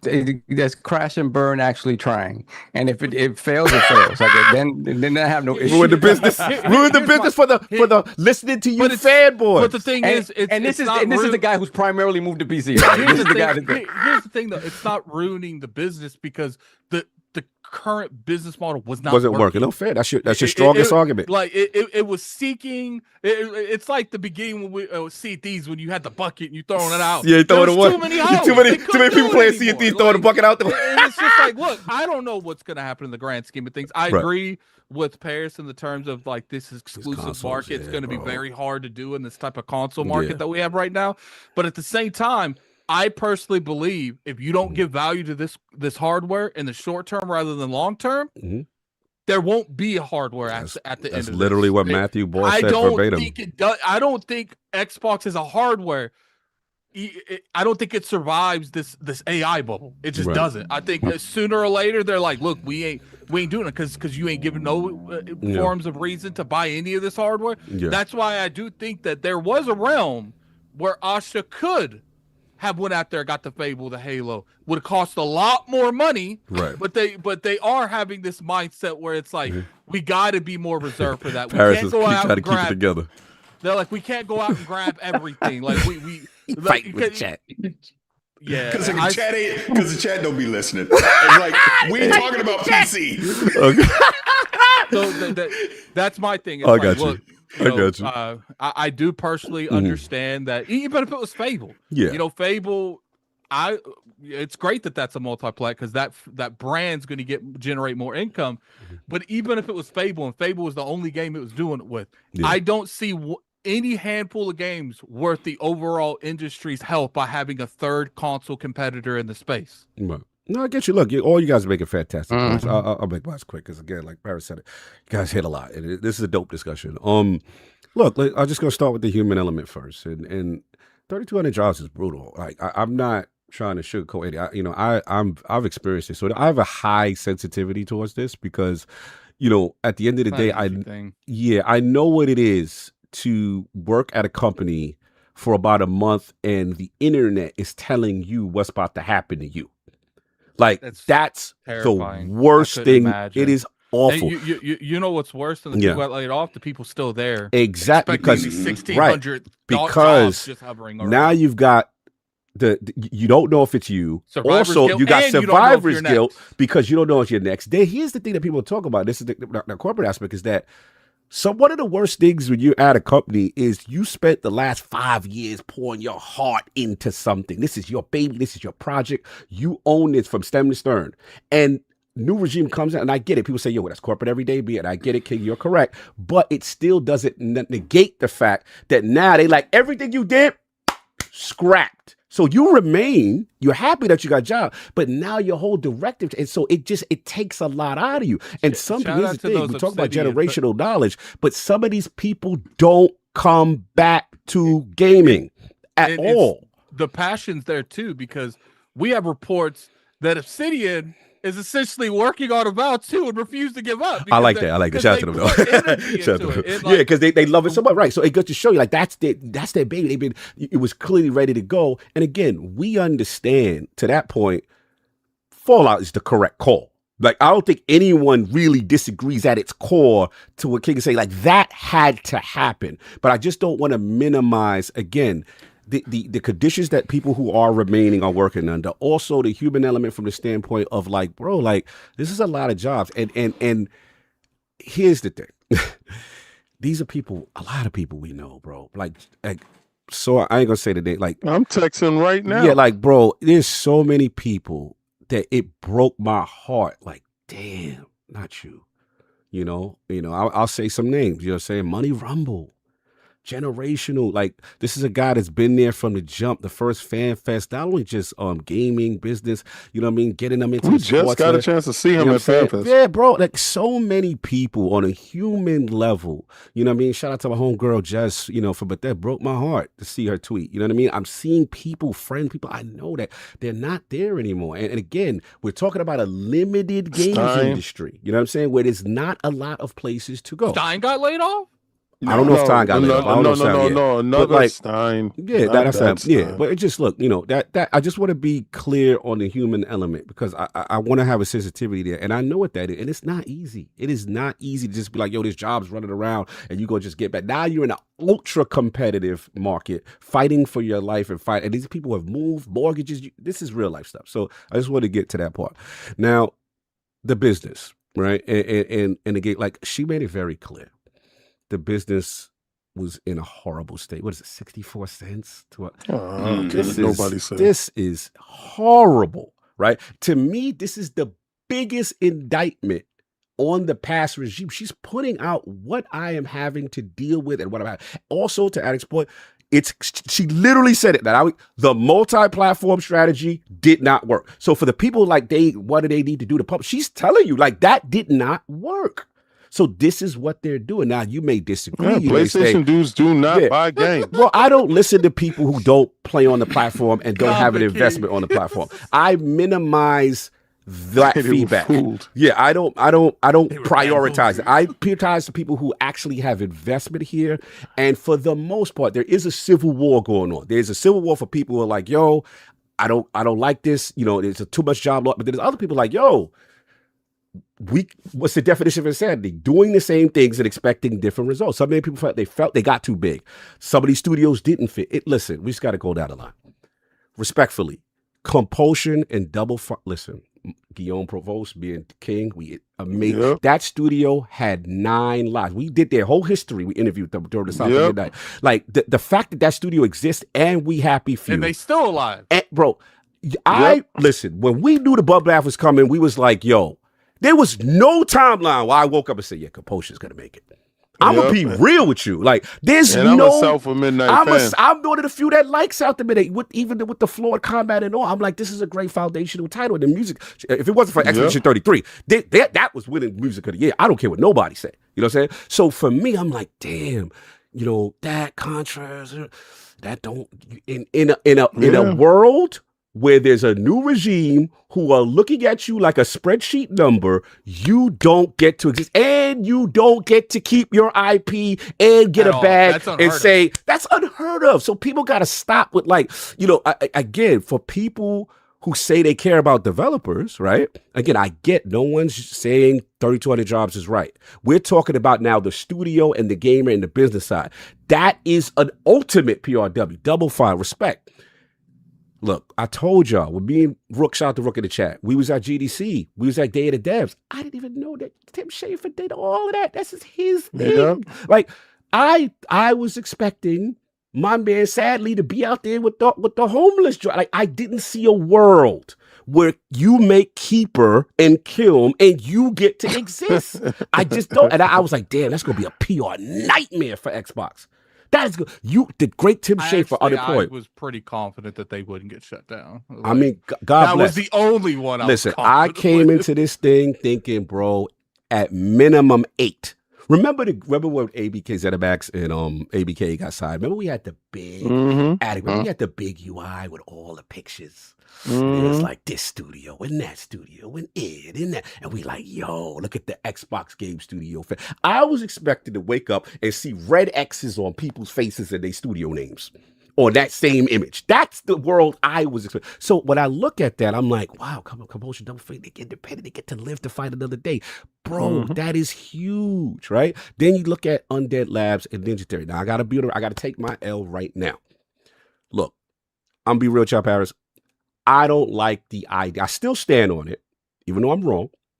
I don't like the idea of showcasing games at a showcase when you intend to shut down the studio and you know you're going to shut down the studio.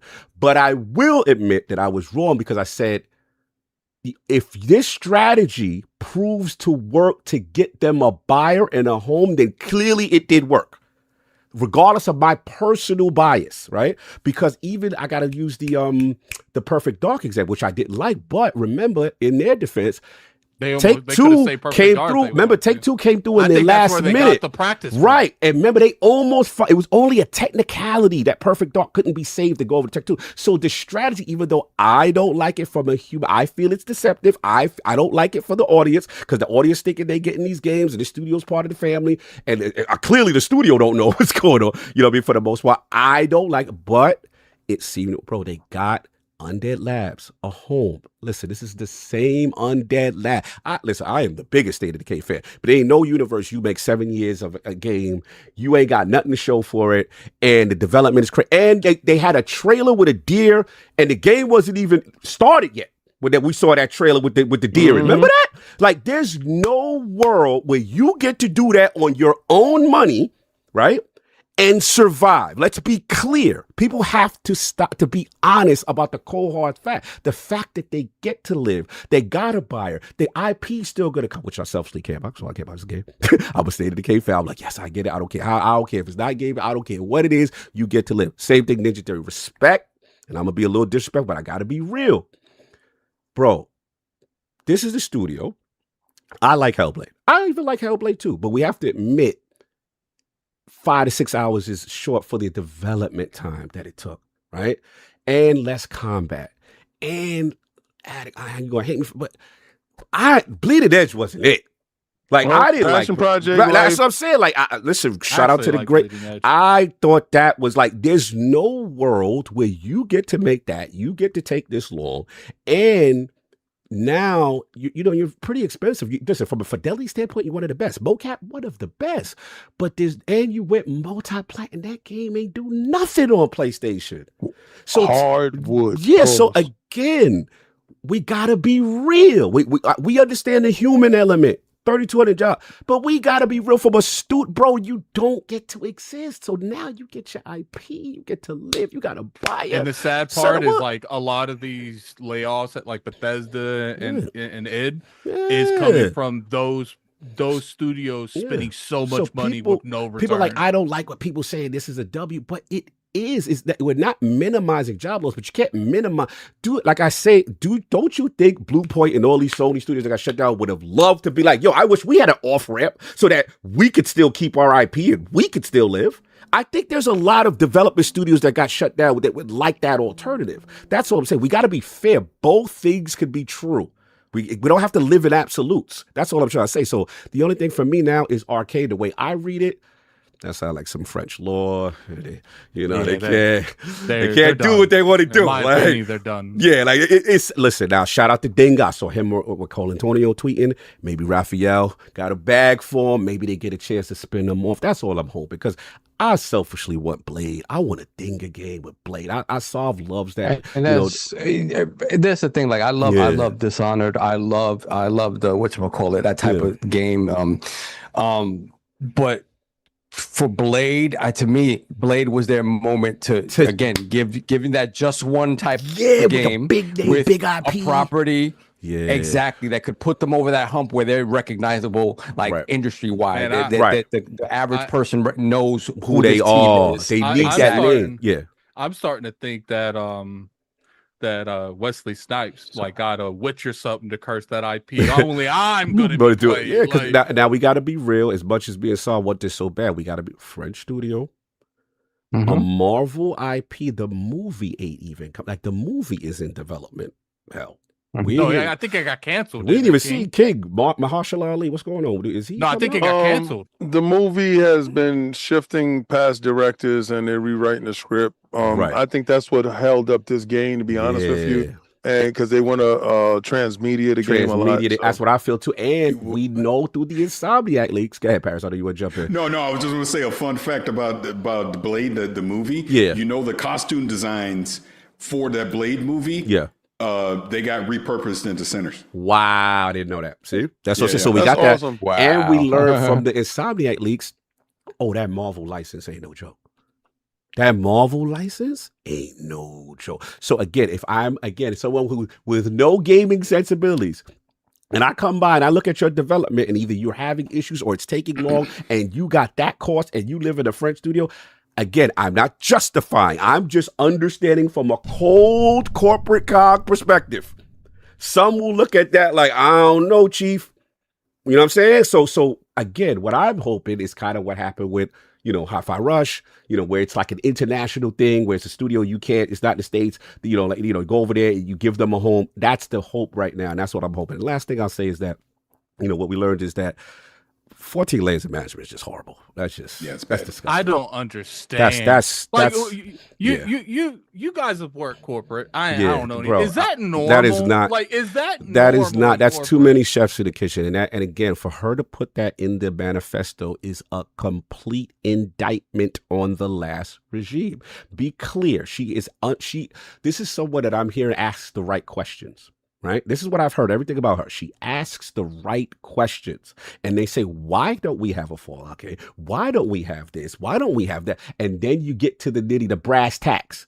14, look, I can't get mad. And here's the thing. Remember, again, I talk about the graphic, ABK, Cinemax. We saw this stuff as Xbox fans. We were like, yes. What was the things we used to say? Yo, wouldn't it be dope if the Doomslayer and Halo, we had all these grand ideas. That game was sold very well. It was business as usual. Everybody in a silo, everybody 1,000 pieces of management. This is an indictment. I gotta say that's kind of the right call to shift and cut the fact. Like, is that wrong? Like, you know what I'm saying? Like, I can't get mad. And also what we learned is probably one of Phil's greatest things, that we learned that Minecraft credit card was fitting the bill for a lot of stuff. That Minecraft credit card, that corporate card, Minecraft was one of his best acquisitions, because we found out that thing was paying for everything. You know what I'm saying? Yep. So, it is what it is. Look, it wasn't healthy. She put it out there. Game Pass didn't work. Multi-plat didn't work. Selfishly, I like the fact that, Josh Sawyer is my man. He's brilliant. You get a Josh Sawyer Fallout, and you got Bethesda to sign off. Someone was able to have that tough conversation with God Howard and say, look, and give Obsidian that thing. And Obsidian to agree to it. They look like they still got other projects, or maybe they're not going to be some just support studio. It's what Saab said. It's an overall, I can't look at it as a net positive. Again, based on what we know right now. Positive, right. It's not entirely negative. Yes, you know what I'm saying? So again, now the key is going to be this. Now that you've done all this, these games better be great. Because people, the pressure's on. You slashed all this. These games better be great. And they're going to look at the Halo studios. They're going to look at the Rare, the people who so far survived the first 1600, and see what's going on. Maybe King is right. Maybe it's a scale up and scale down kind of mentality, right? Right now, certain people are scaled up, so they're not going to touch them until they get to that point where they release. But yeah, that's going to be the thing. That's going to be the indictment. And for me personally as a gamer, the final point I'll say is that the reason why I like the Xbox platform is because of the diversity of all the different type of games you can get. Like, you can get a shooter, you get an RPG, you get a turn-based, you get a strategy. I like that. My only concern with tentpole only is that, do we get too samey? Right? Do we get too redundant? Is it like 6 Fallouts?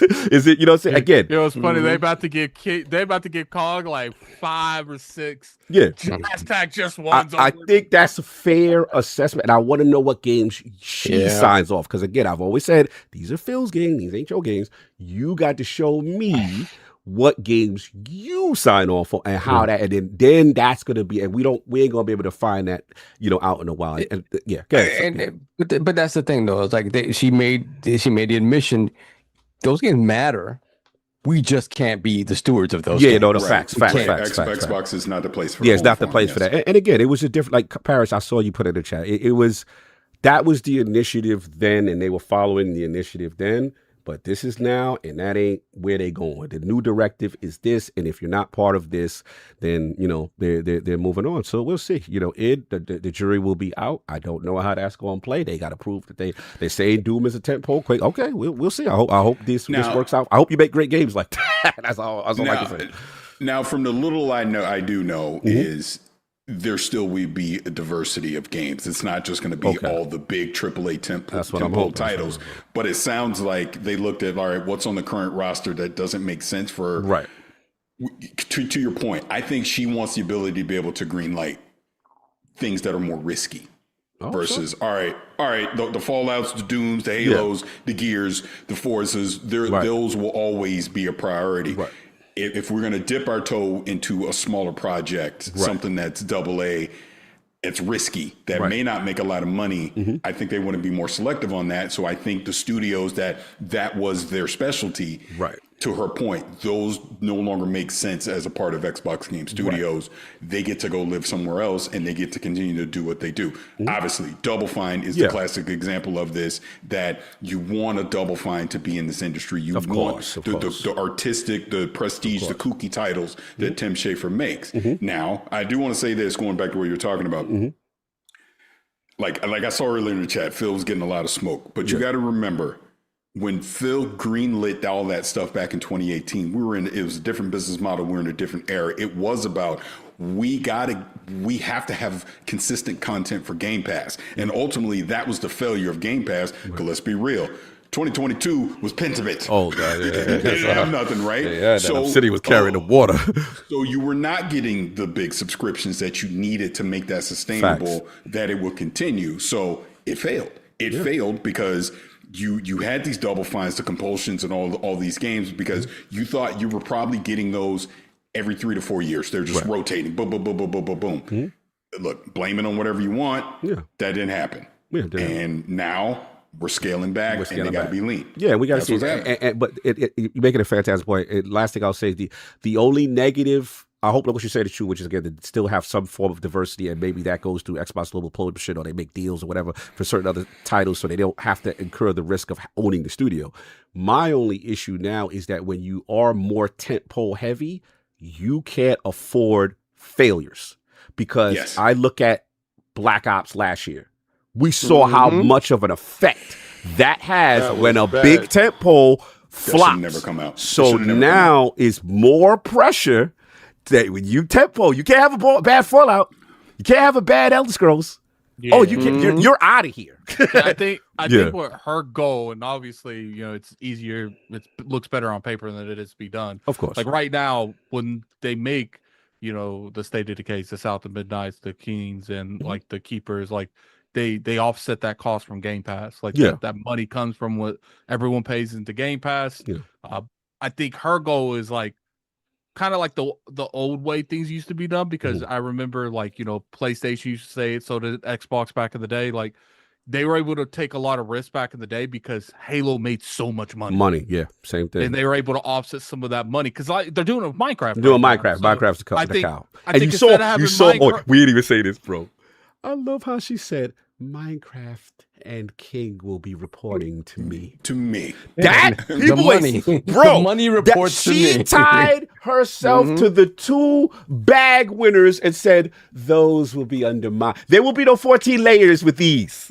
You come to me like that's direct feed." Yes, and I think her mindset is like, because here's the thing: I don't think they're going to be green lighting any of those games anytime soon. I think right now their biggest priority is these bigger IPs to start generating money. And then once that happens, then I think, if I don't know, they might double down and do more. But I do think if these games do come out and they sell well and they actually do move needles, then she's like, now we could take a little bit from all of these big IPs and we can actually fund bigger, smaller. And it's smart. It's smart. It's smart. I like that, because those are the 2 profitable parts of the business that you got to protect that. So I respect it. But yeah, that's all I got, man. Crazy discussion, man. I love this stuff. It's crazy time, man. We're going to see how this thing play out, Parris. I appreciate you, brother.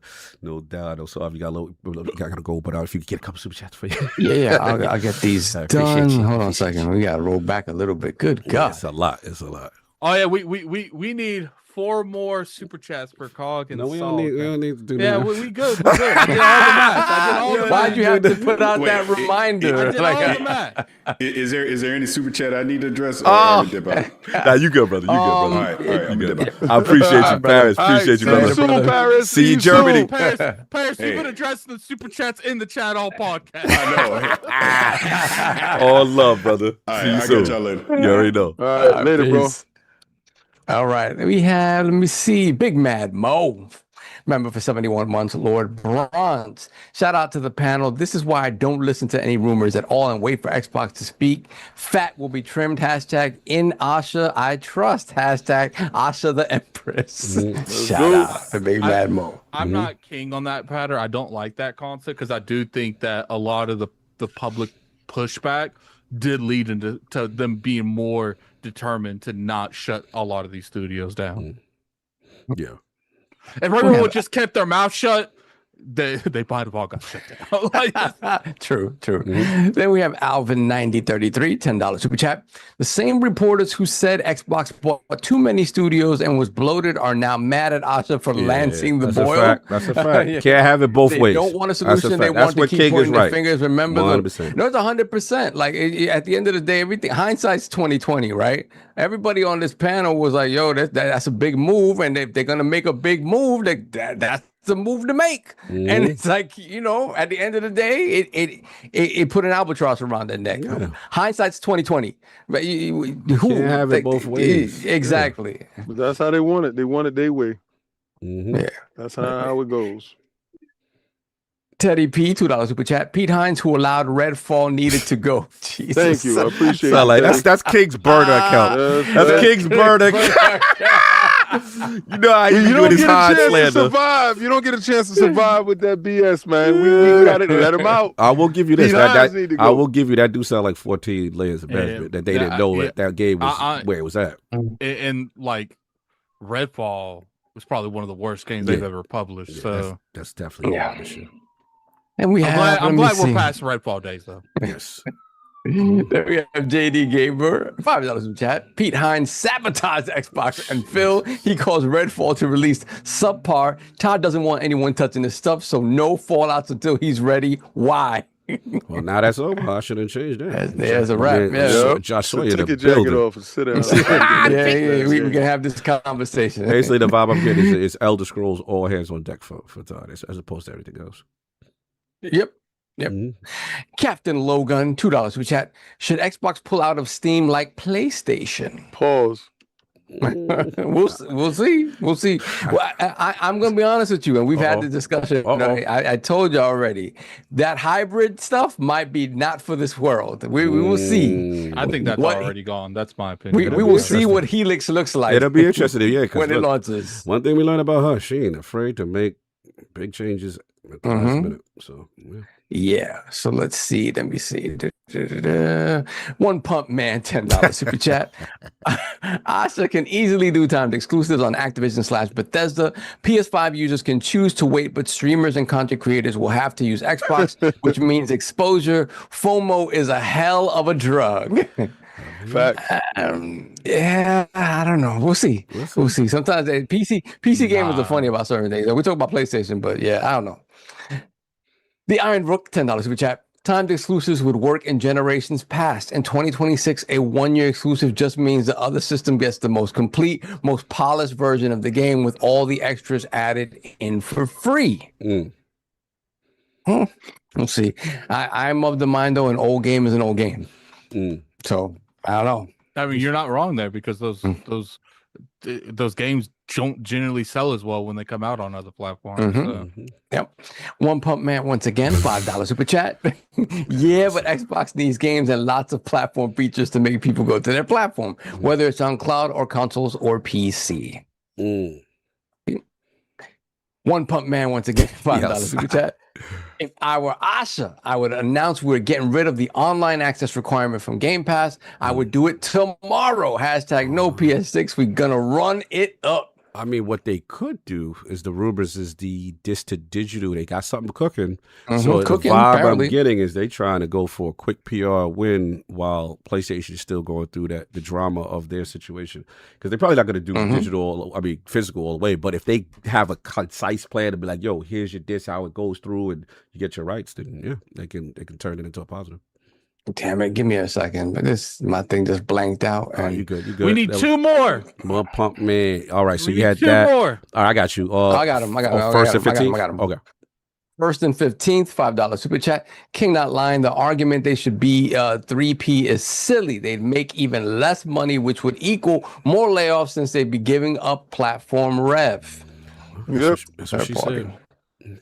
King, we need two more, man. I ain't letting these people get away with this. Like, they laughed at our little thing. Yeah, we're good. Look good. We got the show now. We're fine. It's over. It's over. Show's over. Show's over. It's over. You guys be talking too much. We got Stitch. Time to go. We got Stitch. $2 super chat. Sony is recording yet Xbox is dead. LOL. Then we have Mikey B7, $2 super chat. Spider-Man never sold 90 million. Let's be real. Lock it up. There you go. Yeah, it's not, first party titles do not sell nearly as much as you would think they'd sell on 100+ million consoles out in the wild. That's why Wolverine is cooked. Mikey B07 again, $2. Which Xbox got PC, PlayStation doesn't. Mikey B07, $2 super chat. If it's a percentage, PC is the biggest slice of the pie. Yeah. There goes one. Nerf Ninja. Let's get it. One more super chat and we got him. Got him, the angry therapist. That's my dude. That's unbelievable. Let's get these guys in their onesies. I think I burned that Yoshi shoot. I destroyed that Cog League thing. I ain't gonna lie to you. I don't even have it. I'm so I used to make me angry looking at it. I didn't like it. These guys are disgusting. We'll see it. We'll see them next week. We have Tyson Lewis Hart. Remember for 56 months on Bron. Tune in next time. I hate it. First, hope everyone's family is doing what I hate. He said I hate it here like a little kid. He pouted. I'm glad you're gonna hate it so much next week. Let's go. Because I've been burning up this whole episode. Yeah, you voluntarily did that. I had to take the hat off. You volunteered. Listen, I do anything for the realm. I done ate Glizzy's holding a man's shoulder. I am a meme. I am a meme on our own show where glizzies fall down and I am actively eating them up. And you will be in your Rock Lee suit, sir. I don't have it anymore. It's me. It's me. We gotta get you something. Been destroyed. You gotta get something else now. We did that. Oh, you know what? We gotta send him his Jigglypuff costume if I gotta buy it. We get, what? He had a Bowser one. I mean, look. Oh, yeah, he got Bowser. It's somewhere. I don't know where it is. I don't know. Yeah, you know where that Bowser costume is. Somewhere. He's stupid. It was just recently used. Let's get that Bowser costume up.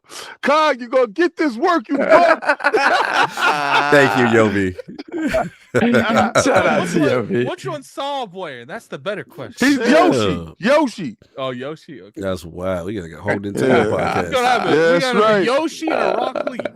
No, Rock Lee. Nah. He got. I literally destroyed it. I ain't gonna. I got rid of. I hated the album. I destroyed that. Yo, he's gonna put on that Bowser because we like him when he shake his tail feather. Shake your tail, Cog. Shake your tail, Cog. I hated that. Remember that, Cog? The Cog is back. I hated next week, Cog. Shake your tail, Cog. I think we gotta have a tip for King eating a glizzy. Yeah, we gotta do something. He's doing too much. Yo, what's crazy is Saul be able to shake his tail next week too. Shake your tail, Saul. Shake your tail, Saul. Yoshi and Bowser, you guys can shake your tails together. They're gonna have a tail shake off.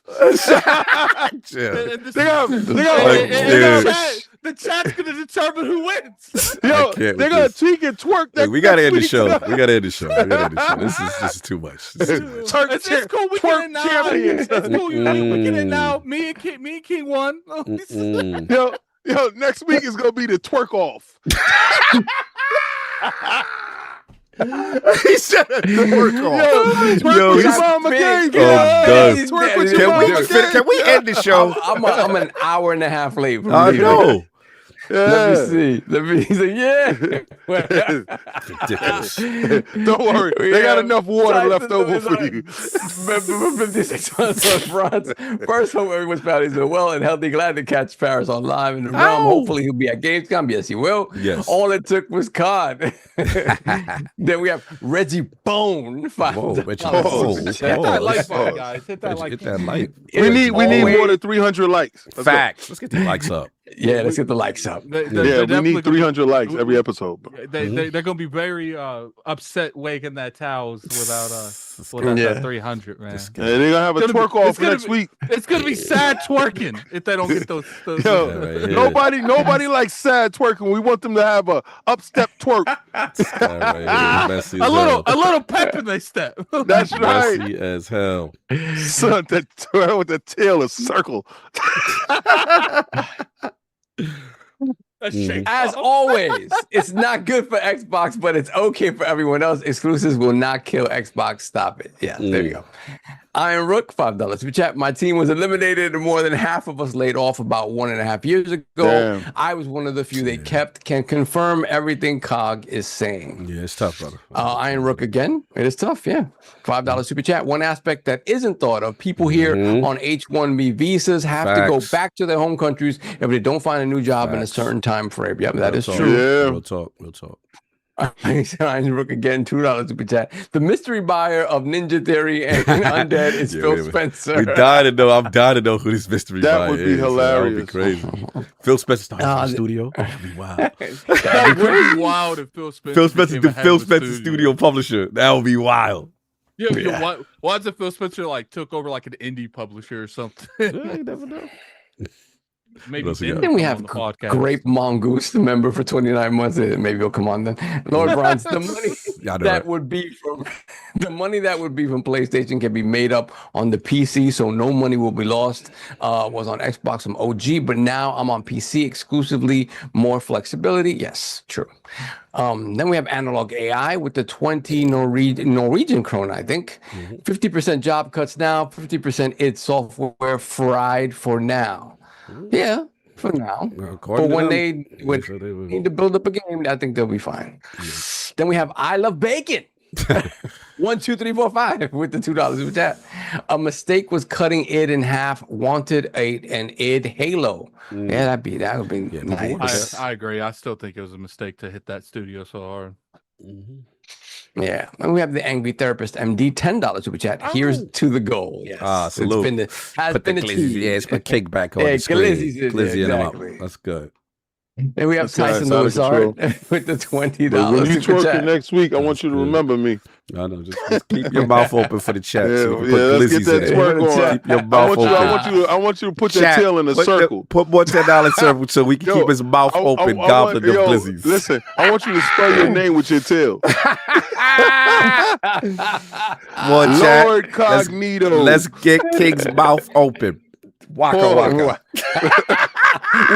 Waka waka. I want to hear the sound, man. I haven't heard it. Come on, y'all. We can do better as a community. Let me see. Then we have Tyson Lewis Art again with the 20 CHF. 20, whatever it is. It's 20 for a coffee at the airport. Shout out. Oh, appreciate you, Tyson. That's right. Team. Let's twerk go. Team. That's what we're going to call it. The twerk team. Kong gets so annoyed with King. He just wants to humiliate him on the screen. Waka, I like that. Yeah, twerk team. Let's get it. Then we have Briarius. Smash Bro. $2 super chat. I just don't want no more game skipping Xbox. Yeah, facts. And I think even if they eliminate the hybrid aspect of Helix, the work they've done behind the scenes to make that lift from Xbox to PC minimal, that matters. That absolutely matters. Yep. Then we got Nerf Ninja, $10 super chat. Shout out to you. Thank you, bro. Then the Angry Therapist MD, $20 super chat. Does this count for the goal? Gobbler. Yes. What was the name of that of the wrestling thing? It was one SummerSlam. Wasn't it like the gobbledygooker? Gooker. Yo, it sounds like a slur. I gotta hit up my guy. So when y'all on next week, when y'all twerk, we want to capture those. We're gonna put those as twerk. Like when dudes, super chat $5. We're gonna have you just drop down and twerk it. That's not part of the Germany. We're gonna get to that. You said. He's like, we make it whatever we want. We said we got your mouth wide open. Be like water. Keep those glizzies coming, y'all. Keep them coming. Pause, bro. Then we have Gated JV. So we gotta get this guy. Here's one cog. Tell me why this miner cut off his own arm and Alters. Bro, Alters is wild. Facts. Alters is wild. Make sure your mind is crazy. He crazy. Then we got legendary Yobi Cog. You gonna get this work bump $10. All this work is gonna happen is your man's jaw when you keep doing this. So I like that. That's the only work that's happening. So keep on. Keep testing me, Yobi. Let's get your man out there. Then we have random commentator, $2 super chat. Can you look in a man in the eye with glizzy and mouth? Yes. We should bring that back. We should bring that back for Germany. We should bring that back. Let's do that for the culture. Yeah, let's do it in Cologne. Let's get some, because then it'll be like we're on site with the king. That's what we're going to call it, on site with the king. And he just randomly roll up on you with the glizzy like that. And it'll be in Germany, like, yo. You got to dip the glizzy in some beer first. Yeah, on site with the king. I like it. This guy is wild. Let's get the goal going for next week. Get that going. Long as they have Germany or random Germans on site. Impossible glizzies out there, which I doubt. Because it's not sold out there. I think we need to bring it back, son. So he ain't learned his lesson. So let's take it to Germany. Let's get international. But what we can do is he could be out there with his costume, twerking it in a circle. Let's do it, bro. For the culture. Have costume will travel. Let's get it. Let's put our hand on random German shoulders. You notice how Sal is a little bit quiet, because next week doing him is twerk team. Twerk team. Yeah, I don't like that. I'd rather twerk any day than glizzies flying at my face. Exactly. Let's bro. I can give you the day you'll be twerking. It's next Sunday. We got a date, y'all. We got a date. We got a match. Let's go. In the left corner, daily though. The glizzies are daily. In the left corner, said the gobbledygooker from Survivor. Like a wrestling thing, King. It's like in the left corner, the twerk tag team. Hey, yo, that's disgusting. That's disgusting. Let's move on. Twerk tag team champion. Let's move on. Twerk what your mama gave you. Twerk what your mama gave you. Syndrome 00. Someone needs to make King's Bratwurst Funds. Yes to the Bratwurst Fund. We're gonna take impossible glizzies with us on the plane. Yes. That's what we're going to do. We want him healthy. We don't want him to pass out after he gobbles. I'm gonna tell him. You gonna tell TSA, yo, he's I'm gonna tell him, yo, I'm like, yo, Saab is bringing drugs. It's a Germany. Arrest that man. Tell us how every checkpoint they checked Addict. Yo, that was wild. Yo, the reverse racism was wild. Yo, Japan at TSA, crazy. Yo, and they took him to the side room. When they took him to the side room, I said, "Oh no, Yeah, I was like, "Oh, they got my man." I said, "Got my man." Got my man. He was there dumb long. We was like, "What's going on?" I thought we were gonna. I thought I was gonna miss the plane. They had you for a minute. Because Addict isn't very expressive sometimes when he speaks. Yeah. So the guy's looking at him like, why is this guy so straight faced and like? No, she. I talked to someone that does TSA. He said they do that all the time. Oh man. Then we have analog AI finally with the 20 Norwegian krona. 20 cog Norwegian krona. Oh, there we go. Oh, woo, let's get the glizzies down. Get them German glizzies in his mouth. Let's go. I gotta hit up Sean. I gotta hit up Sean. Waka. Yo, can anybody give me some AI with Cog in his Bowser suit twerking and with Solve in his Yoshi suit? Now go, baby. Get them glizzies out. Because I will use your AI for next week's show. Yo, let's get that. Let's go. Super chat's gonna go up. Finally caught up. Oh, yes. Geez. All right, Sob. You gotta go. Right. I'm out of here. Please. Love y'all. Love ya. Yeah, love nothing. you. See you next week with your suit. It's up, son. What you talking about? Yo, let wifey know she's gonna need to help zip you up. That's dirty. Peace. All right, later. I love the suits that you need help with. I'm done with you, King. This is your topic. Shout out to 27 Wall Street. KNN affiliate, but it's official. This is not a KNN. This is official stuff. Sony CEO sells over half his stock after controversial PlayStation decision leaves fans furious. So the TLDR is Sony CEO Hiroki Totoki sold 56% of his Sony shares for $4.7 million just 2 days after announcing PlayStation goes digital in 2028. Despite a 100,000 signature petition and 400 million, I guess, pounds lawsuit from outraged fans, Sony stock climbed nearly 7% as investors cheered the margin-boosting digital shift.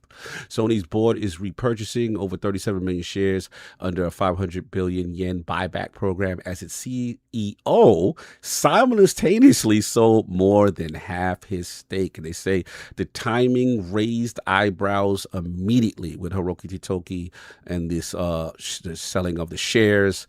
And also on the same day, not just him, it looks like Chairman Kenichiro Yoshida sold 400,000 shares. An additional unnamed Sony executive also sold shares. Market Beat pegged the combined insider sales at roughly 10.5 million. So, King, this is your topic. Woo. What's going on out here? That's what I'm asking. That's what I'm trying to figure out. When the CEOs is actively sitting in place selling stocks to the company that they work for, that lets you know a little bit of something is happening, right? Hashtag no PlayStation 6. You know what it is. Oh, man. Like, I'm watching it in real time, and this has been the best thing that I've ever seen. Like, this stuff writes itself. Shout out to Jim Ryan, the last person that we knew that did this. Remember? But he did it after he left. Like, he gave out cookies, ran out the door, and then sold his stock. And we was like, wow, Jim, that was crazy. But this one is even bolder. His strategical cut happened while he was sitting there. He was at his desk. He looked over and said, this ain't going well. Clarence, sell 56% of my shares. And Clarence hit the nuke button and was like, so when he did it, 4 more other dudes looked over and said, yo, Hiroki, you about to sell? Say, hell yeah. We're about to lose this here. He said, why? That physical thing? He said, that's right. He said, yo, Clarence, help facilitate the sale of my man, Joe, too. So, I mean, I just wanted to bring it to the realm because shouldn't this be what the talking points is? Like, this is different. Y'all talking about id Software losing 50 people. Right. This dude sold 56% of his overall sales. If he felt good about the stock, don't you keep something you feel good about? He sold more than half of his joint. And he said, man, it just ain't working out over here. This is the dude in charge. Like, it's like a captain. If you're watching a boat, you're going to cruise, and the captain get out mid-cruise and go in a little dinghy and lead the boat. Like I'm he in a life preserver. He's still there. If your captain is walking around with a life preserver and you're on a ship, why are you looking at your captain? He's stupid. So what are you implying, sir? If you're on a plane and the pilot walks out with a parachute on his back, oh my Lord! What are you implying, sir? Like, aren't you looking at the pilot like, yo, what you know? Like, yo, he's ridiculous. He sold he's not wrong, though. $5 million. He said, yo, I gotta secure my future. So are you implying that this man knows something about the future of Sony? This is what he's doing. I'm implying, how come the rest of the world ain't talking about this? Y'all fighting over physical. Your man said, "Oh snap!" They said they're gonna do physical at 28, and so his stock. Yo, so I mean, he was as shocked as you were. Somebody in the chat put the white flag, sinking shit. Don't encourage King. This is what King wants. He loves this. K-Cod, you tell me why he did She it. said if your train conductor start combat rolling out the train. I can't with the see. I cannot have these conversations with y'all because y'all gonna be. We knew what King gonna do with this. We knew what this was gonna happen. So y'all saying sinking shit. Did you know what Hiroki was gonna do with it? I leave this to you, Attic. This is all you, Attic. What do you think? Do you think there is validity to King's point that said Hiroki knows something, and thus he try to get out of town, bat out of town? I think he knows stock about to drop, and he ain't about to lose his over the decision of the company. I saw a lot of people like saying inside trading. Like, I don't know if that's necessarily like he waited until after they made the announcement. So like to me, if it was inside, it'd be different if you like sold them all right before they announced it. But the stock went up, Attic. When they announced that, then he's just the stock price went up. No, so no. See, okay, so the stock was at a low. They announced that the stock went up. Then he sold. Oh, you're saying he sold took at a high. Okay. Yeah. My man was smart. So it wasn't like the stock went down. But I'm just saying, if he thought the company had longevity, I mean, it's questionable. I mean, people are saying, look, it is questionable. Why is he doing that? The timing, people are going to raise the eyebrow. Yeah, I don't know. I don't know what's going on over there. He about to be out of there. So I mean, King will get the ultimate. All right, let's see what Rook say. The active CEO isn't doing insider trading by selling his own shares while he's CEO. That's what I thought. But I let King have this. He's been waiting. To King's point, a lot of people are not talking about it though. You know what I mean? So and it is something that we gotta pay attention to. I don't know what's going on. Seems a little eyebrow raising, but I'm not invested enough to find out. Well, we'll see. I'm invested. I think we all need to be invested in this. It's the same way that everybody's invested in. Think about it this way. They got rid of 1,600 people, right? $4.5 million could have saved them. No. Right? So you think about it, right? You think about it. Why aren't Xbox CEOs selling their stock? Right? Because maybe it's something worth having. So right? you implied that something it is such a dying ship that he's got to get out. He's got to get something back. He got to flip it. You got to get. That's what we're doing. Hold on. Let's break protocol because Gator's on it. Gator's corporate. So I like this. All right, Gator. Shout out to Taylor in the chat. That's a good chat. You got the super glizzies falling. Yeah, check out the glizzies falling. He said he stole $50 million in Q1. Executives sell all the time. Some of it is planned. Some of it isn't. I have my company's stock set to sell instantly. So he trying to say, no, it's normal. So let me ask you a question. So the company that you're working for, you sold the stock? You was the CEO and you turned around and was like, the hell with this. Did you do that? Did you do that? Or did you listen to Xbox Frontline News and heard hashtag no PlayStation 6 and then you sold? Do you know that another executives sell all the time, King? People sell stocks every day, B. I told you people get fired every day, B, and people got mad at me.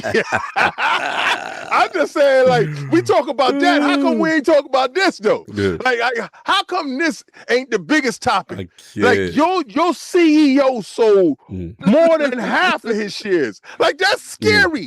That's scary. He probably would have sold the other ones, but he felt like that would draw attention. Yo, for real. He was like, I was going to do 80.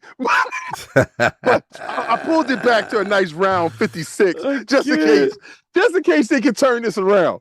I think like he understands. Someone in his accounting department was like, "That's not a good idea, bro."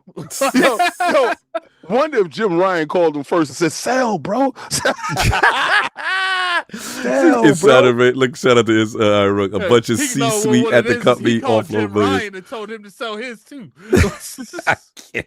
Somebody said some. Fuzzy did say the amount he sold is concerning though. It is. Like, it's not even like he said, let me sell 10% or let me sell 20. No, he sold more than half. It was a number that passed the threshold. Like, And then what's more concerning, he had a group of them that did it with him. It was like, could you imagine if all the Iron Lords sold the majority stock of Iron Lords podcast? Like, y'all would think we getting out of here, right? Like, hey, yo, they ain't gonna be doing this show too much longer. What if King Gator, long-term incentives, y'all. That's how you get wealth. We sell our stock in the next week. Robot versions of us is doing the podcast. I know, right? All AI at that point. But Gator, I know nobody messes with Gator, but Gator, I'm asking you, Gator, seriously though, Gator. On the inside, you corporate Gator. Mm-hmm. This don't scare you, Gator. Like Gator. I just want to know if your pilot comes out wearing a parachute and he's talking to you about the rules of the plane. Go. You're ridiculous. Like you get on your airline and all the staff got on parachutes.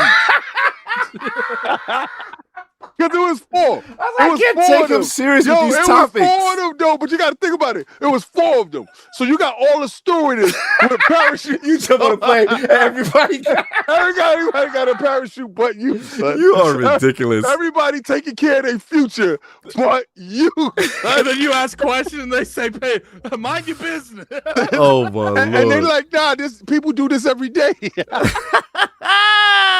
What he say? No, my company makes billions a year, unlike Sony. Our CEO sells 1 to 20 million a year. The executives live in a different world. Laugh out loud. So they live in the world of this might go bad world.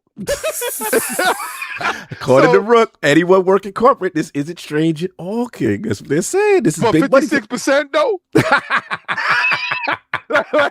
You don't like the number. You don't like the number. You don't like more than half. That's what you don't like. More than half. I if you would have said 10%, like then you'd have been like, the dude didn't believe so much that he said more than half.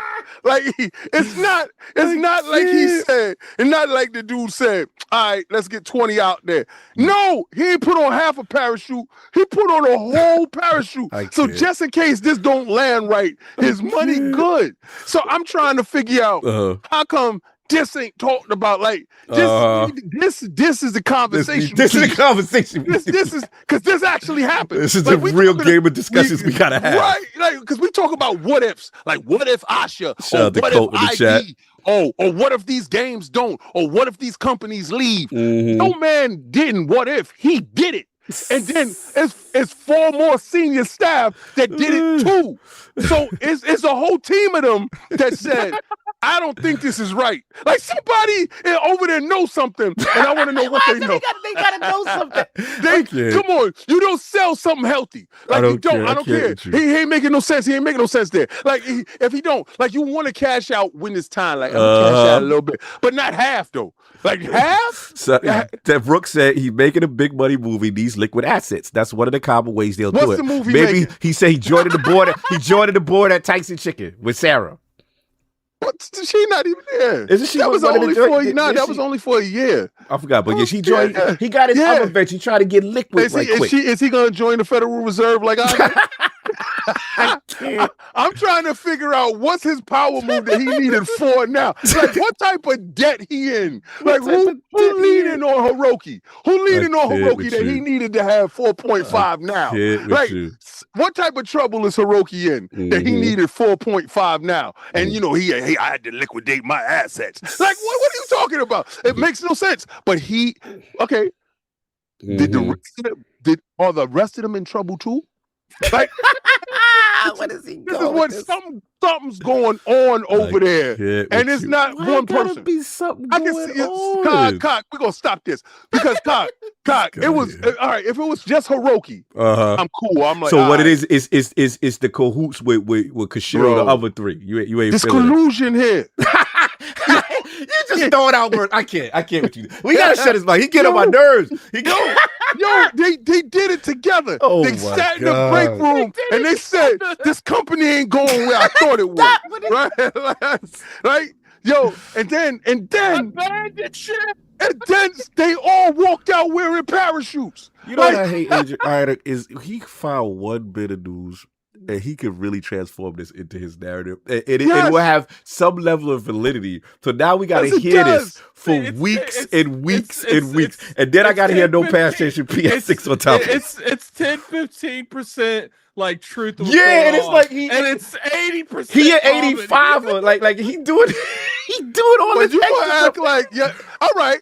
So if he like, how would you feel? Yeah, thank you back for that. Inside of your hashtag conspiracy theories with the king. We should have a segment. Conspiracy theories with the king. Let me ask you a question. So when you going to get your X-rays, right? Here we go. Here's the part. Yo, check it. You going to get your X-rays. You in the dentist chair, and they put that lead line suit on you, and they step out the room. Yo, how come you ain't just put on a lead line vest like me? Why you got out of the room? Because he knows something that you don't know. Oh my God. It's like you're having the assistant, the real person comes in, the dentist, which is crazy me talking about dentists, but so you have the dentist come in, the assistant, the dentist is drunk as hell, and the assistant leaves. Like, he's like, open wide. Oh my God. The assistant knew something was up. She will scour the internet for the most obscure news. That's my platform. Some shred of truth to it, and then this is the story, and then everyone gets behind him, and it's amazing to watch. Because it's real. It's amazing to watch. You're gonna act like this dude ain't selling 56%.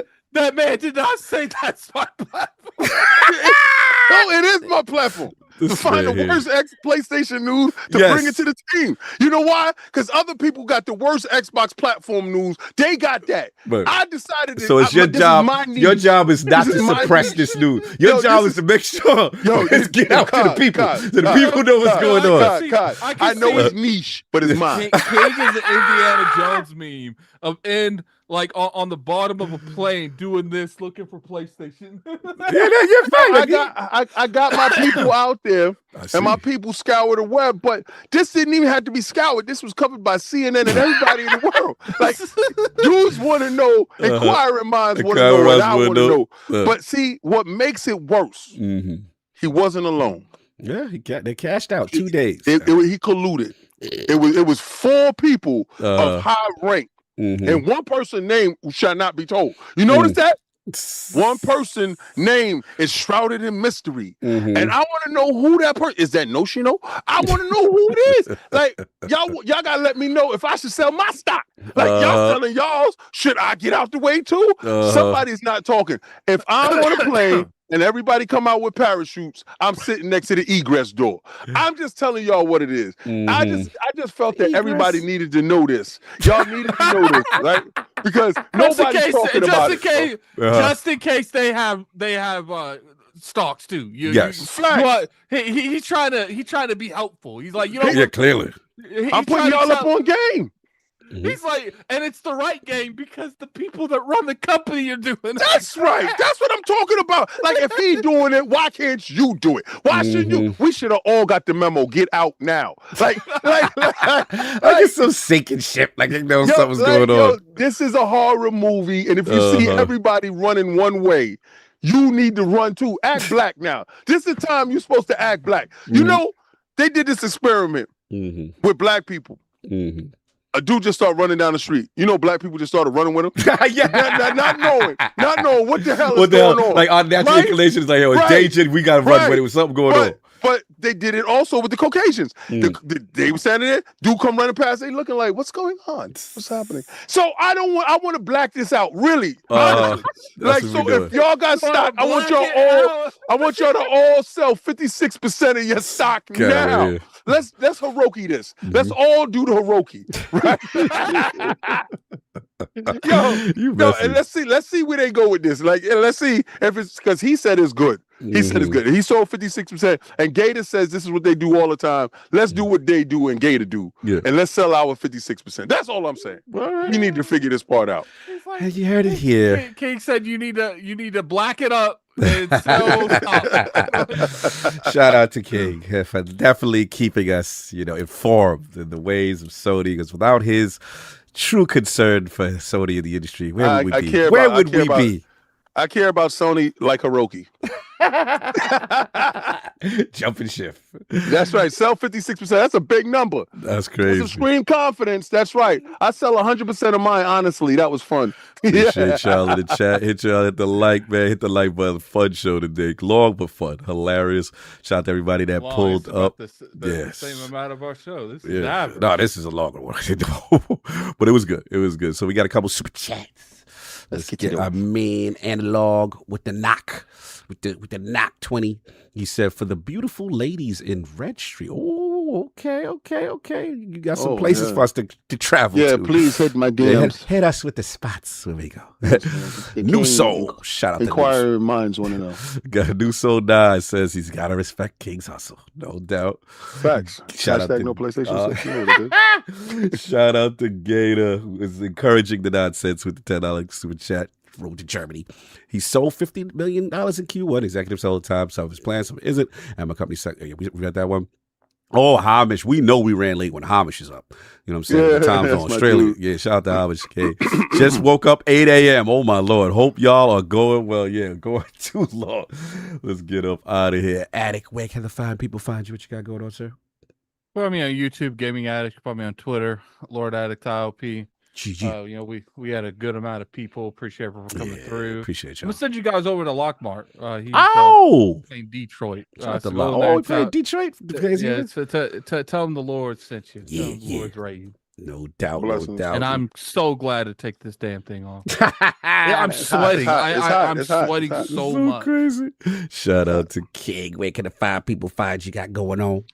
Oh, man, you know what I do? I do Xbox Frontline News where I scour the internet and get all the worst PlayStation news and put that out there for everybody. Like, if it's something concerning PlayStation, y'all will find it out, and I will bring that to you because it will not be suppressed. That's right. They like to bury and suppress that news, but I unrest and release it to the masses. The same way Hiroki got rid of his, there's nothing to be concerned about. I believe so. My eyebrow is raised, and I'll be watching you people. Hashtag no PlayStation 6. You know what it is. I go live Monday through Friday, 6 p.m. Eastern Standard Time.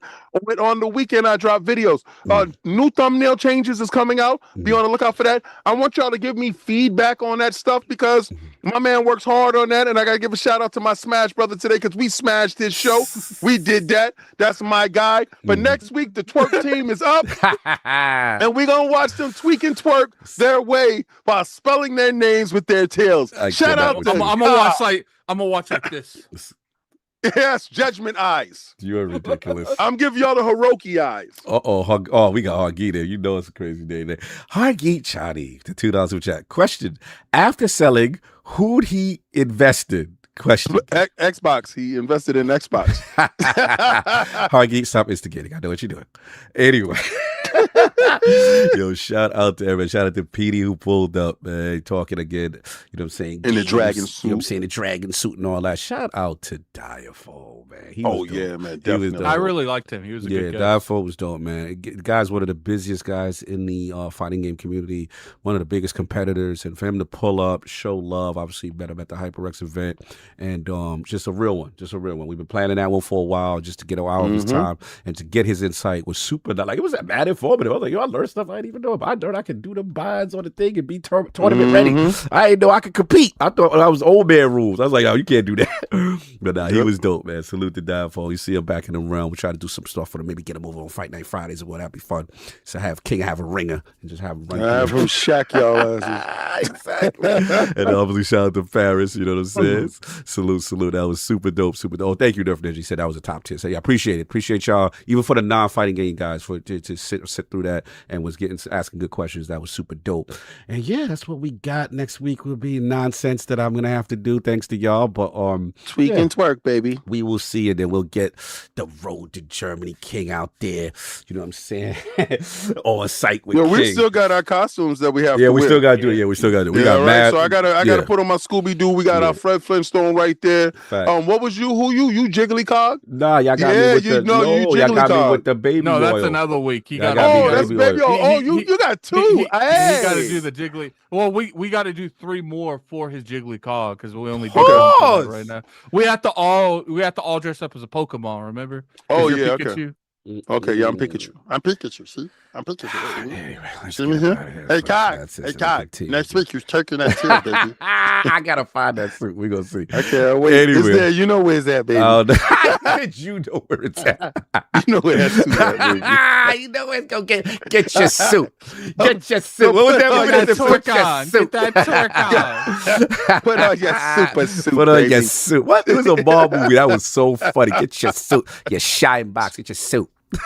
Anyway, we up out of here. Everybody enjoy. Yo, Sunday. We out. Peace. Peace.